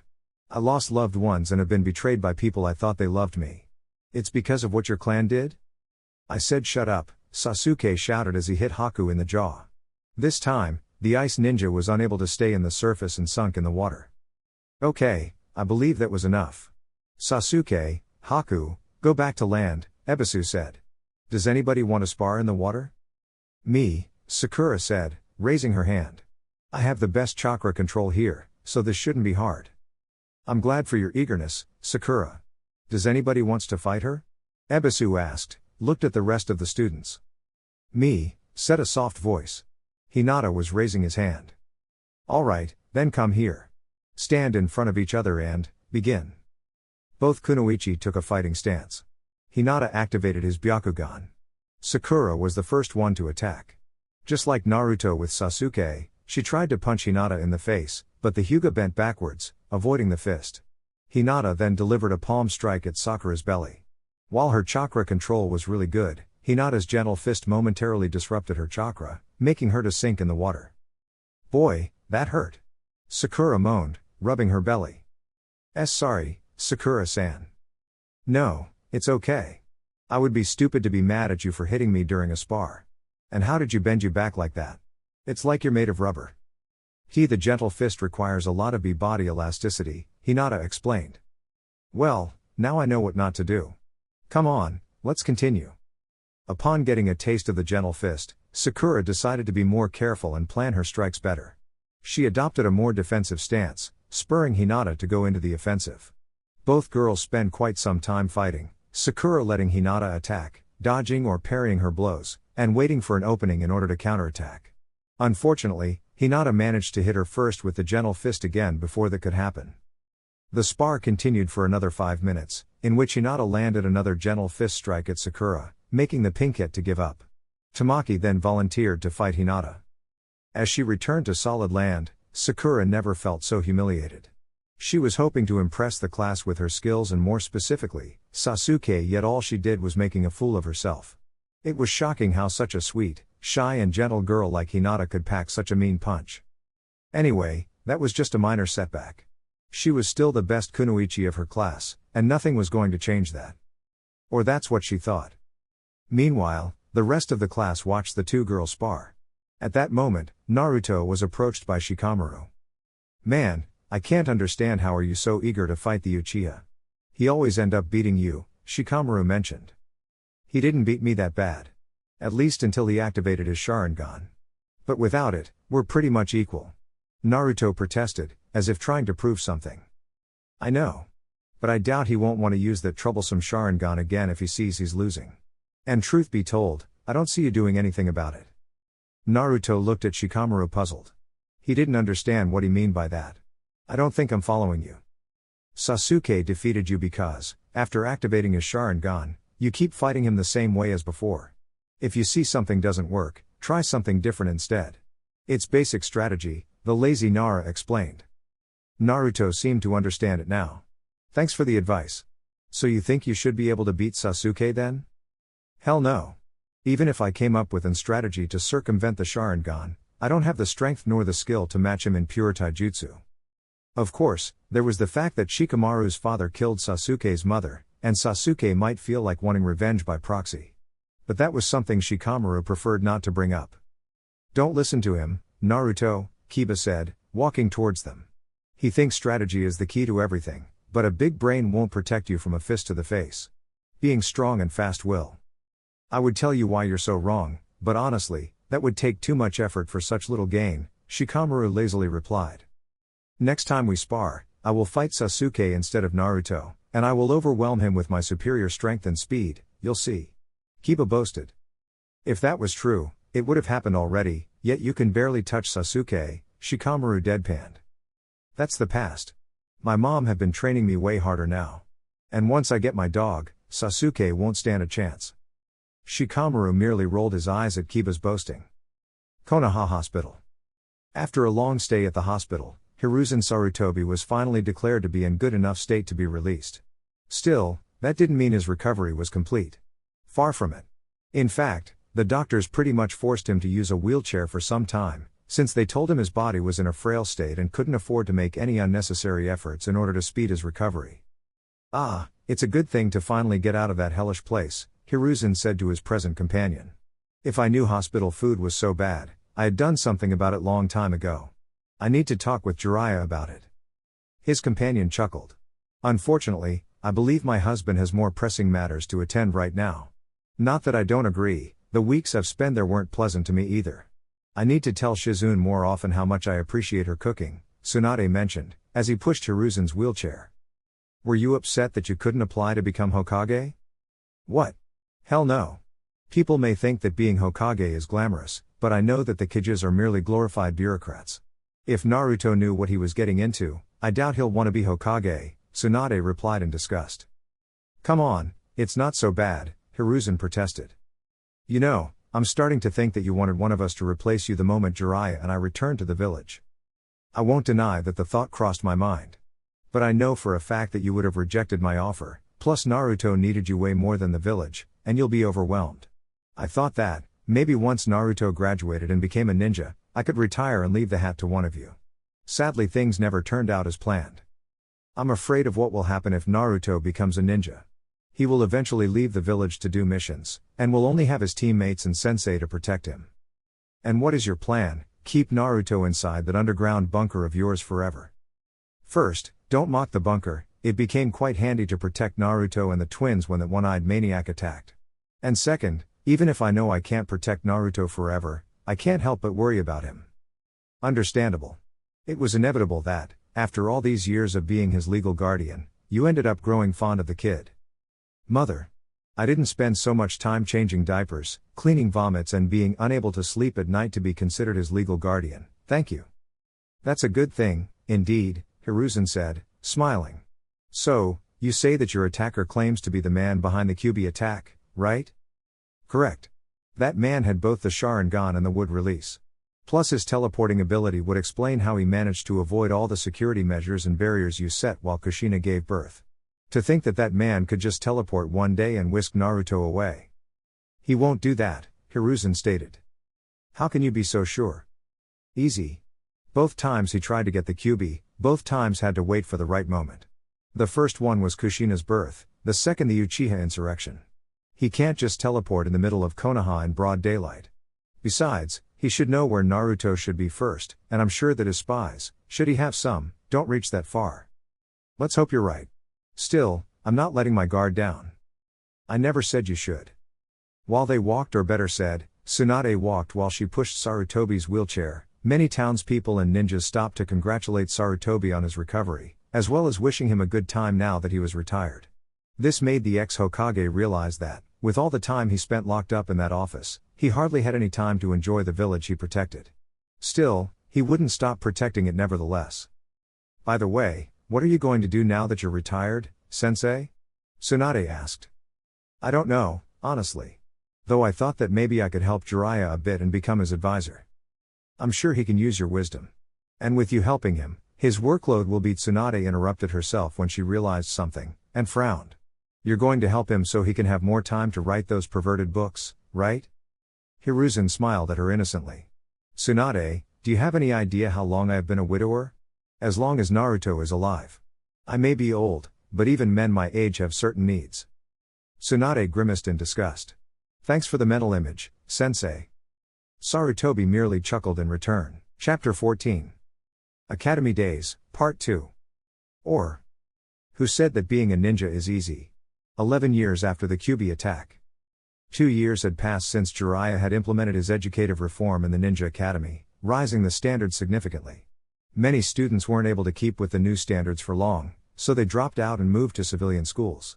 As a result, Naruto's class was reduced to merely 12 students: Naruto, Hinata, Sakura, Sasuke, Ino, Shikamaru, Choji, Kiba, Shino, Tamaki, Haku, and Karen.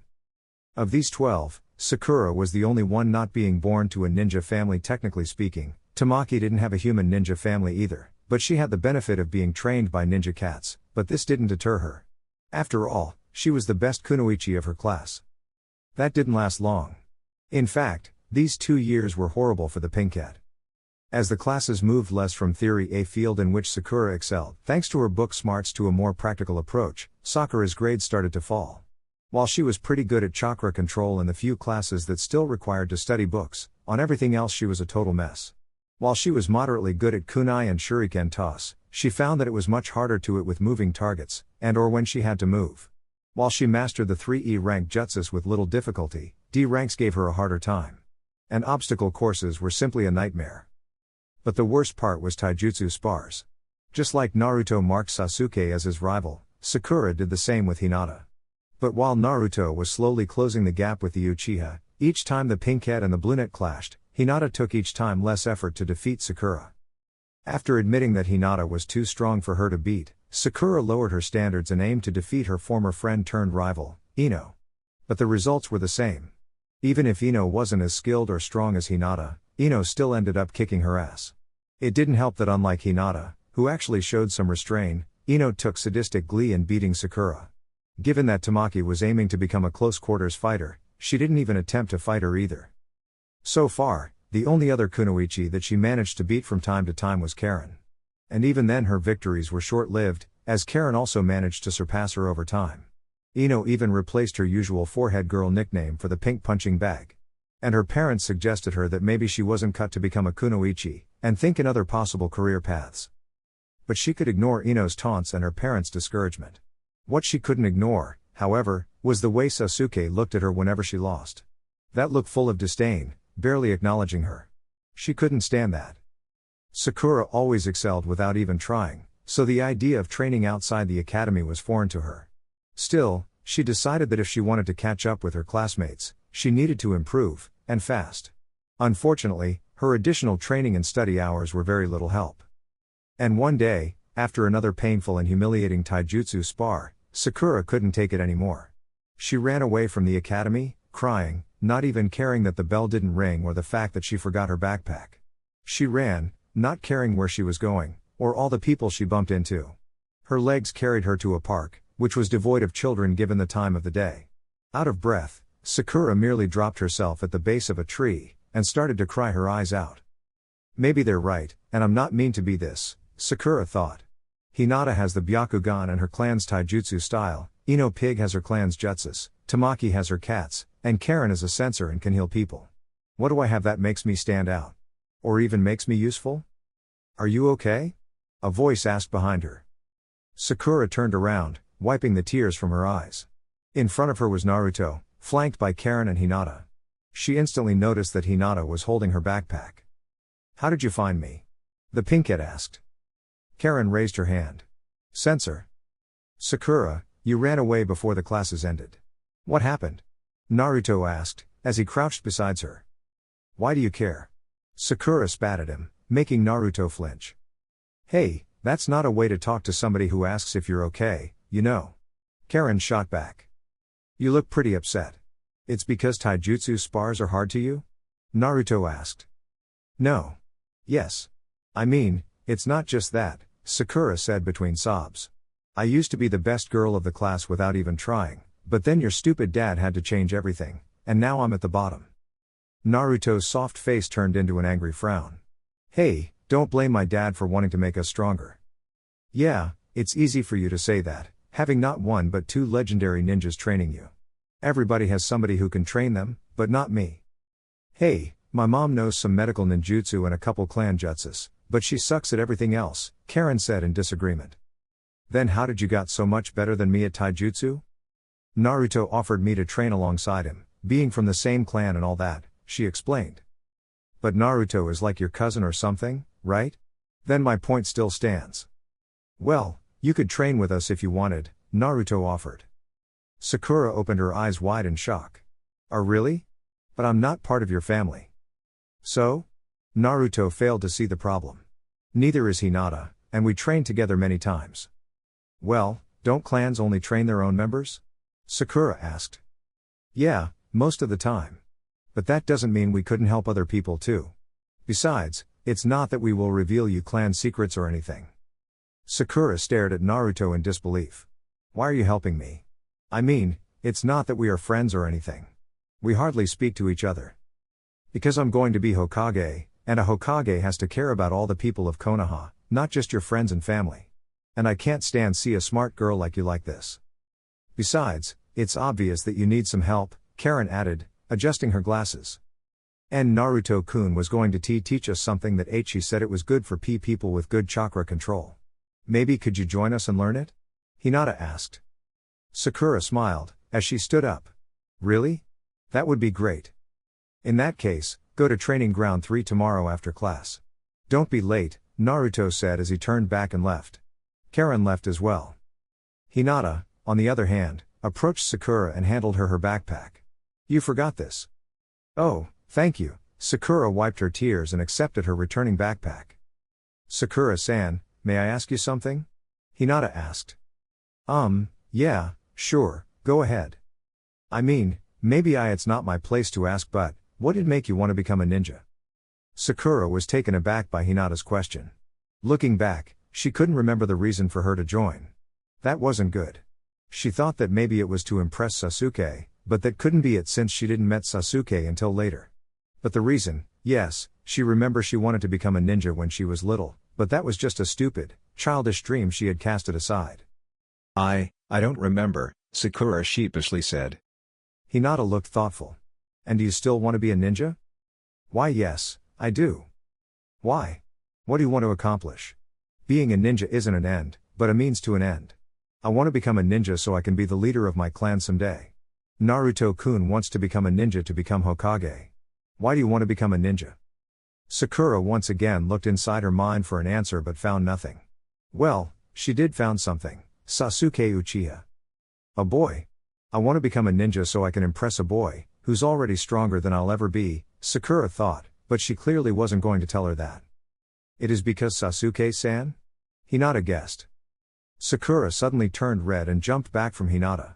Why do you think that? And what if it's true? It is wrong to like a boy? Everybody knows that you'll love to be more than friends with Naruto. Hinata turned red as well, and yelped. Was she that obvious? But then again Naruto didn't notice how she felt either. That's besides the point, Hinata stuttered, making an effort not to avert Sakura's accusatory glance. Why yes, I like Naruto-kun, but unlike you, I don't neglect my ninja training for the sake of a misguided attempt at impressing him. Sakura gasped at Hinata's accusation, but rather than anger, she felt sadness, for she knew that Hinata was telling the truth. How much time did she spend trying clothes and new hairstyles in order to draw her attention that could have been invested in training? Tears started to form in her eyes. Seeing this, the Hyuga realized that she went too far. Sorry, Sakura-san. I didn't mean to be so hurtful. No, you're right, Sakura replied, fighting back the tears. I'm a mess of a ninja. All I did was fawn over Sasuke-kun like a fangirl while the rest of you actually improved and got stronger. Well, it's not too late to improve. I mean, why you're really smart, and have the best chakra control of all of us, I think you'll make a wonderful kunoichi, Sakura-san. This managed to make Sakura smile again. You think so? Hinata nodded. You only need to find something to apply your strengths. In that case, I'll work hard to show everybody that I can become a ninja, even if I don't have a clan, Sakura stated, clenching her fist with determination. Then, she looked at Hinata in the eyes. Thanks for cheering me up, Hinata, you're a real sweetie. No wonder Naruto likes to hang out with you, Hinata smiled in return. Sakura continued eyeing her. And with a little wardrobe upgrade, you could be his girlfriend in no time. Hinata's face pretty much invented a new shade of red. What? Oh come on, drop the cute innocent girl act, Hinata, you're not fooling anyone. Well, except Naruto, Sakura teased. What's wrong with my clothes? Hinata asked as she looked at herself. For starters, why do you hide yourself behind this coat? It's not even cold. Well. Flashback. In the Hyuga compound dojo, Hinata was sparring against her mother, just like she did every day for her gentle fist practice. Suddenly, her mother stopping attacking, and stared at her in silence. Hinata grew nervous. Mother? Is there something wrong? Hikari smiled. Oh, nothing, honey. It's just that I think I should buy you a bra. Didn't expect you to develop so soon. Hinata turned bright red, and instinctively covered her chest with her arms. End flashback. I like this coat. Oh well. Whatever. Anyway, thanks for the talk again, and for bringing me my backpack. See you tomorrow. Sakura cheerfully said as she walked away. Meanwhile, at downtown Konoha. You have no right to do this. Sasuke angrily protested. Shut up. Just get out of here before I call the Anbu. A shopkeeper replied, just as heatedly, if not more. After the day of the failed Uchiha insurrection, the three remained Uchihas had become pariahs in Konoha. People would glare at them, murmur between themselves whenever an Uchiha was present, though they sometimes were loud enough for their insults to be heard, and treat them with scorn and contempt. Sasuke had learned to ignore all of the above and live with it as he could, but this was the first time they treated him with such an open hostility. Sasuke noticed that he was starting to outgrow most of his clothes, so he decided to buy new ones. However, the moment he tried to enter a store that caught his attention, the storekeeper, a bald man in his 40s with a mustache, wasted no time to kick him out. As the two of them loudly argued, a small crowd built around them, mostly to enjoy the spectacle, but some also joined the argument and threw some insults at Sasuke. Naturally, it didn't take too long before a couple of Anbu arrived to see what was causing the commotion. What's going on here? An Anbu with a ferret mask asked as he made his way through the crowd. Oh, thank Kami you're here. Please take this demon away from my store. The storekeeper demanded the Anbu, while pointing at Sasuke. You can't do that. This man just kicked me out of his store for no reason.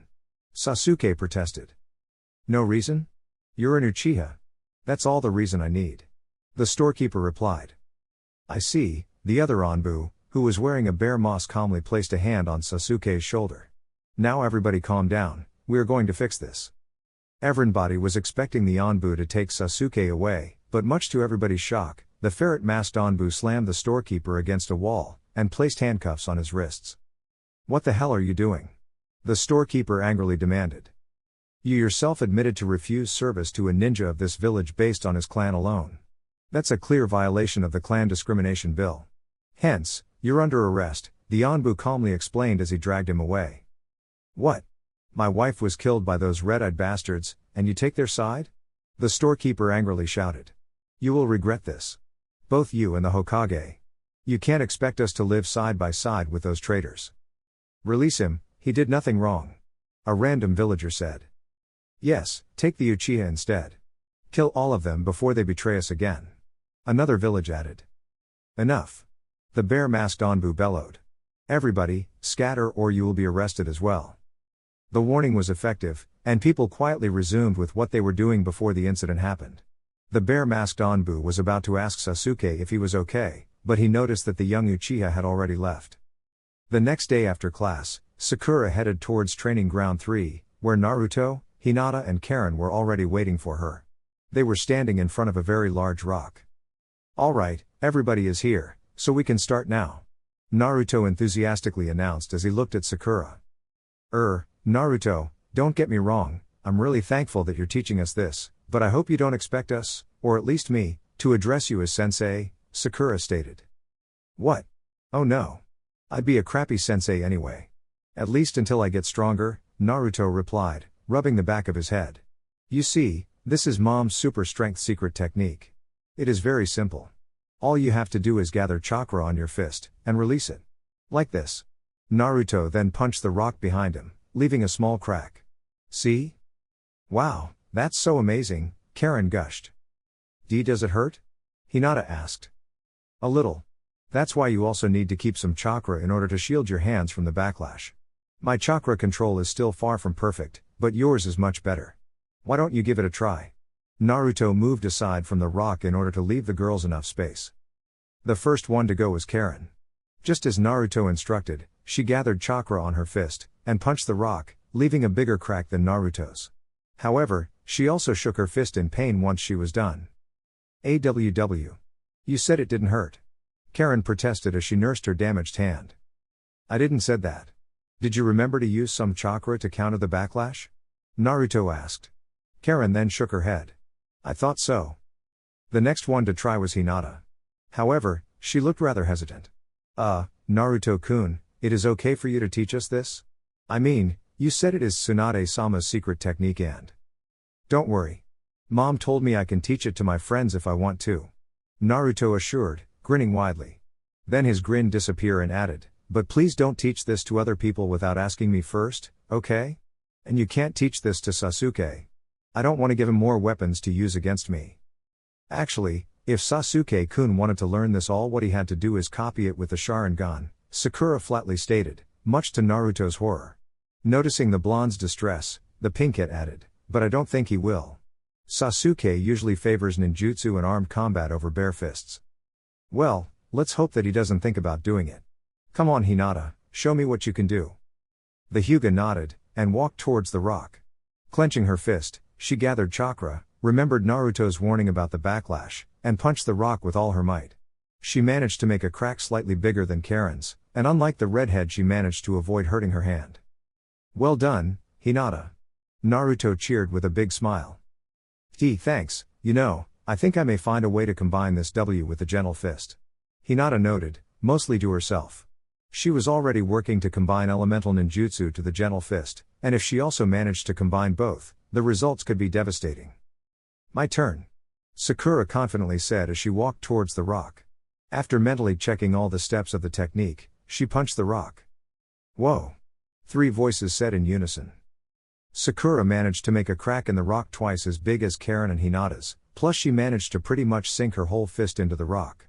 Everybody, including Sakura, couldn't believe what just happened. Holy shit, that was amazing. Naruto shrieked, utterly perplexed. Dumbfounded, Sakura slowly removed her fist from the hole she just created. She stared at her unharmed hand for a whole minute, while her brain tried to process what just happened. Once her actions started to sink in, Sakura's mouth curved into a huge smile. Wow, look at this. Sakura beamed, pointing at the hole in the rock. Oh boy, I can't wait to show this to everybody else back in the academy. Oh, I can't wait to have a rematch against Ino. Let's see how does she like the new pink punching bag, Sakura said, followed by a rather disturbing laugh. Naruto? Do you think she's going mad with power? Karen asked, visibly worried. Well, I believe it's the rush of having a new technique.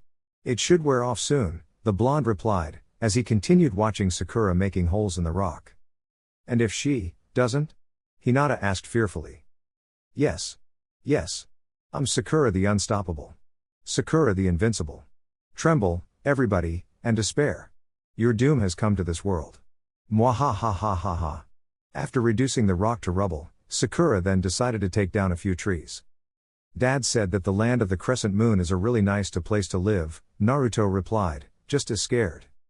Fortunately, just like Naruto said, Sakura didn't went mad with power, and calmed down the moment she exhausted her chakra after taking down a dozen trees. After saying their goodbyes and agreeing on a date for their next training session together, the 4 children headed for their respective houses. On his way home, there was something that caught Naruto's attention. Sitting alone on a small pier on the Naka River was no other than Sasuke Uchiha, his hands crossed under his chin, looking absent-mindedly at the orange and yellow reflection of the descending sun in the water.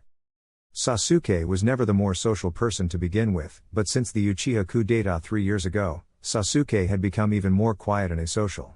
Talking to him had the same effect as talking to a wall, and he usually lashed out at those who insisted on making him talk.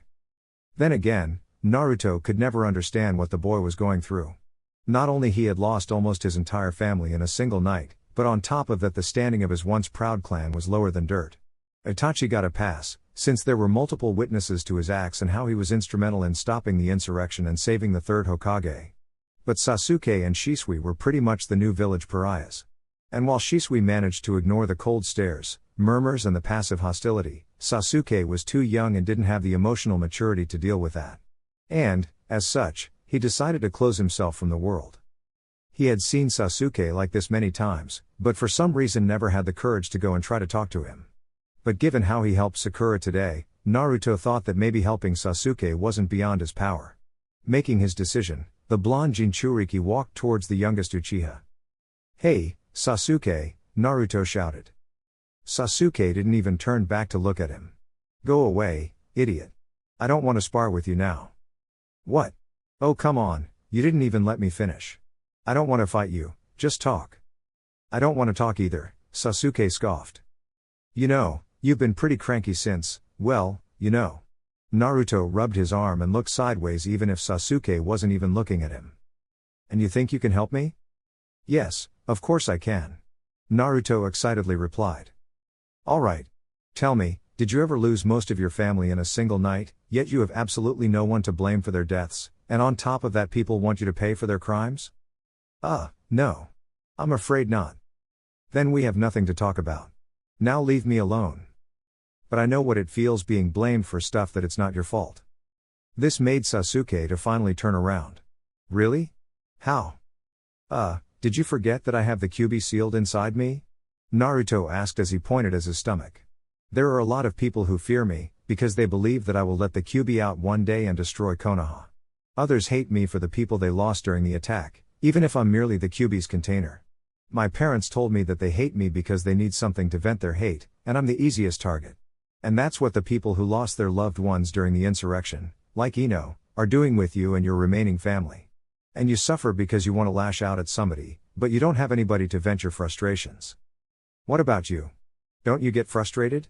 Don't you want to lash out at the people who mistreat you and hate you?" "Of course I do. Many times. But I have something else that helps me deal with it, my family and my friends. And I believe you have that too." Sasuke looked down, pensive. Suddenly, he felt really guilty for the cold treatment he had been giving both Itachi and Shisui, despite the fact that they only wanted to help him. Maybe he should make something to compensate them. "And why are you telling me this?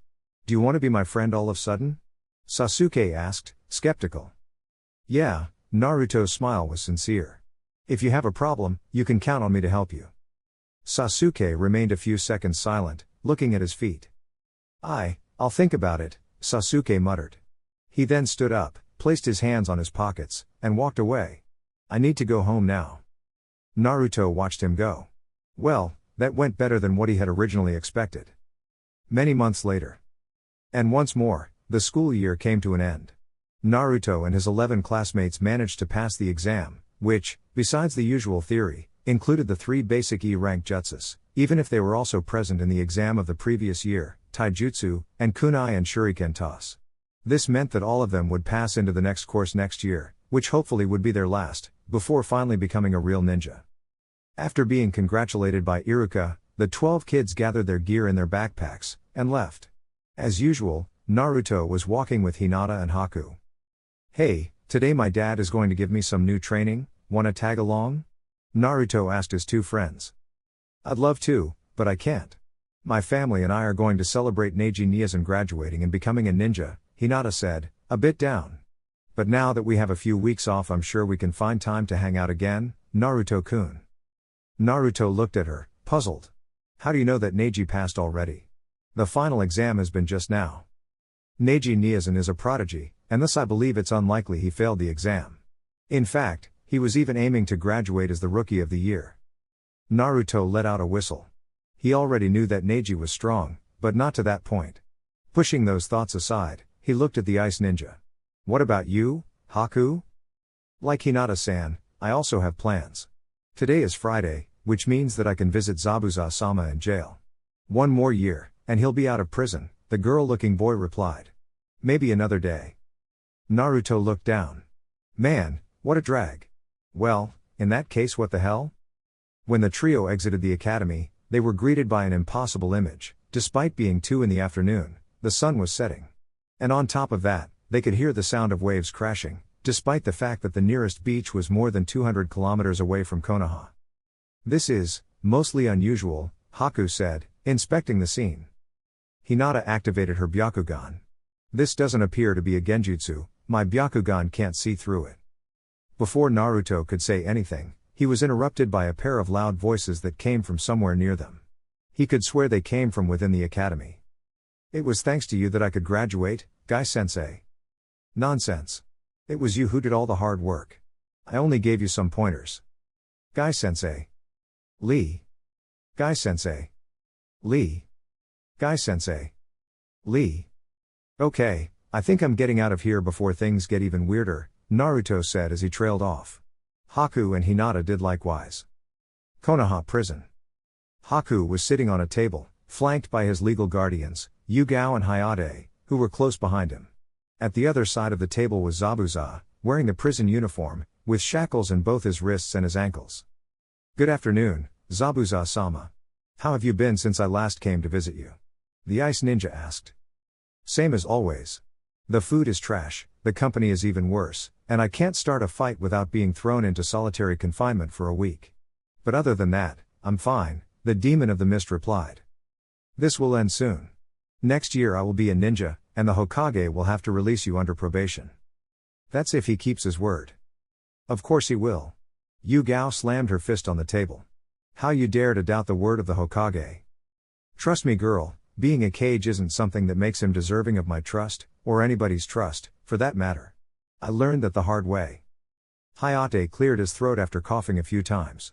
I don't know how things are in Kirigakure, but in Konoha we tend to keep our promises and deals. Well, it's just that I know how much you guys like bloodline limits, and Haku's is especially powerful. I really find hard to believe that he will let us go that easily once I finish my probation. Like Hayate-kun said, things here are different. Do as you're told, and there won't be any troubles, Yugao said. We'll see. Zabuza then redirected his attention to Haku. What about you? Are they treating you good?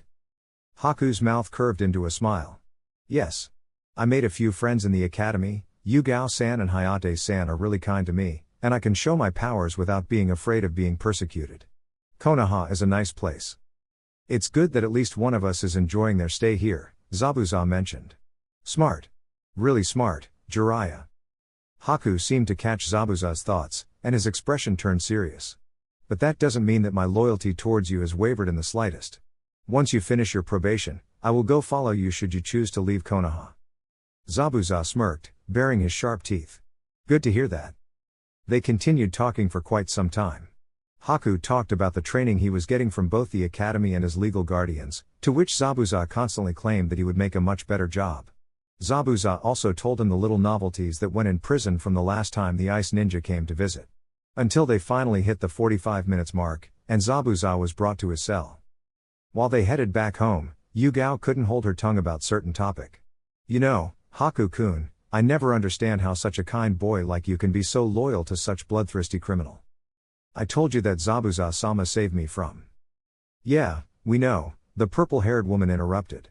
But still, the way he talks about you, as if you only existed to serve him and your feelings didn't matter, why does that never bother you? It's a small price to pay, compared to my previous situation. What about you, Gao-chan, and myself? Didn't we treat you good during these years? Hayate asked. Yes. You've done an admirable effort taking care of me, and I will always be grateful for that. Hayate frowned. Yet if you have to choose between Zabuza or us, you'll choose him. Undoubtedly, Haku's answer left was definitive. But why? That's what we can't understand, Yu Gao said with pleading eyes. Because he was the first to acknowledge me. If it wasn't for him, I wouldn't be here. That's why I have a debt with him that I will never be able to pay. Do you love him? Yes. He is the most important person to me. I see then. And do you think he loves you back? Haku averted his gaze. That's irrelevant. You didn't answer my question. Yu Gao wasn't going to let the issue go so easily. Haku stuttered something unintelligible before he gave his answer.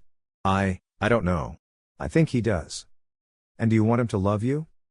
Haku felt as if he was trying to force the words out of his mouth. Yes. Then, why don't you ask him that the next time we come to visit him? Hayate suggested.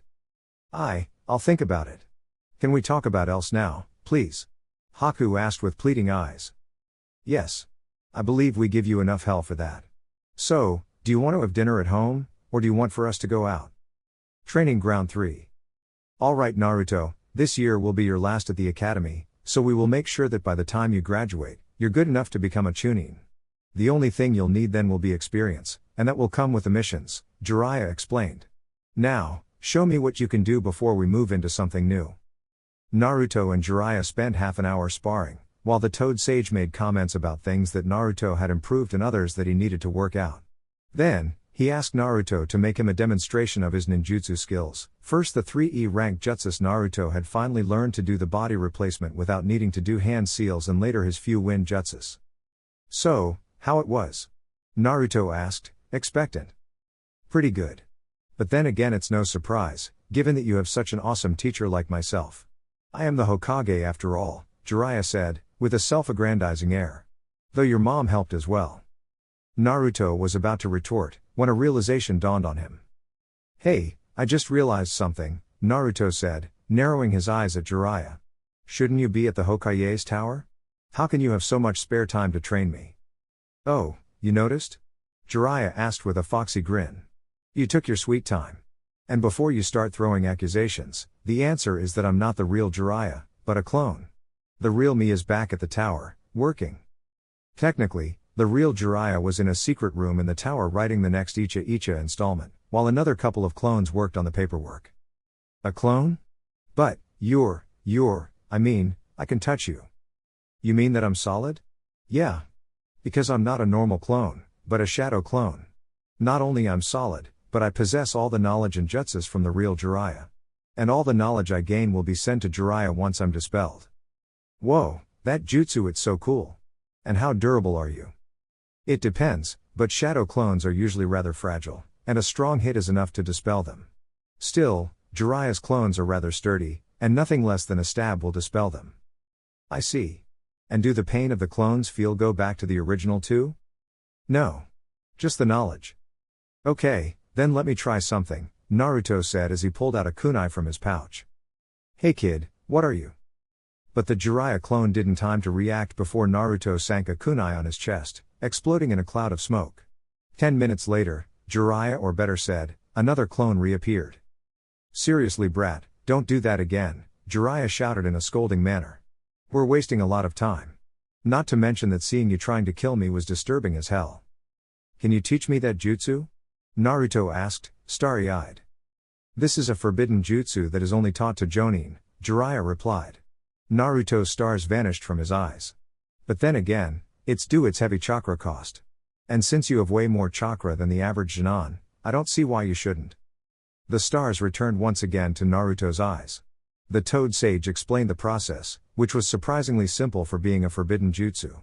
Once Naruto heard the explanation, he formed a cross with his index and middle fingers from both hands, and made his first attempt. Shadow Clone Jutsu. 15 Naruto clones appeared from just as many small cloud explosions. Jiraiya looked at the display, speechless. Holy shit, brat. I knew you have a lot of chakra, but this is way too much, Jiraiya shouted in shock, unconsciously stumbling back. Hell, I have pretty big chakra reserves and I can't make more than 6 clones. Naruto grinned. I can do more if you want. No, it's okay. Boy, if I knew this, I could have taught you this jutsu way earlier. This is going to accelerate your training big time. Naruto tilted his head. Come again? Brat, did you forget already what I said about the original retaining the knowledge of the clones? Wait, so that means, I could have 5 clones learning 5 different jutsus at the same time, and thus I'd learn 5 jutsus in the time it takes to learn just one? Jiraiya smiled. You got it right. Naruto looked as if his birthday had just arrived. Oh boy, this is awesome. Now I'm going to be the most awesome ninja who ever lived in no time. Come on, teach me something else. I like your enthusiasm, kid. Your dad was just as eager to learn as you are. And thus, I believe it's about time you learn a jutsu that it's pretty much a family tradition. How do you like the idea of summoning an animal companion to help you in battle? Many months later. And once again, a new school year began. One of the perks of Jiraiya's reform was the introduction of optional subjects, which would help the future Genin to choose their specialization as soon as possible. That means that, for a couple hours, the students wouldn't be together in the same classroom or training ground. Medical Ninjutsu Course, Konoha Hospital. Welcome everybody to my class. I'm sure everybody knows me, but I'll introduce myself nevertheless. My name is Tsunade Senju, and as you guessed, I will teach you medical ninjutsu, the slug Sannin announced, staring at her 5 students. Now, why don't you introduce yourselves and tell me why are you interested in learning medical ninjutsu? I think I will go first, Sakura said. She cleared her throat. My name is Sakura Haruno. I know that medical ninjutsu requires a fine chakra control and intelligence, traits I'm sure I possess. As for my motivation, I believe it's a good way to help my teammates in battle and make myself useful. Nice introduction, kid. How many times did you rehearse it in front of the mirror? 5 times, I mean, none. What I said came from the bottom of my heart. Tsuan smirked, amused. Sure, I believe you. What about you? She asked, looking at Ino. My name is Ino Yamanaka. I also think I have what it takes to be a medic. My reasons for wanting to be a medic is that ninjas are mostly known for killing, but I believe that saving lives is important too. And unlike Forehead Girl, I didn't rehearse this. Sakura shot his former friend a murderous glare. A noble thought, indeed. Who wants to go next? How about me? Karen suggested, raising his hand. My name is Karen Uzumaki. I already have an innate healing ability, so I think I could greatly benefit from learning medical ninjutsu. Tsunade merely nodded, and looked at her remaining 2 students. My name is Hinata Hyuga, though why you already know who I am, Hinata said a bit sheepishly. I think my Byakugan can be a great tool for a medic nin, plus just like Ino-san said, we ninjas should help people in ways other than killing. Girl, you have no idea how much I wanted to get my hands on a Hyuga. But the rest of them seem to think that there's nothing beyond the gentle fist, Tsunade commented. But then again, a tool is just as good as the person using it. Don't think that having a Byakugan makes you a medic already. Oh, of course not. Tsunade then looked at his last student, who took the hint and spoke. My name is Shino Aburame. Like Karen, I also know medical ninjutsu. But then again, our clan's medical jutsus involve using our insects to repair our bodies, and thus non-aburames are quite reluctant to be healed this way. And since I have an extensive knowledge of human anatomy, I believe I have a good base to learn mainstream medical jutsus. Good to have somebody in my class with a Y chromosome. I don't know why most men are so unwilling to learn medicine, Tsunade mused to herself. Alright, now that introductions are over, let's get started. The first thing you'll learn is the mystical palm jutsu, the basic healing jutsu, and the one you will use the most. My knucklehead of a son, who has an average chakra control and 0 aptitude for medicine, learned this jutsu in 2 weeks, so I expect you to learn it in less than 1. Now open your books on page 7, and read. Chakra Flow Course, Training Ground 18. Welcome to Chakra Flow Course. My name is Hayate Gecko, and I will be your teacher, the special Jonin said before coughing a couple times. You know, I wasn't expecting this many people to attend this class. Hayate's students looked at each other a bit puzzled. They were Naruto, Sasuke, Haku, and Tamaki. Was Hayate expecting less than 4 people? In case you're wondering, last year I only got 1 student. A girl named Tenten, do you know her? No? Oh, never mind then, Hayate coughed again. Okay, now I'll explain you the basics of chakra flow. Like the name implies, it consists in channeling your chakra through a weapon to increase its power, as well as adding at other attributes. Now watch this. Hayate then tossed a kunai at a bullseye in a tree stump. The kunai's point stabbed itself in the middle. Now, watch what happens when I charge the kunai with my chakra before tossing it. Hayate showed the kunai, which had a faint blue glow, and tossed it against another bullseye. Except this time, the kunai drilled itself into the stump, making multiple large cracks. Naruto and Tamaki opened their mouths in awe, while Sasuke and Haku merely nodded. As you can see, good chakra control is essential to master this art. What I did was channel normal chakra. If you learn elemental chakra, you can coat your weapons in fire or electricity. Now take out a kunai or a shuriken. Yes, Haku, a senbon is also fine, and try to do it yourselves. Don't get frustrated if you don't get it at the first try. Elemental Ninjutsu Course, Training Ground 11. As many teachers expected, this was the optional subject with the most students. All of them actually. Iruka himself was the instructor. Behind him were 5 open boxes with scrolls on them. The boxes were labeled with the kanjis for fire, water, earth, wind and lightning. I'm glad to see all of you here. You know already me and I know all of you, so we can skip the introductions and get down to business. Iruka pulled a small sheet of brown paper from a pouch of his flak jacket. Does anybody knows what is this? Yes, Naruto? A chakra litmus paper. It's used to find out your elemental affinity. You channel chakra into the paper, and you can guess your affinity based on how it reacts. Iruka smiled. Very well, Naruto. I believe you have been introduced to the basics of nature manipulation, right? The teacher asked. Naruto proudly nodded. Does anybody else knows the basics of nature manipulation? Sasuke, Haku and Hinata raised their hands. Okay. As you can see, there are some boxes behind me. Said boxes have some D rank and C rank jutsus.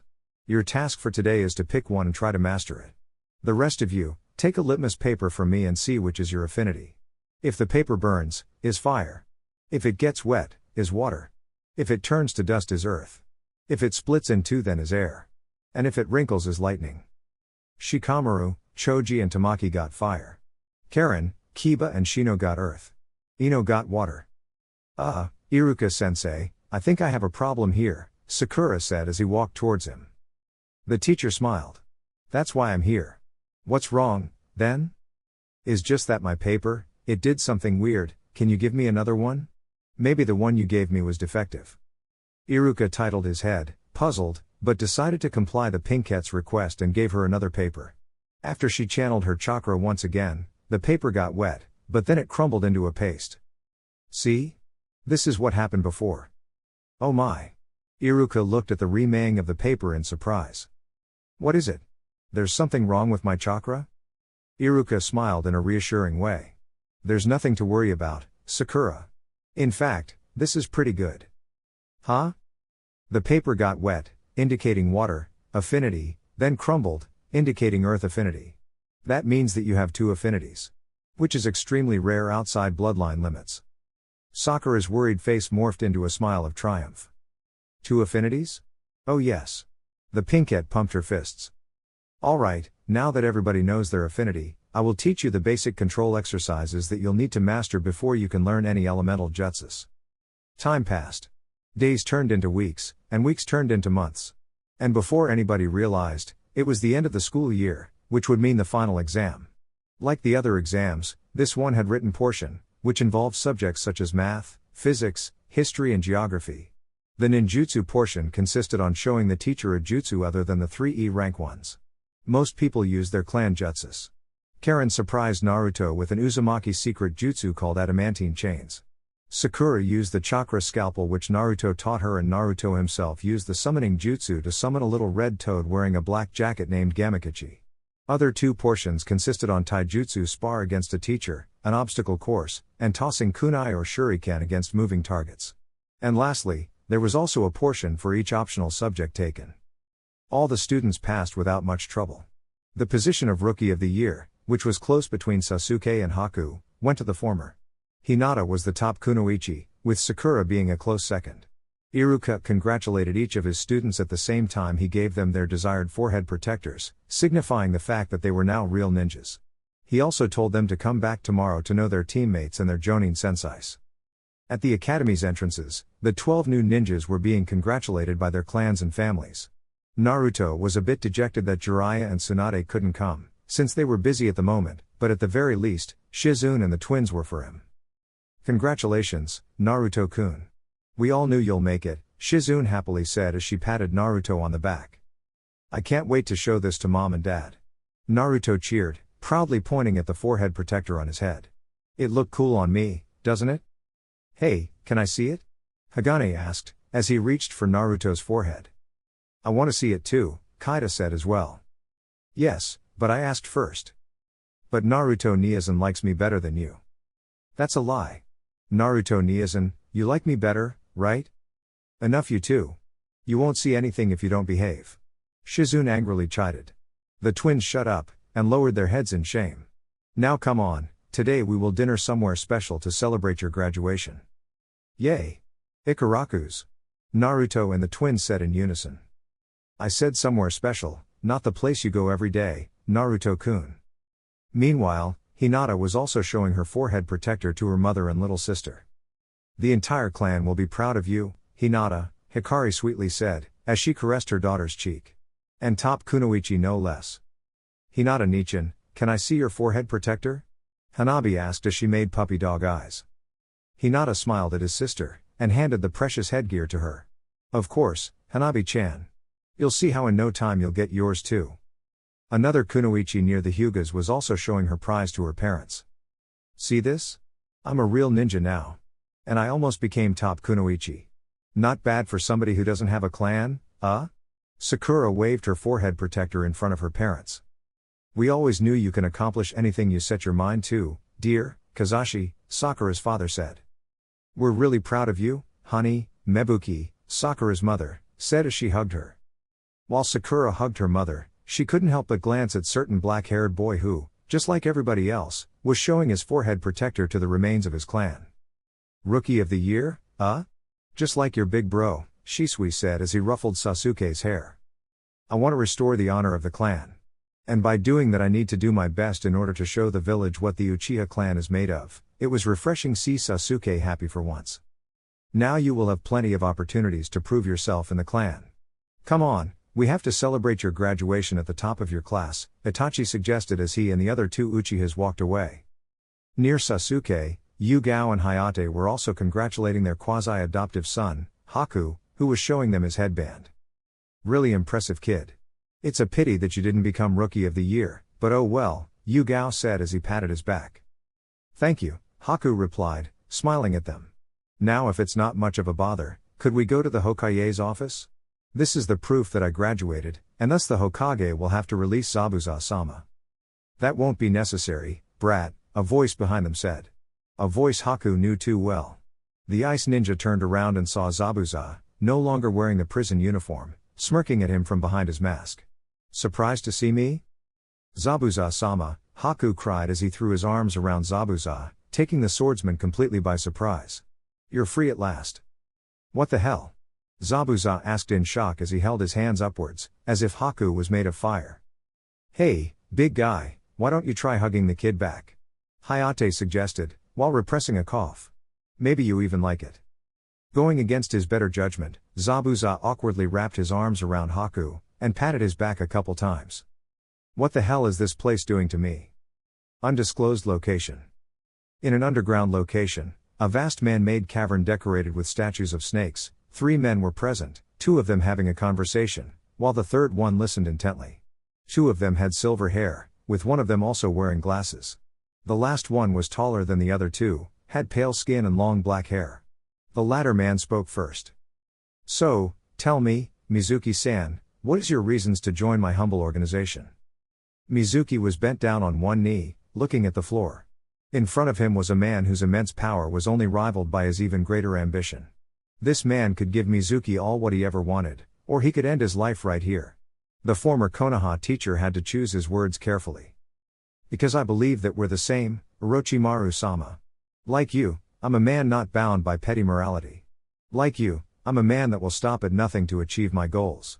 Like you, I'm a man who wants to become stronger at any costs. And like you, I also left Konoha when I realized that that place had nothing more to offer. Orochimaru couldn't repress a smirk. You certainly have some guts, Mizuki-san, comparing yourself, A mere teacher, to somebody like me.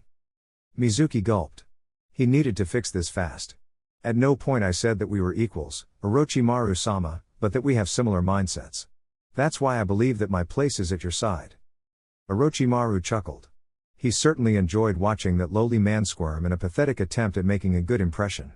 Orochimaru had already made his mind, since you can never have enough foot soldiers or guinea pigs, but he decided to pressure him a little more, just for his own amusement. And tell me, what could you offer to me and my organization to be accepted on it? Our numbers might pale in comparison with the great villages, but even we have standards. Mizuki smirked, and reached for his bag. That's why I brought a present that I'm sure you will enjoy. Upon seeing the bag's content, Orochimaru's yellow eyes expanded considerably. He took a step forward to check the item better. The forbidden scroll of the first Hokage, Orochimaru said in awe, passing a hand through the much-desired item. Then he glared at Mizuki. So it was you who had it all this time? Yes. I stole it during the Uchiha insurrection. They were so busy dealing with the Uchihas, that nobody thought about keeping the scroll safe. Stealing it was a child's play. Mizuki threw his shoulders back in pride. So that's why the scroll wasn't there when I went to steal it, Orochimaru calmly said, and suddenly, all trace of color disappeared from Mizuki's face. And you took no less than 4 years to bring it to me. Guess that the jutsus here were too complicated for your simple mind, huh? Mizuki knew he was screwed, and not in the fun way.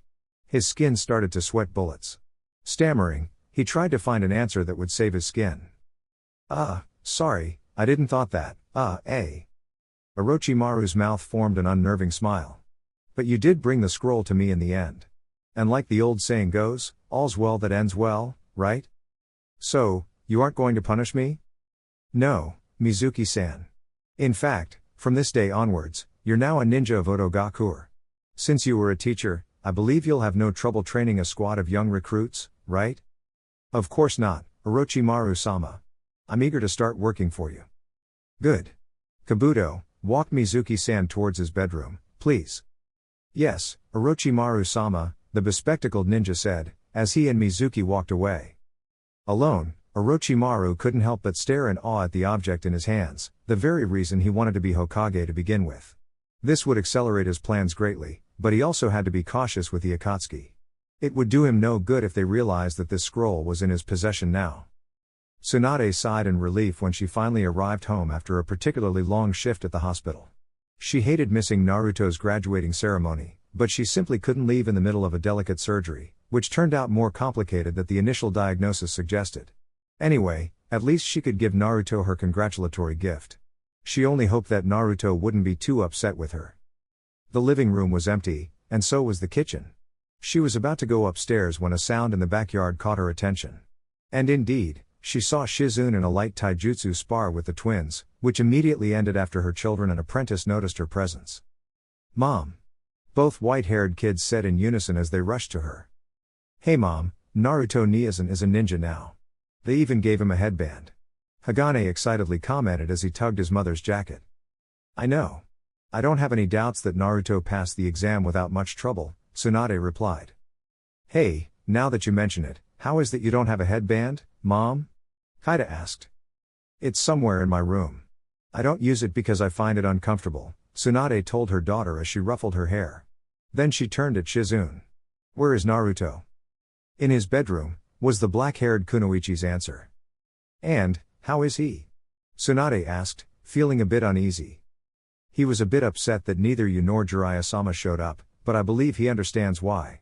I don't think he'll be mad at you, Shizune replied, trying to sound reassuring. Tsunade sighed, though she wasn't completely relieved, at least not until he talked with her eldest son. All right. I'll go to see him and give him his gift. Gift? Do you mean? Tsunade merely nodded. Enter, Naruto said after somebody knocked the door. He had an idea of who could be. And just like he expected, Tsunade entered his bedroom. Hi, Tsunade timidly said. First of all, I'm sorry for missing your big day, Naruto. Naruto simply smiled at her. It's okay. I know that your work at the hospital is important and sometimes you have to stay until late. And Dad's the Hokage, so that goes without saying. Tsunade smiled back at him. I'm glad that you're not mad at me. The Sannin then sat in the bed alongside him. So, you're a ninja now, how do you feel? Truth be told, the same as yesterday. Soon you'll start taking missions. Are you nervous? A foxy grin appeared on Naruto's face. Of course not. This is what I was born to do. Tsunade couldn't help but giggle a little at the display. I'm glad that you're so confident. That's good. But do not get too overconfident.